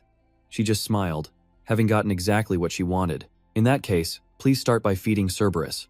Do you see those nymphs carrying carts of meat into the warehouse?" Dandok glanced over, a bit confused. "Should I join them? That looks like a lot." As he hesitated, Persephone threatened him again. "By the way, he also tears apart people who try to trick him." The moon had begun to rise higher, and the atmosphere grew darker and more terrifying. Dandok, carrying 3 huge slabs of meat on his shoulder, asked shakily, "I brought it. What now?" Persephone showered him with praise. Then she waved her hand towards Cerberus, instructing him, "You can throw the pieces to Cerberus one by one." The beast was so hungry its eyes glowed, its mouth hung wide open, and drool dripped down as it stared. Seeing this, Dandok couldn't help but let out a sigh. That is one nasty growl. Does it really turn into a puppy for food? Seeing his surprised expression, Persephone covered her mouth and laughed. She continued to laugh and tease him. "You're so interesting." Then she slowly explained to Dandok, "There's no point in trying to teach them anything. Cerberus only listens to my husband." The beast just sat there scratching itself, begging for food. Dandok immediately understood. "Now I see why nobody takes this job." Dandok grabbed the piece of meat off the ground with all his strength. He furiously threw it at the lounging Cerberus. The slab of meat hit one of its heads right in the face, making its eyes go wide with surprise. It saw the food and immediately opened its mouth wide with happiness, while the other 2 heads laughed at the one that got hit. Immediately, he threw 2 more slabs of meat at their faces. Getting hit like that, Cerberus gnashed its teeth in anger. It stomped its foot on the ground, about to charge and attack him. Seeing such a violent reaction, Dandok was a little startled. However, he quickly kept his cool and stood his ground against its menacing stare. Just as it lunged for him, the chains on its legs yanked it back hard. Dandok smirked mockingly. He raised his hand to provoke Cerberus, like a little kid teasing a dog. "What's getting mad going to do for you, especially when you're all chained up like this?" But Cerberus quickly proved him dead wrong. It pulled with all its might, and the chain instantly snapped in 2. In a flash, it was right in front of Dandok, forcing him to leap backward to dodge. Cerberus growled furiously, pressing its faces close to him. Dandok fell to the ground with nowhere to run, and started to beg. He got up and fled, not understanding how it could have broken the chain and escaped so easily. Cerberus didn't hesitate either, quickly opening its mouth to snap at him. While Dandok was struggling to get away from the giant Cerberus, Persephone went over to inspect the chain. Seeing that, he quickly ran back and grabbed her hand to pull her away from its relentless attacks. Dandok glared back at Cerberus, annoyed. His arm was bleeding now, causing Persephone to ask with some concern. He was starting to lose his patience. Because the chain broke so easily, she could only shrink back, not knowing why it happened. While the 2 were arguing, Cerberus was already chasing them from behind, forcing him to run for his life again. Dandok suggested they split up, but Persephone told him to stay close to her because it wouldn't dare attack her. However, right after she said that, Cerberus opened its massive jaws lined with sharp teeth, ready to bite. Dandok quickly pushed her behind him and called out for Snow White. He soared high into the air with Snow White in his hand. Dandok dove down at lightning speed, preparing to slash straight at the beast.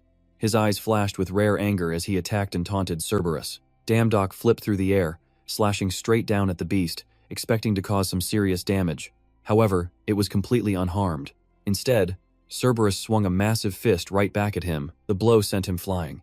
Damdock was rocked by the agonizing pain, wondering, how is it this strong? Cerberus seemed to go berserk, growling as it readied another attack. Persephone panicked, screaming for him to get out of the way, but her shouts just left him feeling dizzy and confused, with no idea what was even happening. Below, countless arms began to rise from the depths of the river Styx, waiting. Seeing his blank stare, Persephone grew even more frantic, not knowing what to do. She desperately tried ordering Cerberus to sit, but the beast no longer obeyed her. Persephone cursed at it, only making it even more furious. It immediately launched itself toward Damdock as Persephone let out a terrified scream. Exhausted, Damdock watched it close in, unable to do a thing. He was powerless, but absolutely refused to become dog food. So, Damdock stomped down hard, launching himself backward. He decided he'd rather fall into the river Styx than be a meal for Cerberus. On the shore, a terrified Persephone could only cover her face, completely helpless. She screamed his name in horror as she watched him fall straight into the river and sink beneath the murky water. After plunging into the river Styx, Damdock simply let his body drift further down. An unbearable cold washed over him. He felt like he couldn't even lift a finger. Half awake and half dreaming, he felt as if he wasn't even alive anymore. A flood of memories returned. Of all the times he'd arrogantly challenged everyone, it felt as though he was floating in a dream. Blurry images from his past began to surface. Every moment he had worked relentlessly, using every ounce of his strength to be the best. Was his entire life nothing but an illusion? Damdock's eyes slowly opened under the water. He felt a sharp regret, thinking of all the incredible items in the god's shop, all the powerful gear still waiting for him there. But the thing is, Damdock hadn't bought a single one of them yet. He reached his hand upward, toward the visions of himself, trying to grab hold. It was as if his memories were floating away with his body. This must be what they call your life flashing before your eyes. Finally, he saw a faint image of Snow White trying to swim down to him, and he silently pleaded, "Don't come here, Snow White." At the very least, she had to live on. Damdock squeezed his eyes shut as she appeared right before him. She was struggling with all her might to swim down to him. Snow White opened her mouth, letting out a long stream of bubbles. Then she used every last bit of her strength to bite down hard on his nose, jolting him awake. The bite was so sharp that his blood instantly clouded the water. Finally, Damdock regained consciousness. Looking down, he saw a hand suddenly shoot out and clamp around his throat, causing unbearable pain. He was out of air, his mouth forced open as water rushed in. The image of Snow White began to blur. In his mind, he refused to accept that he would go down this easily. Suddenly, an image of Red Fist flashed in his mind. His sheer determination in every action reawakened Damdock's will to fight. He remembered he had a skill called Dwarf Hammer, and he quickly activated it. A cloud of mist slowly materialized into a solid hammer. Damdock gritted his teeth and swung it forward through the water. The hands trying to grab him were pushed further and further away. Damdock then used all his remaining strength to swing the hammer high, activating the Dwarf Hammer skill. Its destructive power was immense, causing the hands to slowly disintegrate. They retreated back into the depths, no longer trying to catch him. But he wasn't out of the woods yet. Damdock was out of oxygen after being underwater for so long. He quickly kicked his legs, pushing for the surface. With his last bit of strength, the surface was finally within reach. A vortex began to form on the water as his head slowly broke through. Damdock gasped, taking in deep gulps of fresh air. He then reached for the bank to pull himself out, letting out a long sigh of relief as he made it to solid ground. But the next disaster was already waiting. Cerberus was right there, its mouth wide open. Damdock never saw it coming. He could only stare in shock. In an instant, its jaws snapped shut around his upper body. Sounds of agony echoed out, but they weren't coming from Damdock. He was just floating, bewildered, inside Cerberus's mouth. Right on cue, the system window appeared with the answer. The river Styx effect was now active, with a 1-hour time limit. Model. It began explaining the effect of the river Styx. He was now immune to poison, stun, and bleeding effects, along with all physical attacks for a short time. Damdock couldn't process the information overload, staring in utter confusion. What was this flood of notifications? He had to read the message several times before realizing it was the effect of the river Styx. Legend tells that anyone who bathes in the river Styx becomes an unbeatable warrior. The goddess Thetis dipped her own son into these waters, hoping to make him the world's mightiest warrior. But the one spot she held, his heel, never touched the river, and it later became Achilles' fatal weakness.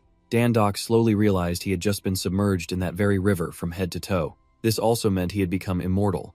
Meanwhile, Persephone watched from outside, absolutely terrified and worried for him. She grabbed his arm, pulling and shouting at the top of her lungs. Cerberus bit down on his upper body while Persephone grabbed his legs. The two of them swung him back and forth, cursing that he wouldn't tear apart. Annoyed, Cerberus finally spat Dandok out of its mouth. Persephone immediately rushed over to where he landed to check on him.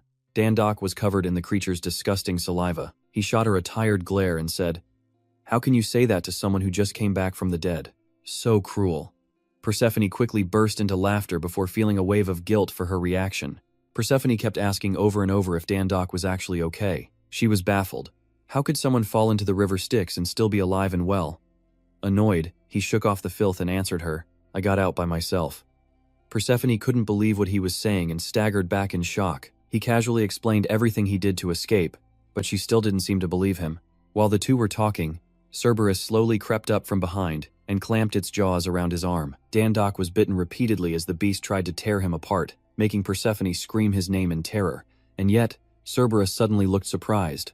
Dandok showed absolutely no fear, letting out a bored yawn while on its back. He even threw out a few taunting remarks. Knowing the beast couldn't hurt him, he just provoked it further, making Cerberus bite down even harder. Persephone watched the entire scene unfold. She was astonished, even a low-level god probably couldn't survive a bite from Cerberus. And then she finally understood the reason. "Don't tell me. It's the blessing of immortality." Dandok just shot Cerberus a taunting smile. He remembered his quest and decided to take the massive dog for a walk. The system displayed a notification for the river Styx effect. Blessing of immortality. Time remaining, 57 minutes. Cerberus was still annoyed, growling as it glared at him. It tried to make intimidating noises, but Dandok just let out a casual sigh. Then he teased it, saying that no matter how many times it attacked him, it would be completely useless. After hearing Dandok threaten to not take it for a walk, Cerberus suddenly became obedient. It let out a huff and stopped baring its teeth at him. Cerberus turned around and walked in the opposite direction. Dandok watched the creature's wagging tail and made a silent assessment. "This trick works great on the dogs at the pet store. So you're not so different, huh?" It then went and grabbed the leash that had restrained it for so long. Then, Cerberus obediently tossed the chain down and sat neatly right in front of him. Its eyes shone brightly, eagerly waiting for Dandok to take it for a walk, which made him laugh out loud. "But in the end, you're still a dog." Dandok walked over, picked up the chain, and fumbled with it for a moment. Persephone approached from behind, tilting her head and calling out to him curiously. She gave him a gentle smile, adding a warning. "It's been a long time since Cerberus was last taken for a walk, so please, try to go as slowly as you possibly can."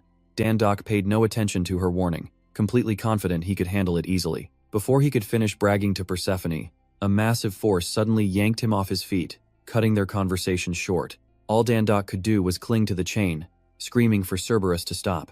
It was pulling so fast that his face was scraping against the ground, making it impossible to stand. A moment later, his head slammed into a rock along the path. Cerberus just kept dragging Dandok along. It was walking him, not the other way around. Just as he was feeling utterly helpless, the system displayed a notification. He had acquired the E-rank skill, Wind Speed. The condition for obtaining it was running at 100 kilometers per hour for 3 minutes. And thanks to Cerberus, he'd done it. Dandok strained his eyes to read every single word on the notification.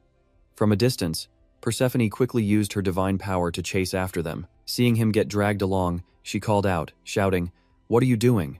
Persephone was only moments away. Persephone caught up, frantically telling him to reinforce his body with divine power.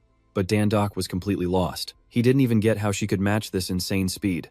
As Persephone yelled impatiently while running beside him, "I said, use divine power to strengthen your body. Cerberus is too strong. Why aren't you using your power?" It was only then that Dandok realized something was seriously wrong. To him, divine power was just another stat. He had no idea he could actually command it. Stunned, Dandok asked Persephone how, which left her absolutely speechless. "Don't tell me you don't know how to use divine power?" Dandok's quiet confirmation completely froze her in place. Persephone stopped dead in her tracks, shouting after him in pure disbelief. But Dandok had no choice but to hang on to the chain for dear life, using every last ounce of his strength. He tried pulling back, but it had zero effect. So Persephone caught up again, walking Dandok through it step by step. Remember the feeling you get whenever you use your strength. But in a panic, he couldn't think straight and just yelled back, "How the hell am I supposed to understand that?" But she just urged him to do it. Right now, Dandok's expression hardened. He slowly began to focus, trying to feel for that sensation of using his power. He remembered his fight with Charon on the river Styx. And it was then that Dandok realized something. His divine power had activated automatically in that battle. Persephone kept coaching. Imagine it like a picture. Think of it as if you're controlling the divine power inside your body. Dan-dok squeezed his eyes shut. He focused on her words, imagining the flow of power, a current coursing right through his own body. Dan-dok slowly opened his eyes, and there it was. His arm, gripping the chain, was now enveloped in divine power. He dug his heels into the dirt, creating friction. Cerberus, mid-charge, was yanked to a sudden halt, unable to move an inch. While using his power to hold it still, Dan-dok gritted his teeth and pulled, a little shocked that Cerberus had actually stopped moving. Persephone stood beside him, constantly encouraging and guiding Dan-dok. Use your divine power more effectively. Good, just like that. Now focus it on the body part you want to enhance. Annoyed at being stopped, Cerberus bit down hard on the chain, turning to glare at the two of them. Dan-dok was slowly being dragged forward again. He clenched his jaw, focusing his power on one part of his body. Gritting his teeth, Dan-dok unleashed his strength, yanking Cerberus backwards and saying, "Be a good dog." Immediately, Cerberus was sent flying through the air in a huge arc. The force of his pull was just that strong. Persephone's jaw dropped watching the scene unfold. Cerberus couldn't resist at all and was slammed to the ground. Dan-dok frowned in annoyance, tugging the chain as he looked down at it. Today's walk is officially over. We're going back. Cerberus, lying belly up on the ground, could only grit its teeth and stare right back at Dan-dok. It forced him to make a threat. "You want to resist? Fine. We'll do this my way then." A wicked smile spread across his lips, like he was about to do something completely insane as he dragged Cerberus across the dirt. He didn't even let it get back up. A stunned Persephone covered her mouth, looking at him with pure admiration. "This is your first time using divine power, and you can already pull this off." Her face then lit up with a huge, happy grin. "It seems I've hired a pretty amazing part-timer this time around." Seeing her reaction, Dan-dok began to have a few thoughts of his own. He could tell just by looking at her that she was incredibly powerful. So why didn't she just interfere herself? Even a low-tier god like him could handle it. He turned and asked her straight up, "Can I ask you something?" Persephone smiled warmly and agreed. So Dan-dok laid out exactly what he was thinking without holding anything back. "Why didn't you approach Cerberus? I'm sure you could have easily subdued it." His question seemed to catch Persephone by surprise. She looked down for a moment, thinking. Clasping her hands, Persephone finally answered, "Because there are restrictions." Dan-dok didn't understand what kind of restrictions she could possibly be talking about, and Persephone knew it. So she turned towards Cerberus and explained slowly. "As you know, Cerberus is the guardian of hell, responsible for stopping countless souls, lost souls trying to return to the mortal world, and protecting this place from the curiosity of the other side. And I am one of them." As she said this, Persephone lowered her head, her eyes glistening as her face began to blush. She was admitting she's one of those who wants to return. Suddenly, the entire forest was plunged into darkness. The silence was eerie. After hearing Persephone's story, Dan-dok finally made up his mind. He would follow her. As he watched Persephone's retreating figure, Dan-dok began to understand. In hell, she was heavily restricted and utterly powerless against Cerberus. The only creatures she had any authority over were the ones Hades permitted like him. He scanned his surroundings, and then it hit him. The old myth about Hades being so captivated by Persephone's beauty that he kidnapped and trapped her here. He used to think it was just a story, but no, it was all true. Seeing her so alone, Dan-dok couldn't help but sigh. She must have been by herself for so long it was truly heartbreaking.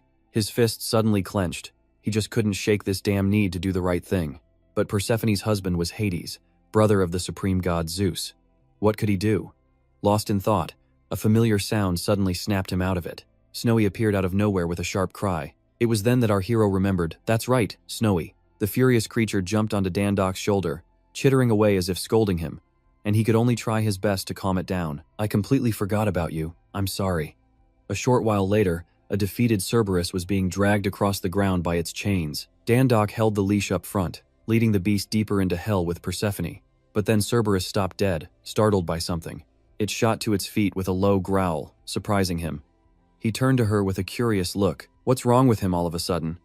Persephone, completely used to this, just explained calmly, "It's chasing the dead. He might look like that, but he takes his job seriously. That's why I can't escape."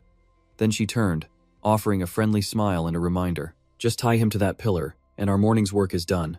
Dan-dok eyed the chain in his hand. A goddess being guarded by a dog? Hades must be one seriously strict dude.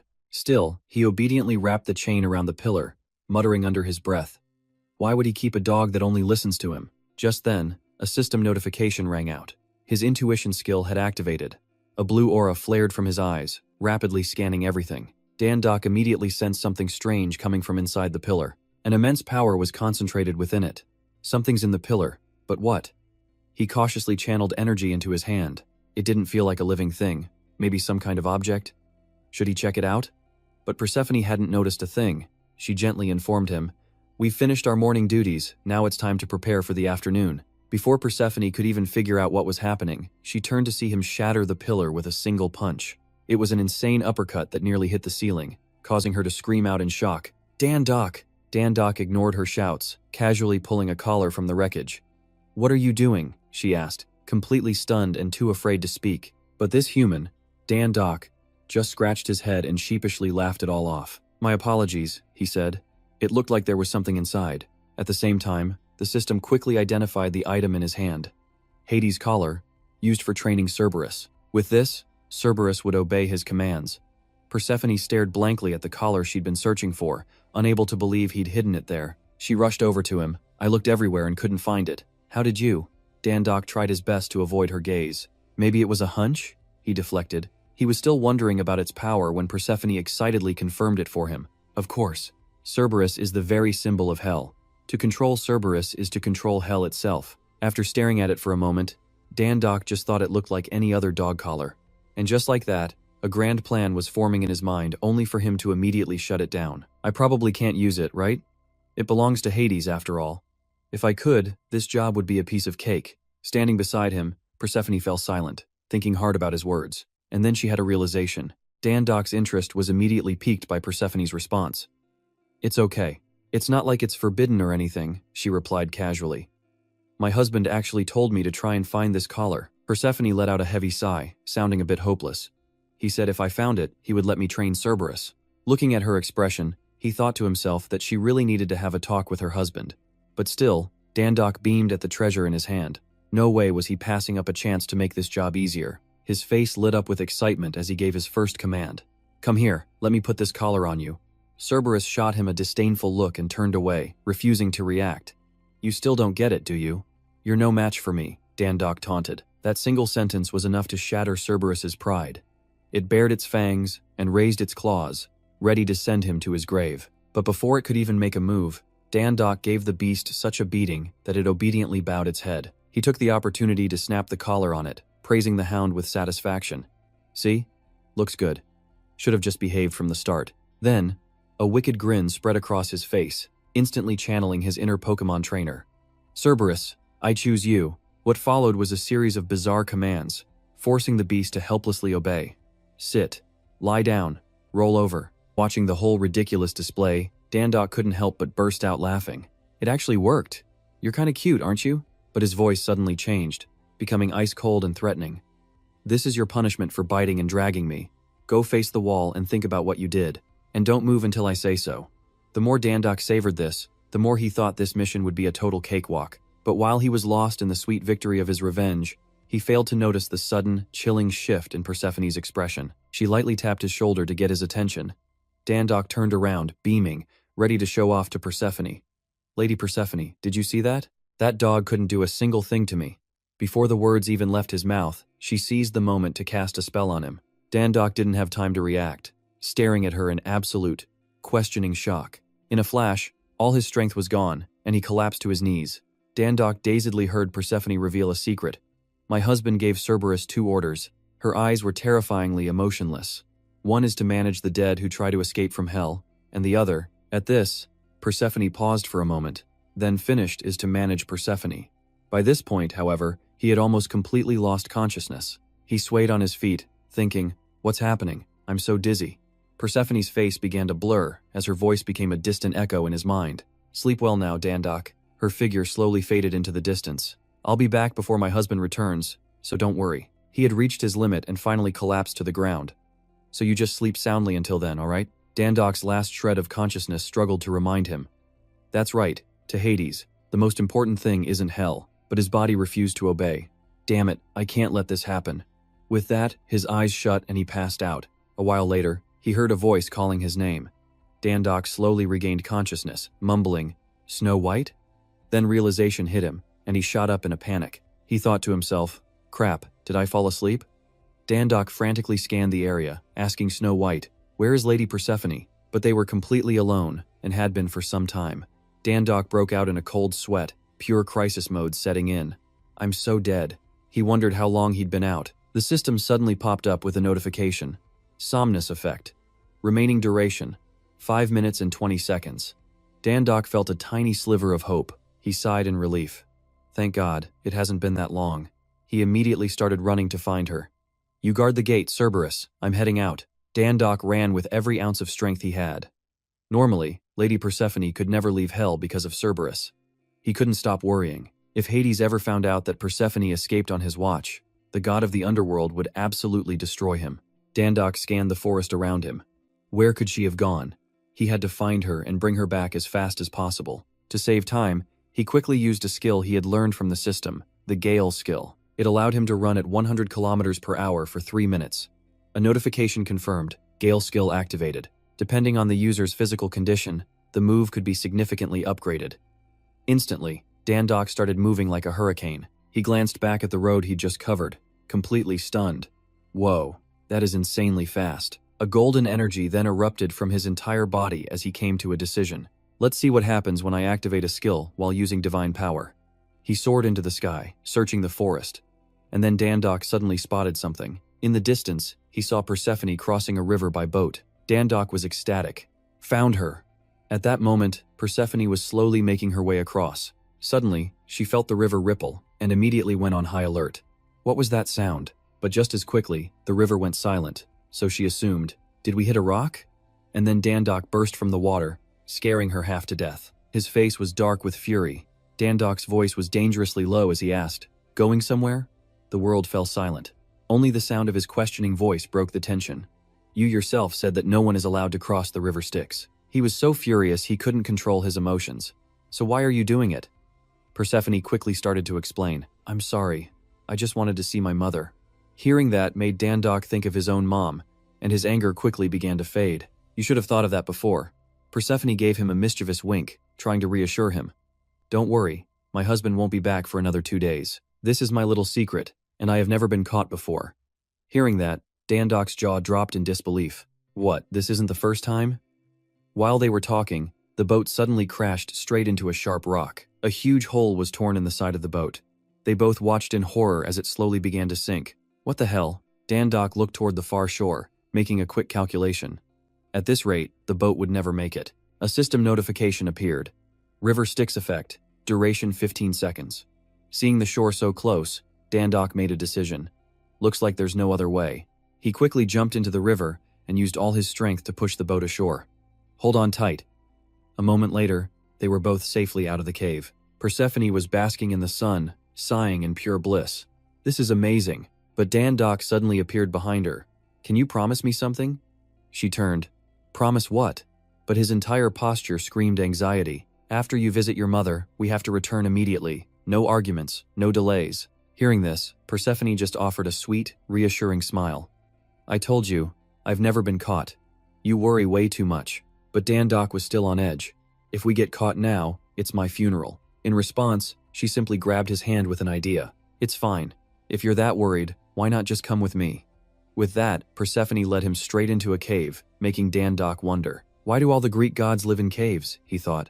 They stepped inside, and Persephone joyfully called out, Mother! The goddess Demeter turned. A wave of pure happiness washed over Demeter's face at the sight of her daughter. Persephone rushed forward.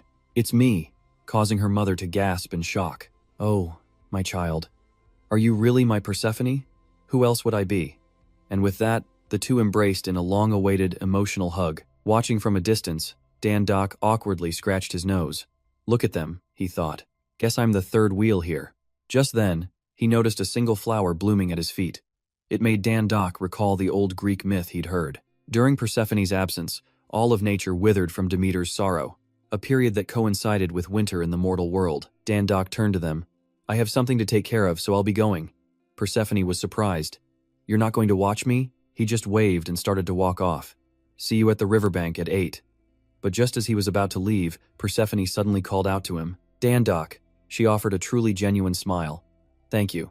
Time passed, and soon Dandok was admiring his boat, which looked good as new. Awesome, it's finally fixed, he exclaimed. A quick glance at his phone told him it was already time to meet her. He wondered to himself, shouldn't she be here by now? Just then, someone appeared behind him. Dan-Doc turned around with a smile, but his smile instantly vanished, replaced by shock. The man before him was radiating an overwhelming, murderous aura. "What is a piece of trash like you doing here?" the man demanded. Almost instantly, the system blared a warning.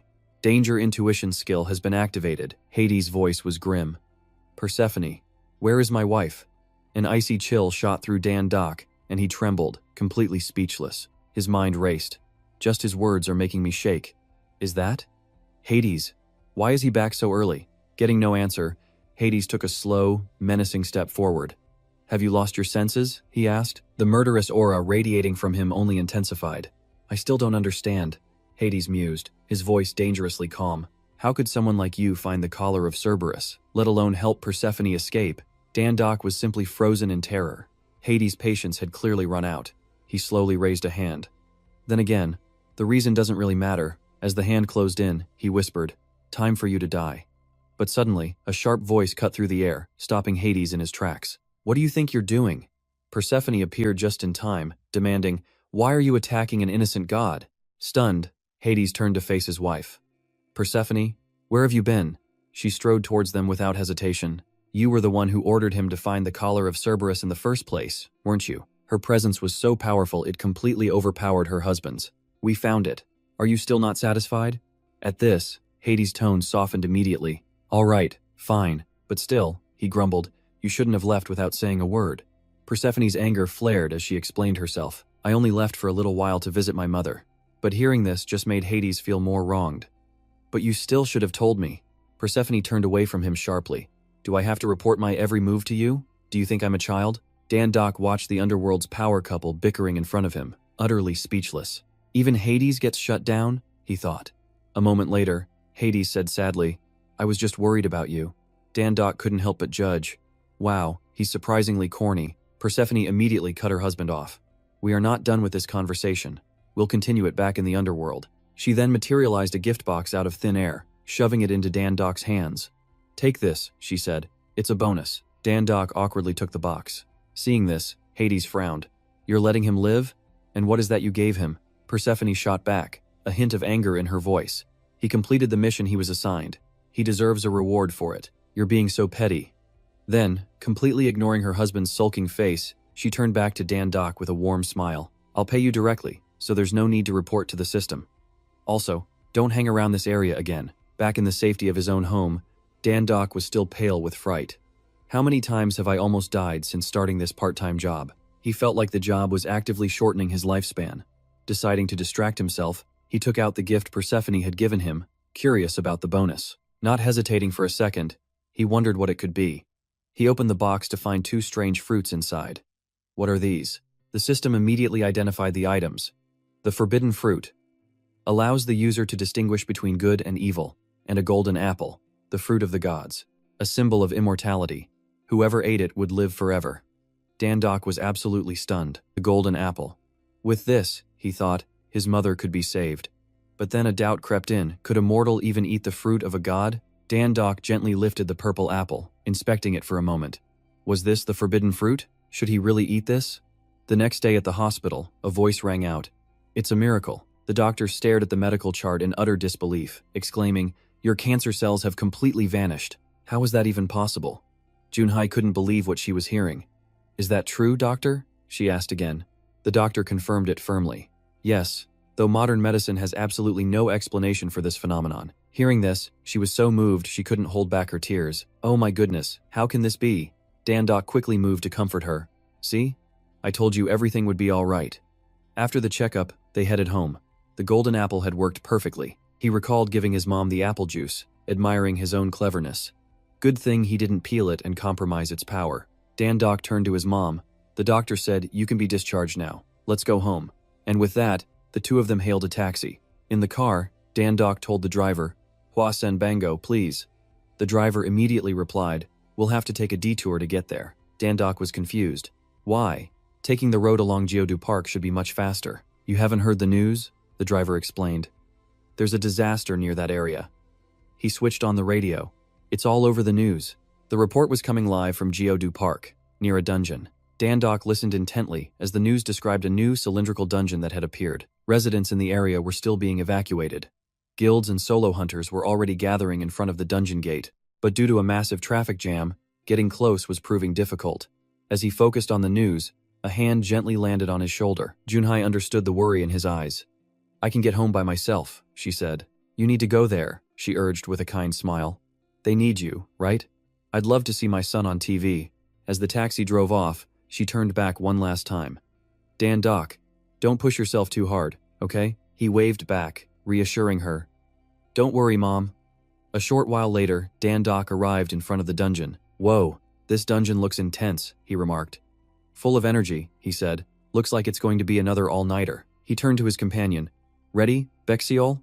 Let's go." Dandok gazed at the buildings before him, completely in awe. "I should check the god's shop before I head in." The system immediately pulled up a new list. Dandok saw his current balance, 12 Thor. He decided to click it to see what was inside. A system notification popped up. Profile upgraded, followed by Dandok's personal information. "A new category," he said, amazed. The system announced his new title, Cerberus Tamer, Dog of All Dogs. "It is you," the description began, "the one who tamed this charming gatekeeper. From now on, every dog in the world will obey you. Congratulations, you are officially recognized as the king of all dogs." After reading this, Dandok was completely and utterly baffled. The king of all dogs? He suddenly remembered a quote from a famous internet personality. "There are no bad dogs in this world." Just then, a crowd rushed forward, shouting, "Over there, it's her!" Thinking they were talking about him, Dandok frantically denied it. "You've got the wrong person," but the crowd of reporters and fans quickly swarmed around Ju Soju, bombarding her with questions. "Please give us a statement on the current situation. The success rate is estimated at 90%, unless a special case like a maze appears within the dungeon. So why did you decide to take on this mission personally?" Watching from afar, Dandok finally breathed a huge sigh of relief. "Oh, it's Ju Soju, not me. That was a close call." Soju gave the reporters a cold, brief answer. As always, the Saigon Guild will do its very best. The reporters kept pushing for more. "Please, just a few more words." But she coolly refused any further interviews. Dandok was impressed by her powerful aura. "Look at that," he thought. "She's just ignoring all of them." He quickly disguised himself to follow her. "No more time to waste," he thought. "I have to follow her now." A moment later, Ju Soju and her guild members entered the lower levels. Her team members were discussing the situation. "Those things must be hiding really deep inside, huh?" "Yeah, they're probably preparing a surprise attack," another member said arrogantly. "A surprise attack from a bunch of dogs is nothing to be afraid of. They're just overgrown puppies, aren't they?" Another hunter joked. "Says the guy who got bit on the butt by one just the other day." "Look who's talking." Embarrassed and angry, the man shot back. "What? You didn't see anything, so shut up." Ju Soju commanded coldly. "Silence." Her assistant, sensing something was wrong, called out, "Guildmaster?" She could tell something was off with her boss. What was wrong? She was acting differently today. The assistant carefully watched Soju's expression, trying to understand. While she was known for being a woman of few words, she wasn't the type to get angry over such a petty squabble. They ventured deeper into the tunnel, and with every step, a thick, menacing aura grew stronger. He wondered what she had seen to make that face. Just as a torch flared to life, Soju sensed it. She announced, "They're coming."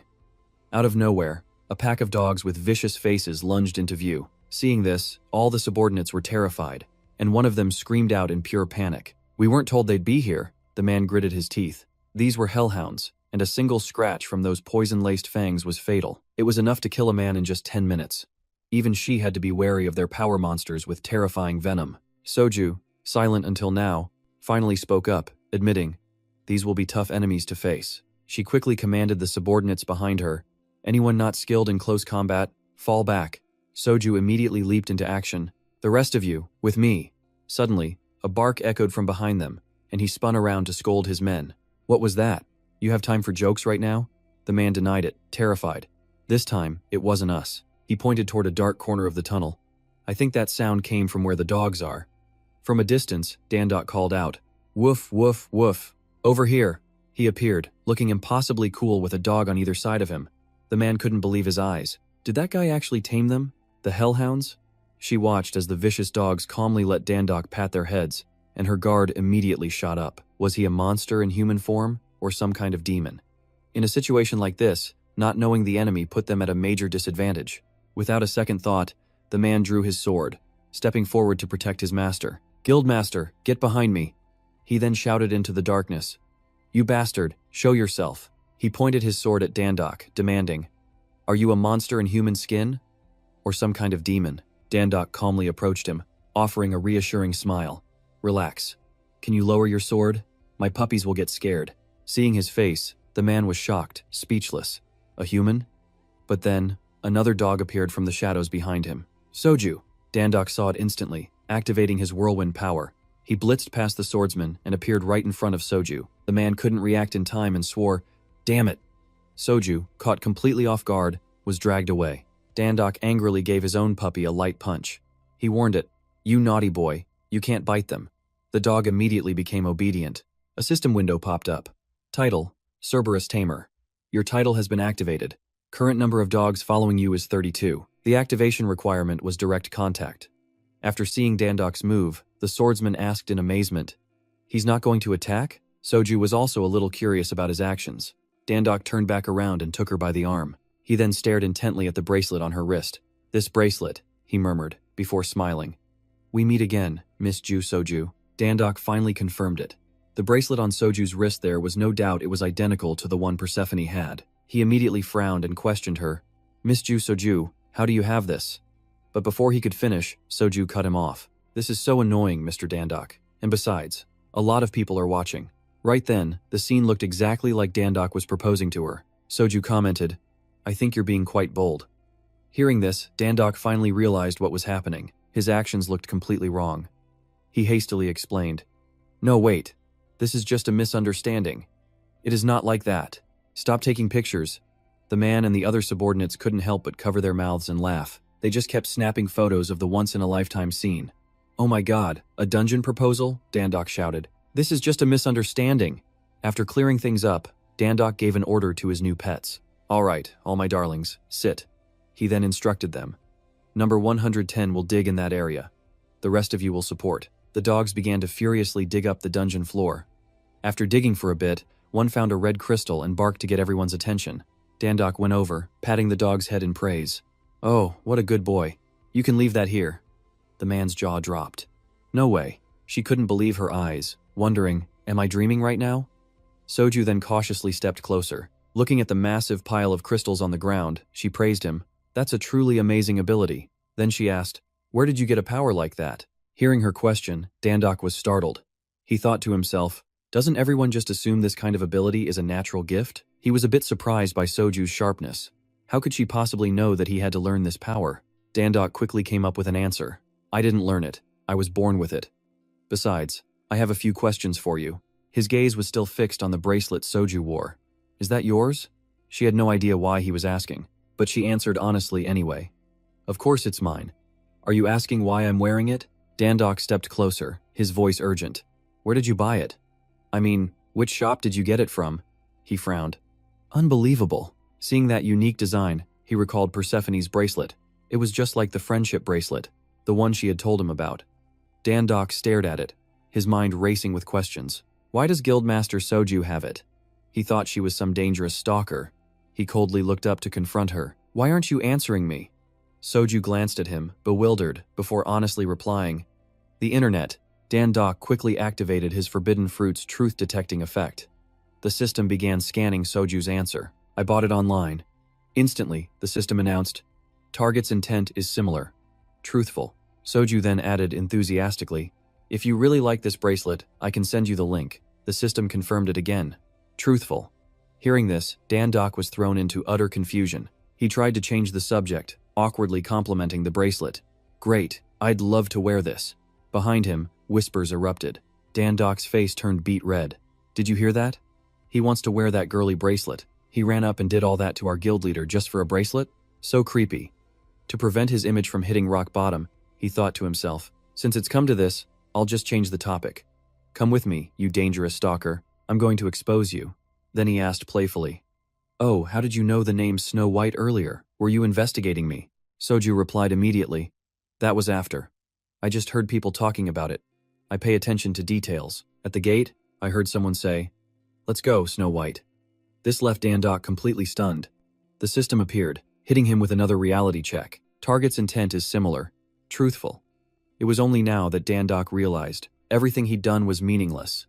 Had he been acting like a total lunatic just because of a misunderstanding? Damn it! Suddenly a loud noise echoed in the dungeon. From the darkness, the dungeon lord emerged, angrily shouting, "You weaklings! You dare step into my domain. You're just walking step by step to your own deaths." He laughed with delight. "What a bunch of fools. Your sins will be paid for with your lives." But before the dungeon lord could act, a lightning-fast punch slammed into his face. Dandok rushed forward, yelling, "Shut up!" The man and his subordinates behind him were stunned. Did he just beat the dungeon boss that easily? They never expected a mission to be this easy. He took out the boss all by himself. Dandok, covered in monster guts, walked over and patted the man's shoulder. "Hey, don't tell anyone I was in this dungeon," he added a friendly smile. "Of course, everything I said is also a secret, understand?"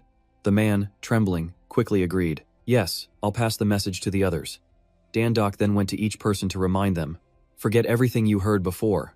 Soju observed all of his actions, then she stared down at the bracelet on her own wrist. The evening sun cast its glow over the bustling city streets. Chu Soju. The moment she stepped out, camera flashes went off non-stop, accompanied by excited screams. "They're out." They shoved microphones at her, firing off questions. "Please share your experience clearing the dungeon. Was it that easy?" Soju spoke in a cool tone. "As the one responsible for this raid, I'm very happy, because no one was injured during the operation." At the same time, a figure in a long coat and black hat slipped past behind her. It was Dandok. He thought to himself that he didn't truly know the struggles of hunters because he was suddenly granted his talent and became a hunter overnight.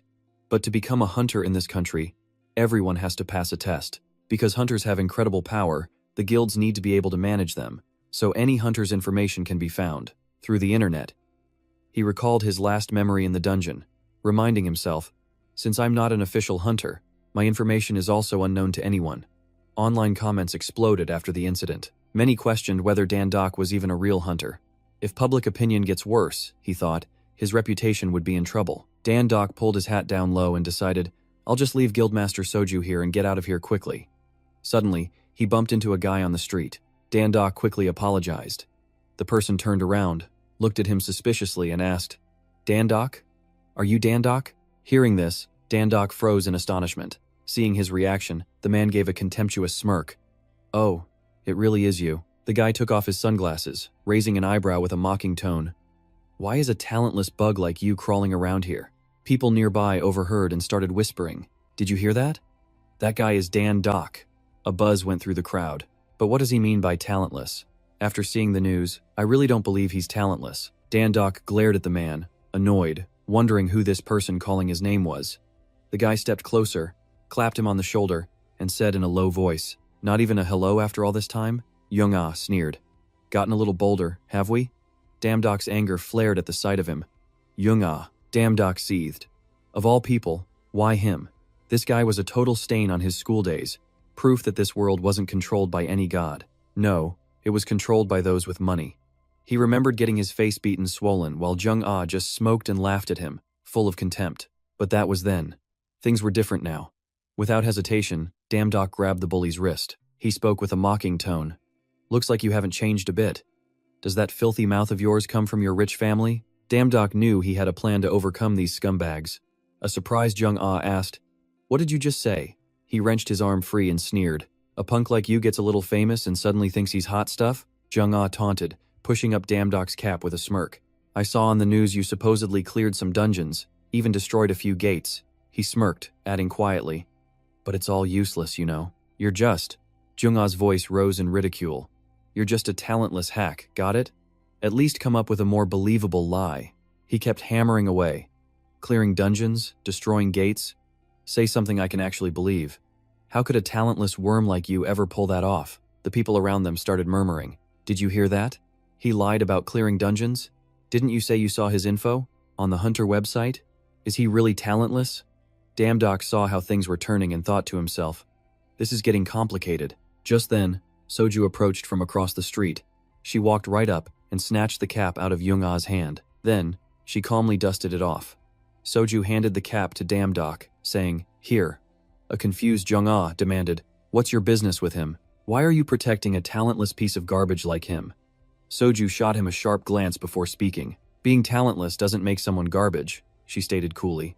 And another thing, are you prepared to take responsibility for your words? Jung-ah pointed at Damdok and yelled, responsibility my ass. Do you even know this guy? I know plenty about him. He's an idiot, a complete nobody with no talent. Hearing this, Soju turned her head to look at Damdok. Her expression grew thoughtful, but she remained silent. Damdok wondered, what does she want me to do? But Soju's face stayed like ice. Not a single muscle moved. Seeing this, he thought, confused, does she want me to prove it? Damdok started stretching his legs, thinking to himself, this won't be hard. Then, in a flash, he launched himself into the air. Jung-ah could only watch in stunned disbelief. He was completely floored by the action.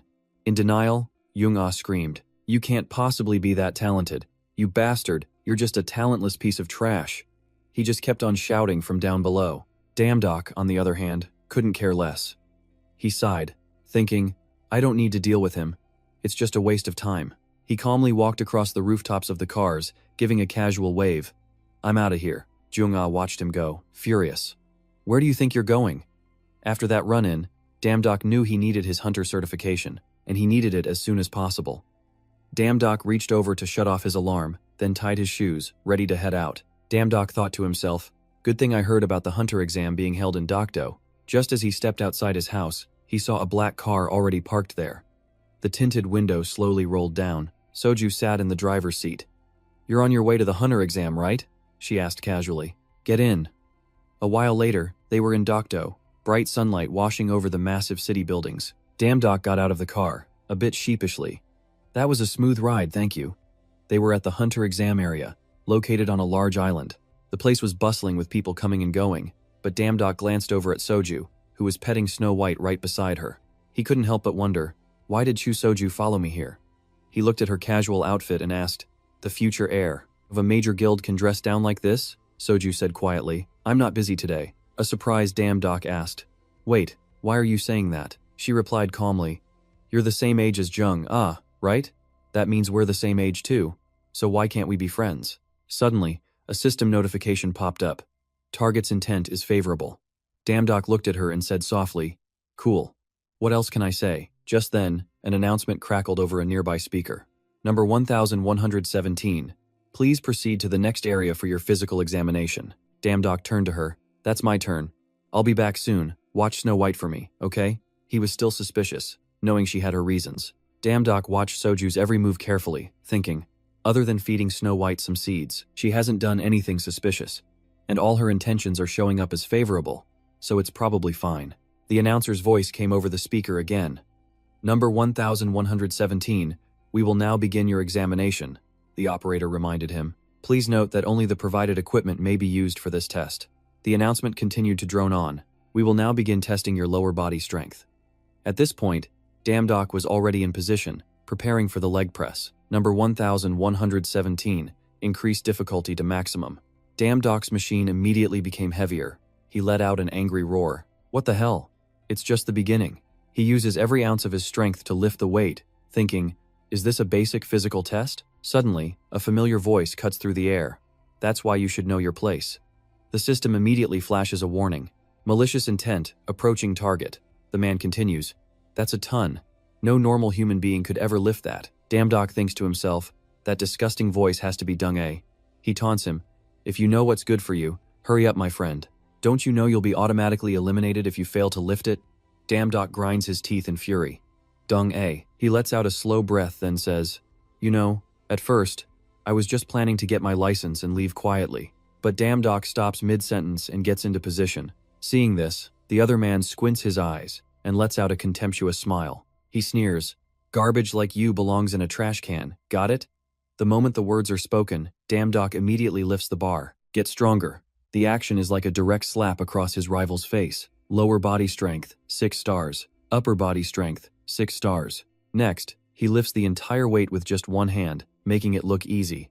Full body strength, 6 stars. Damdok then chains 3 giant tires to his body and pulls them all at once. His speed clocks in at 6 stars. Finally, he grabs a toy hammer and moves so fast the moles can only cry out in helpless frustration. Seeing Damdok's incredible performance, the man's eyes go wide in shock as he screams internally. Impossible. Dung-A suddenly grabs the referee's collar. He glares at him and snarls, stop it right now. The official stammers nervously. I'm sorry, sir. We can't stop the test unless there's an error. Ignoring the referee's explanation, Dong-A roars with rage. You don't think this is an error?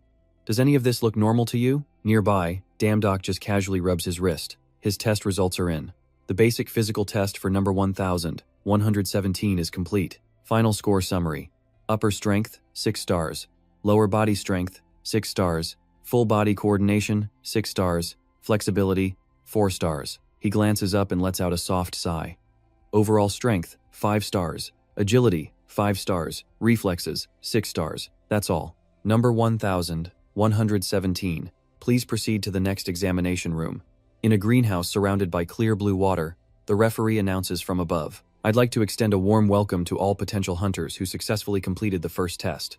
He then cheerfully presses a button and smiles. This next test will evaluate a skill that's absolutely essential for any hunter: your ability to work as a team. The referee continues. You are not allowed to use any equipment other than what we have provided for you. Meanwhile, groups of 4 are formed, each standing in a different circle. The announcer's voice booms again. Pay attention. Even if you kill another group's monster, it will have no effect on your team's score.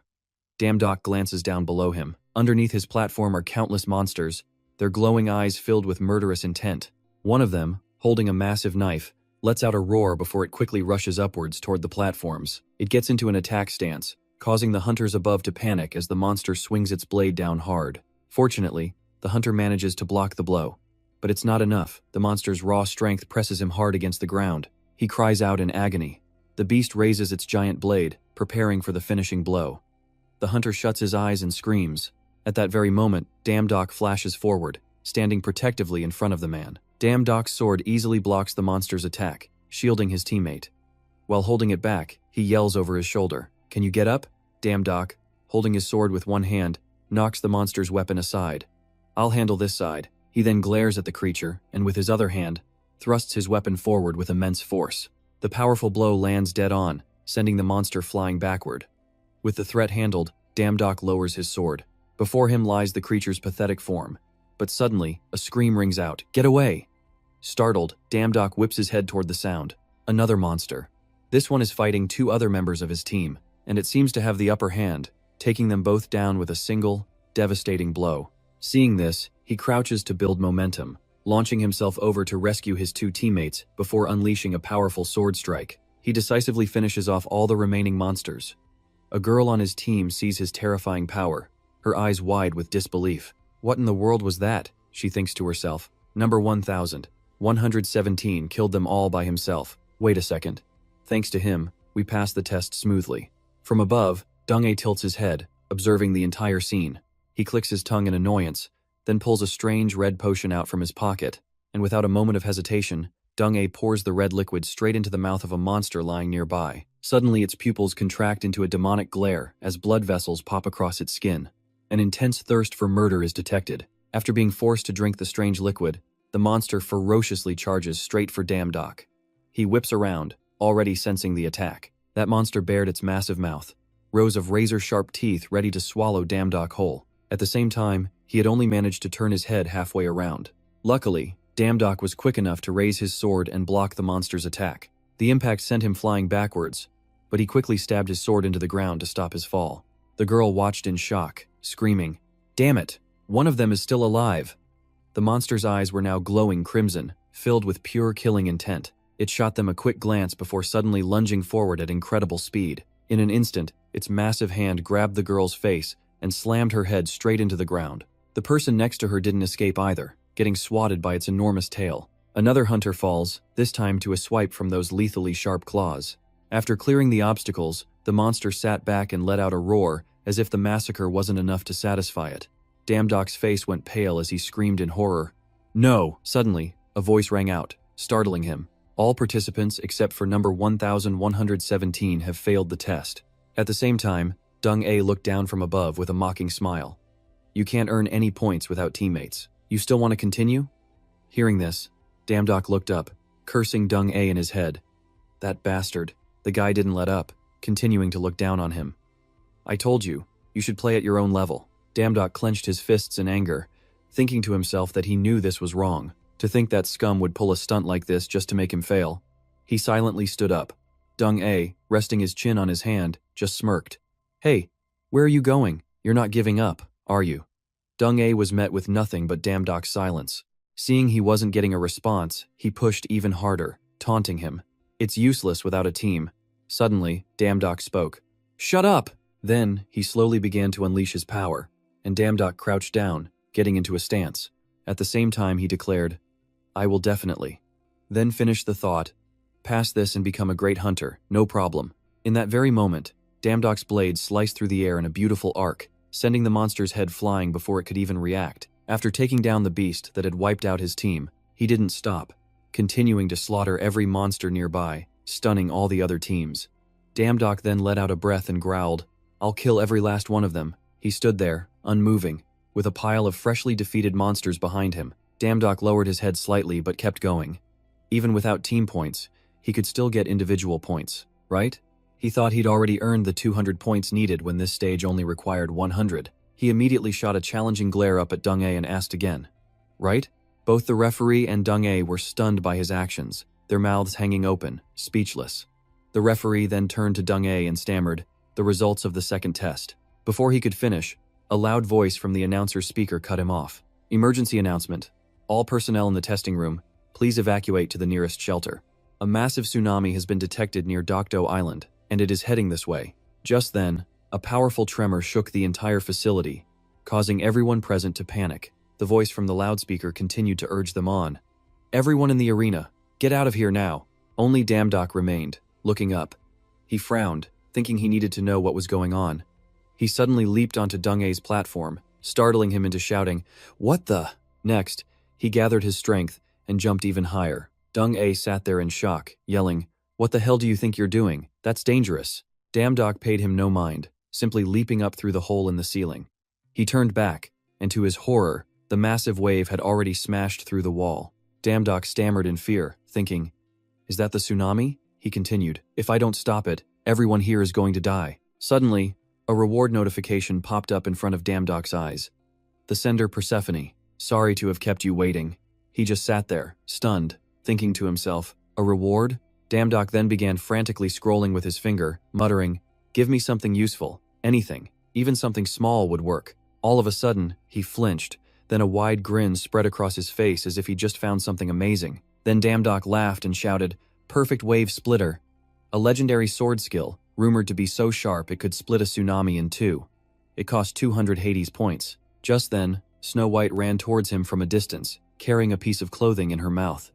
She reached Damdok's side and let out a bark. He glanced down at the creature and asked, Baxiol, what are you doing here? And where's Ju Soju? Suddenly, a massive roar echoed out.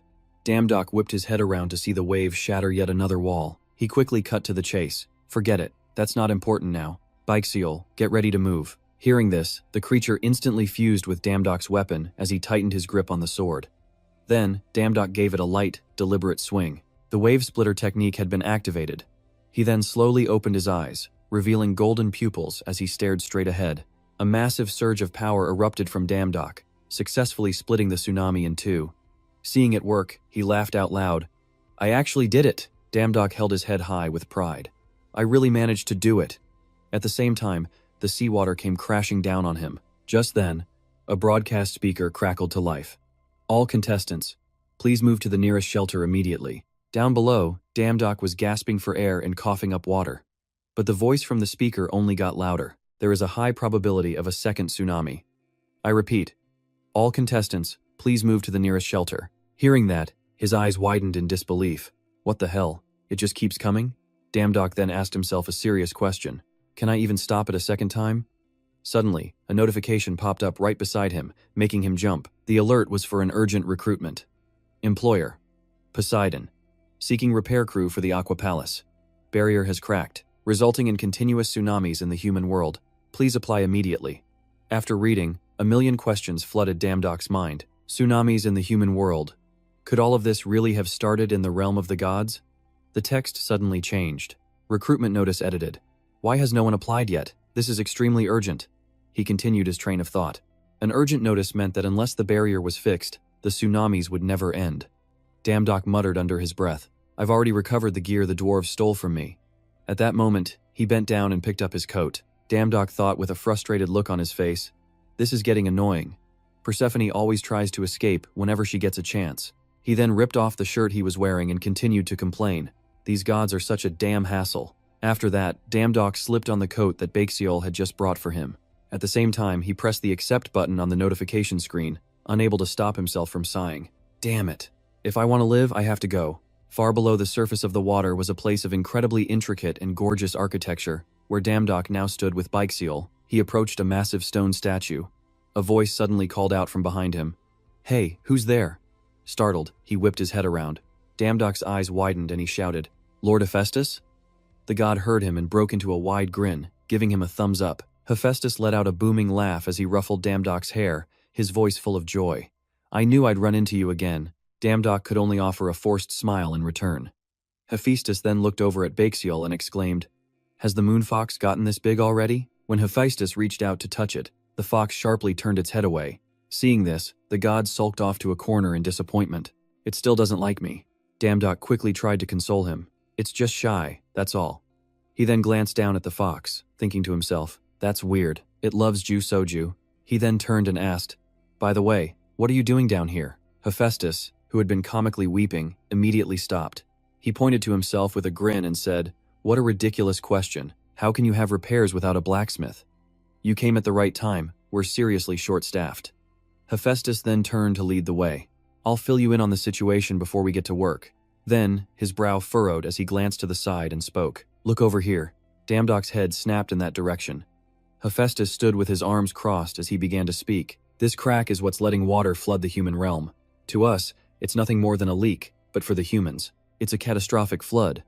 Hearing this, Damdok asked, So how did the barrier get cracked? The god began to explain. It's because of that.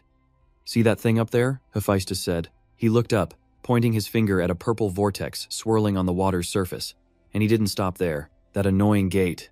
We close it in one place, and it just pops up somewhere else. Damdok stared at it, completely astonished. His eyes went wide as he thought, What the hell? Gates aren't supposed to be made by gods, are they? They're just like dungeons, so I was sure they were created by gods. So what are these things then? Suddenly, Baxiol's ears perked up, as if it had sensed something. The fox quickly jumped to its feet. It then pressed a paw against Damdok's cheek and let out a yelp. Confused, Damdok asked, What's gotten into you? Then Damdok turned to look and gasped in horror. What is that? The energy field around the gate was expanding at an alarming rate. It then formed a massive vortex, aimed directly at Damdok and the others. He looked up, gritting his teeth. The god realm just one damn problem after another. Hercules shot Damdok a look, yelling, I'll handle this thing. Just hold on tight, get sucked in there, and you are finished. Suddenly, Baktuyet was ripped from his shoulder and pulled into the portal. Damdok whipped around in horror, screaming, Baktuyet! Hephaestus stared directly at the anomaly, his power flaring to life as he raised both hands toward the sky. At the same time, a giant hand formed in the clouds. Hephaestus mirrored its stance, one hand forward, the other pulled back in a fist. Then, he clenched his fist to strike, and the colossal hand instantly copied the motion, surging forward with incredible force. The portal just kept relentlessly sucking everything into its vortex. Hephaestus grimaced and roared, Damn it! The massive hand slammed into the portal, trying to shatter it. Damdok could only stare, his eyes wide in total shock. A top-tier god truly operates on a whole different level. The portal continued to radiate pure, malevolent energy, but then he glanced up, startled. A massive hand was emerging from within the portal, followed by an endless horde of monsters. They poured out, all of them looking identical. Damdok was stunned. Even divine gates have monster waves? Suddenly, Hephaestus snapped his fingers, shouting, Damn it! A sword instantly materialized right in front of him. He turned to Damdok and yelled, Take your sword. I'll hold back the gate. You deal with the monster swarm. Damdok reached out for the sword, his face already twisting into a scowl. He thought this was a repair job, not a battle for survival. With an angry growl, Damdok charged forward, shouting, I better be getting a massive bonus for this. He sliced through a monster with a single clean stroke. One down. But then, the creature smirked as a notification window appeared. Intuition ability has been activated. The message left Damdok completely and utterly stunned. The monster immediately swung its massive arm right at him. Fortunately, he was just quick enough to dodge the attack. A cold sweat trickled down his back. Impossible. He had struck it with divine power. So how did it just shrug it off? The monster's face contorted with pure rage as it roared. You disgusting filth of Olympus. I'll tear you all to shreds. Damdock was floored. What? It could talk. Something was seriously wrong with this particular monster. He kept analyzing the situation.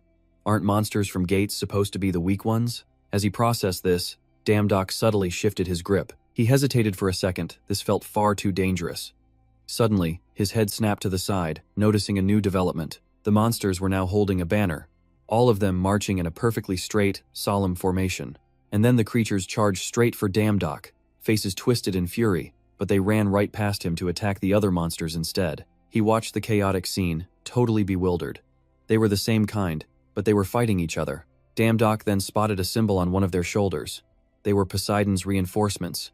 He was relieved he didn't have to face them all alone. Suddenly, a monster lunged at him from behind.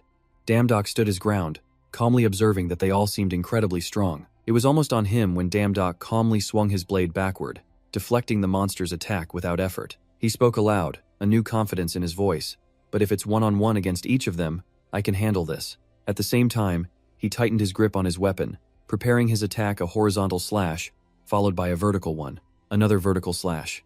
Damdock unleashed a 3-hit combo, but the monster managed to block every single strike. His eyes widened with shock. Blocking that first hit clearly wasn't just a fluke for this thing. Gritting his teeth, Damdock launched another furious attack against the monster. Even with divine power, he was only leaving scratches. The creature could block everything. They were just too tough. The monster sneered at him, its voice dripping with rage. Playing with you has become incredibly boring. It raised both its hands high and roared at the heavens. Stop struggling and just die. Damdock just tightened his grip on the sword. Oh, really? Then try to block this. He unleashed his ultimate skill, Wave Splitter. A razor-sharp beam of blue light erupted from his blade, slicing right through the monster and even grazing the creatures standing behind it. The stone pillar far behind them cracked under the pressure, the sound startling the few remaining monsters. In the next instant, every monster caught in the attack's path was sliced into pieces, not a single body left whole. And because of that, the nearby pillars also crumbled to dust. Damdock let out a sharp breath and casually slung his sword over his shoulder. He shot the survivors a defiant smirk. Next, one of the monsters screamed back in fury. "You bastard!" It then pointed forward, ordering its comrades from behind. "Kill him!" Damdock glared, raising his sword and replying, "Bring it on." He laughed loudly. "My ultimate attack is coming for you." But then a notification appeared. Warning, not enough skill points for Wave Splitter. Damdock froze in his tracks. Huh? What was that? He glared at his sword in fury, shouting, "Hey, things were just getting good." But it was too late. The monster was already on him, screaming, "Die!" Damdock's eyes bulged, his face went ghost white, and he screamed his lungs out. "Wait! I give up! I give up!" But just then, an arrow suddenly shot out of the darkness. It slammed into the monster's shoulder, making it whip its head around. Then, a whole volley of arrows came flying straight for it. The creature roared in pain. That's when a man appeared, gun aimed right at it. "You stinking fish! Who did you think you were messing with?" Hearing that voice, Damdock whipped his head around to see the man calmly smoking his pipe. Fish are best served fried. With that, he tossed a grenade right at the monsters. A massive explosion erupted right behind him. Damdock looked up, stunned. "Shichkien?" The man looked down at him and grinned. "Sorry I'm late to the party, sir." Damdock shielded himself from the grenade's powerful shockwave. When he glanced back, most of the monsters were heavily wounded. "The dwarves," he said, his eyes shifting towards them. "They're here," but one of the monsters just glared back, growling furiously. "You filthy rats!" It charged forward with insane speed, screaming its head off in pure rage. "I'll tear you to pieces." But one of the dwarves simply raised his gun, ready for a fight. "Bring it on, you stinking fish." But then, he suddenly froze. His eyes widened in disbelief. A rock? And sure enough, the monster was holding a tiny pebble. It launched it with incredible force, slamming it right into the dwarf's hand, who screamed in shock. He cursed, "Son of a..." In that instant, the monster was on him, closing the distance with terrifying speed. Then it delivered a devastating kick, sending the dwarf flying backwards and slamming hard against the wall. Jichquian saw the whole thing. He looked up, his gaze locking onto the monster. That bastard. He gripped his weapon tight, then charged straight for the creature without a second's hesitation. Then, Shichquian unleashed his skill. He slammed his axe into the ground, shattering the stone floor. Damdock could only watch in absolute awe. "Dwarven hammer," Damdock marveled. "It's unbelievably powerful." That triggered a memory when he fell into the river. He'd used a skill unconsciously. Was that all because of his own skill? Snapping back to the present, he spoke the words out loud. "Dwarven hammer skill." Instantly, a notification popped up. Dwarven Hammer. Skill, level 5. Skill points 1. A skill used by the dwarves. Damdok was ecstatic. It barely cost any skill points. This is perfect. But suddenly, a noise from behind made him whip around. Got you now, you tiny little bastard. The monster's grip was tight around the neck of one of the dwarves. The monster raised its hand, growling, I'm going to kill you. But then a voice shouted, Hey, stinking fish. Startled, the creature glanced behind it. Right above it was Damdok, diving down fast with a murderous look on his face. He glared and roared, You're the one who's going to die. But at that critical moment, a notification popped up. Skill cancelled. Incompatible equipment. This skill can only be used with a blunt weapon. And just like that, his powerful, intimidating attack turned into something completely pathetic. It was a joke. His sword just bonked harmlessly on top of the monster's head. Damdok couldn't believe what just happened. That twisted, awkward smile returned to his face. Huh? Meanwhile, the monster, absolutely furious, swung a massive punch right at him. Damdok's eyes bulged as he watched the punch connect, completely unable to even defend himself. The blow sent him flying across the room. After the attack, Damdok sat there gasping for air, wiping his mouth as his mind raced. It didn't work because I don't have a blunt weapon? Damn it. And he didn't have Snowy to transform into one. As he was thinking, something suddenly clicked. He looked down at the back of his hand. Wait a minute, he thought. Come to think of it. His own hands could count as a blunt weapon, right? If my combat skill is SS rank, can I use Dwarven Hammer with just my bare hands? Suddenly, a loud scream snapped him out of his thoughts. The monster was relentlessly pummeling one of the dwarves. Damdok gritted his teeth and charged forward. Damn it, no time to hesitate. I have to trust my combat skill. He raised his fist and lunged at the monster. Seeing Damdok about to strike, the monster flinched. It spun around to block, grabbing his arm with both of its hands. Thinking it had won, the monster let out a contemptuous smirk. But Damdok just glanced at it and exhaled slowly, confusing the beast. Then, Damdok poured all his strength into his arm, punching the monster so hard it crashed to the stone floor. After finishing off the monster, Damdok slowly lifted his hand. At the same time, a system notification appeared. SS rank combat skill has been activated. Dwarven Hammer B has upgraded to Dwarven Fist A. Seeing this, Damdok couldn't help but smirk. Perfect. Suddenly, Snowy came running up to him, letting out a little cry. Damdok bent down, surprised. Snowy. He then scooped it up with both hands, lifting it high. My little Snowy, are you hurt anywhere? It just chirped back happily. And just like that, Barktwet transformed into a pair of steel gauntlets. He glanced forward and smirked. All right, Barktwet, I'm counting on you. Without hesitation, Damdok shot toward the monster like a bullet, unleashing a relentless barrage of attacks. Then, he raised his leg and delivered a massive kick, sending the creature flying back into its own kind. One of the other monsters watched its comrade fall, its eyes burning with fury. It glared at him and let out a fierce roar. Suddenly, the monster froze.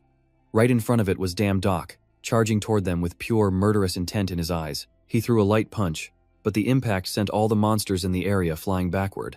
After the fight, Damdok casually rolled his wrist. Looks like I can handle this. But then, a terrifyingly loud sound echoed out. From the gate, purple vortexes crackling with dark energy began to emerge. Hefertet's brows furrowed as he yelled out. Why did the power spike so suddenly? Everyone, hold on tight. In that same instant, the surrounding water churned into a massive whirlpool. Damdok rushed to his side and asked, What's happening? Hefertet, sweating, replied with a grimace. The gate. I can't control it anymore. The vortex and the gate's power combined, creating an unbelievably strong gale. One by one, the monsters were sucked into the whirlpool, their screams echoing. Save us! Damdok narrowed his eyes. It had broken through the portal and was now on a destructive rampage. At this rate, they were all going to be pulled in. He looked up and yelled, Sheesh Queen! High above, Sitch Queen was being dragged into the massive vortex. Damdok screamed his name again and again. Sitch Queen. He stood there, gritting his teeth. Even Sitch Queen. What do I do now? Just then, a notification popped up. An extremely powerful presence had been detected from within the vortex. A hazy silhouette began to take shape. The system's warning alarm blared non-stop. The whirlpool slowly vanished, revealing an incredibly formidable enemy inside. A voice boomed out, You dare interfere with my subordinates? He then growled, You insignificant insects. Seeing him, the monsters immediately bowed down in worship. Lord Poseidon has stopped the whirlpool. Damdok's eyes went wide as he thought to himself, Are you serious? That's Poseidon? He then glanced at a nearby monster. He muttered, Wait a second. But he couldn't shake it. This feeling making his hair stand on end. "Is that really Poseidon?" The monster heard him and replied, "Now that you mention it, he does seem a little strange." It looked closer, noticing something was off. "So who is he?" At the same time, Damdok was sweating, a single thought racing through his mind, this sense of dread. He continued, "That intimidating tattoo. It's the exact same one carved into the merfolk from the gate." Damdok clenched his fists, thinking, "On top of that, my gut is screaming at me that this guy is extremely dangerous." Berserker turned his head to look at him, baring his sharp teeth in a grin. "You dare to strike my underlings?" Instantly, he raised his weapon and began to unleash an attack. At that moment, right in the center of the trident, a mass of dark power began to gather. Seeing this, Damdok yelled, "He's about to attack, be careful." Poseidon then thrust his trident forward. Immense power followed its path. The monsters nearby could only stare, jaws agape and completely speechless at the sight. That power shot out, obliterating everything in its way, including his own subordinates. After his attack, Poseidon let out a dark, twisted laugh. He covered his face, speaking with pure contempt, "Disgusting trash." And then, Poseidon unleashed another savage cackle. Damdok gritted his teeth, his intuition screaming at him. He whipped his head around, his face a mask of terror as the thought continued. "This is a monster I can never defeat." Suddenly, Poseidon's eyes glowed, his gaze locking onto Damdok. He smirked and wondered aloud, "There's still a piece of trash left." He aimed his sharp weapon at him and fired a massive blast of energy. Luckily, Damdok managed to dodge the fatal attack just in time. He turned and ran, fear screaming in his mind. "Damn it, he saw me." But Damdok kept going. "It's fine. I just need to use Gale, activate it as fast as possible." Seeing this, Poseidon just smirked slightly. Then he appeared right next to Damdok, asking, "And where do you think you're going?" He then spoke, "Die, you filth from Olympus." As he aimed his weapon, Damdok's eyes widened in sheer terror. "No, damn it!" A massive explosion erupted. The walls behind Damdok were completely shattered by Poseidon's attack. He could only stare, stunned with shock and horror. But then the figure smirked and spoke, "Neptune, you imposter." Hearing Poseidon's words, Damdok looked at him in surprise. The figure just stared back, smiled, and continued, "Did you really think you could imprison me, Poseidon, forever?" Hearing this, Neptune roared in fury. "Poseidon, don't be ridiculous. I am also a god of the sea." But before Neptune could finish, Poseidon drove a fist straight into his face and bellowed, "Shut your mouth, you bastard." He continued, "That name you're using, Neptune, it was mine first. Got it?" Hearing those words, Neptune's eyes widened with pure, unfiltered rage. Poseidon's brow furrowed in anger as he charged Neptune, screaming, "How dare you impersonate me?" And just like that, Neptune grabbed a handful of Poseidon's hair. Berserker, his head yanked back, roared in fury, "You scum, playing dirty by pulling my hair." But Neptune wasn't backing down, shouting, "Take back what you said." Sitting nearby, Damdok could only watch in a daze, thinking to himself that he was actually witnessing a brawl between top-tier gods. Poseidon just kept screaming, "You want a challenge? Let's end this right here, today." Neptune yanked his hair harder and shot back. "Fine, bring it on." Damdok watched them, still in disbelief. They were fighting like a couple of kids. Unreal. The hair pulling brought tears to Poseidon's eyes, but his mouth was still running. "You fake! I'll destroy you today no matter what." Neptune, also getting his head pulled, was just as defiant. "All you do is talk. Isn't this your 78th failure?" With that, Neptune flashed a provocative, taunting grin. Poseidon glared at Neptune, then smirked with confidence. "That's why today, I've hired a powerful god." And he added, "Perfect timing." At that exact moment, a colossal dark vortex ripped open the sky. Damdok instinctively turned, wondering about a god that Poseidon himself had to hire. Just how powerful would a god like that have to be? Suddenly, a brawny figure emerged from the portal and spoke. "Those monsters are using such filthy tactics." It was Hephidor. At the same time, the name echoed in Damdok's mind, Hephidor. That's right, if he's here. The god, with deathly white eyes, crawled out of the gate laughing. "You think that's enough to take down this body?" And then, Hephidor just collapsed. He gasped for air, panting out, "I completely wiped them all out." But he wasn't done. "My body aches from fighting after so long." Beside him, Damdok had a completely exasperated look on his face. He frowned, thinking to himself, "Can he really do this?" The god then said, "I'll entrust the rest to you." Right then, a smaller circle appeared inside the portal. A voice replied, "Understood." And instantly, Chu Soju and two others leaped out. Damdok looked up, his face a mask of pure astonishment. Before him stood three impossibly cool figures. He looked at the woman and stammered, "Chu Soju." Chu Soju sliced the gate's core stone in half. She then coldly crushed the fragment in her hand, causing it to shatter. The gate behind her began to crack and fade away.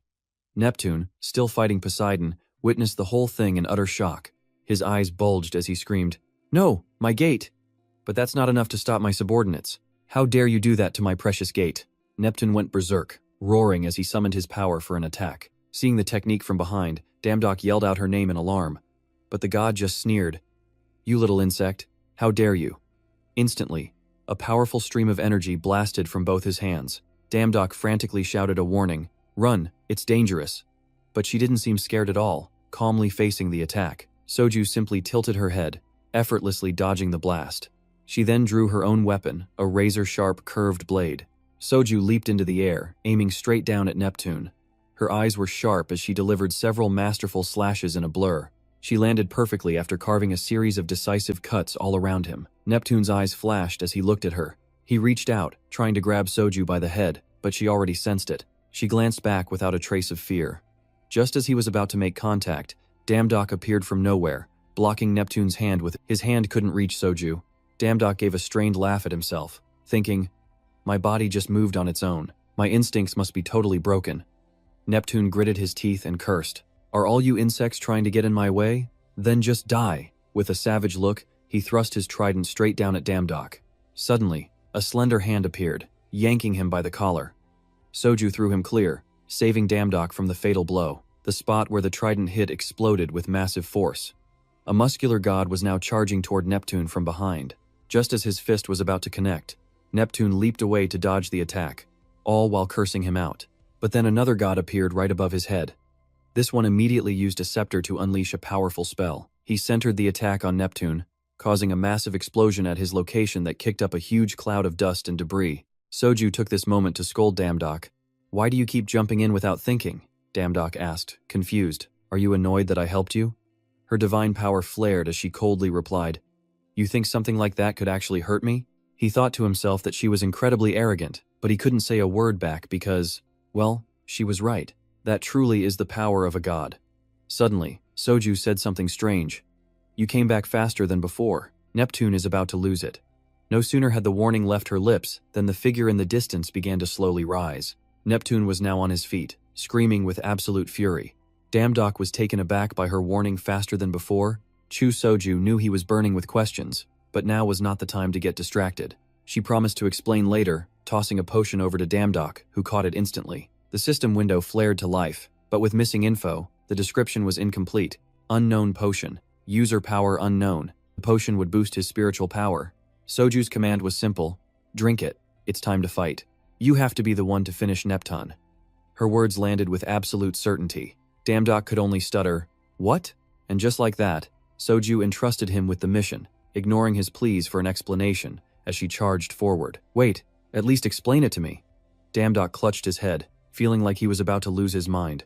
He was completely lost. How did everything happen so fast? On the other side of the field, Soju lunged at the enraged Neptune. Her blade struck him again and again, but his body seemed completely unaffected. So Soju made a decisive move, plunging her blade deep into Neptune's leg. At that exact moment, the hulking god charged in. His fist slammed directly into the monster's face, triggering a massive explosion that filled the area with smoke and dust. As the smoke began to clear, Neptune's body was splayed out on the ground, unmoving.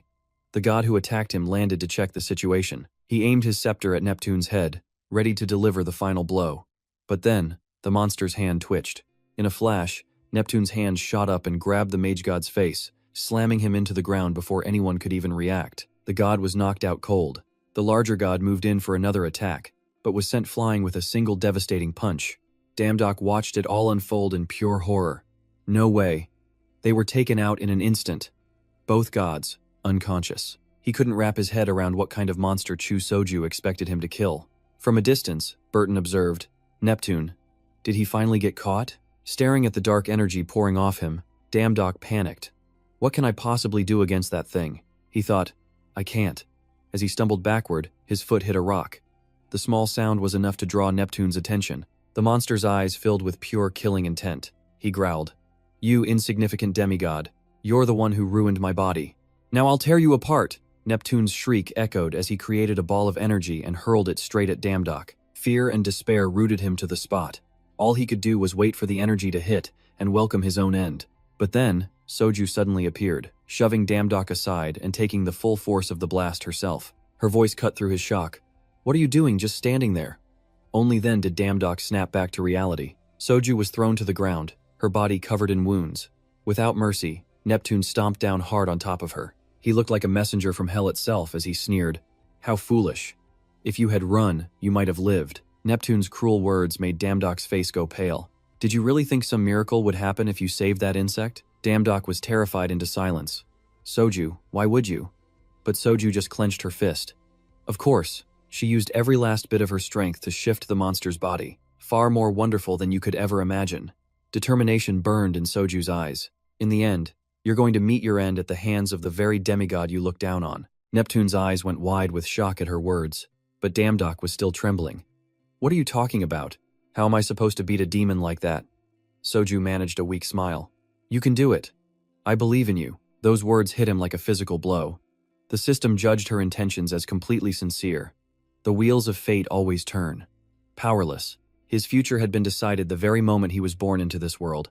He was just a lonely boy, one who always longed to fit in with his friends who were all born with special talents. Though he lived among them, he walked a completely different path. The boy clutched his bag strap, darkness seeming to close in around him. But there was one person who still believed in him, his mother. She had always told him that talent wasn't everything, and so he tried his absolute best not to get left behind. Then came the day his uncle's debt fell on his shoulders. He could almost hear the desperate screams. His mother apologized, saying it was her fault he had no talent. It was because of her that he realized all those comforting words were just to ease her own guilty conscience. The emotions he felt then weren't anger or sadness. The only thing he felt was a strange, hollow relief. Isn't this better? This way, he could finally give up. Darkness seemed to embrace him. If no one believes in you anymore, no one can be disappointed, either. The excuse that he had tried so hard for nothing now filled him with self-disgust. He had run away from everything once before. Back then, he had nothing. The chains of fate held him tight, but the battles of his past began to play out like a film. That memory replayed endlessly in his mind. Damdok and Bark-Twet, always smiling, always looking forward, but now, everything was different. People had put their faith in him. Damdok slowly drank the entire recovery potion, feeling blessings begin to envelop his body. Sheer determination flooded through him. He had one chance. The system window was still floating right there in the air. Divine power began to surge within him. Damdok let out a small smile, dropping the empty vial. "Soju," he thought, "you really are something else." The vial tumbled through the air, falling to the ground. The moment it hit, a sudden gust of wind swept past. He wasn't running away this time. Before Neptune could even blink, Damdok swept Soju into his arms, moving with an impossible speed that left his enemy stunned. Damdok gently set her down on the ground. "Rest now. I'll be back soon."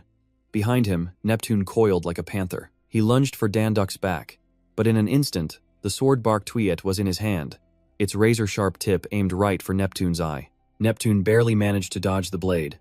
Damdok's eyes burned with pure killing intent as he felt power coursing through him. He moved with impossible agility. His movements were so fast they became nothing but streaks of white light. "I have a chance," he thought. But Neptune just gritted his teeth. "Don't you get cocky." A vicious purple energy suddenly shrouded the god's scepter.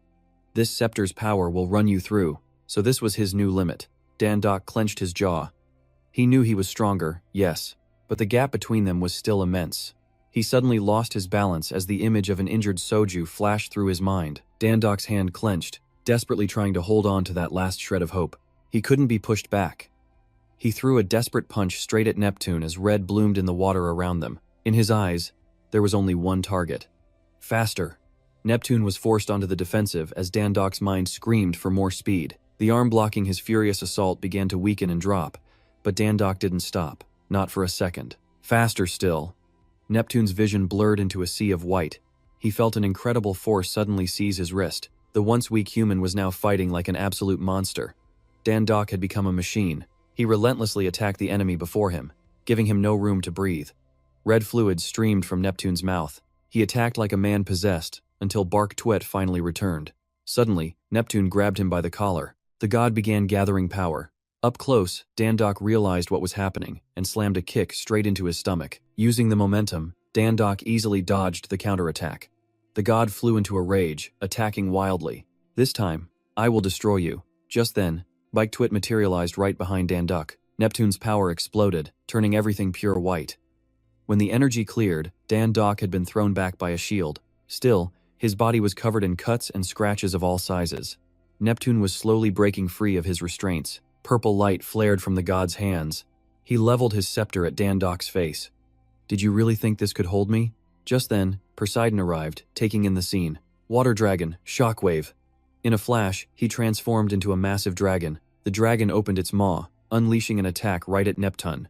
Countless bubbles rose as the water churned into chaos. Poseidon let out a breath. Finally, he's taken care of. The air was thick with smoke and dust. No one could see a thing. Neptune was taking a serious beating, and he was absolutely furious. All right then, his power exploded outwards, plunging everything into a raging storm. "I will end all of this," Dan-dok roared back. "I won't let you end anything." The system instantly responded. "Transfer all divine power into Bark Twit." The sword in his hand erupted in a brilliant golden light.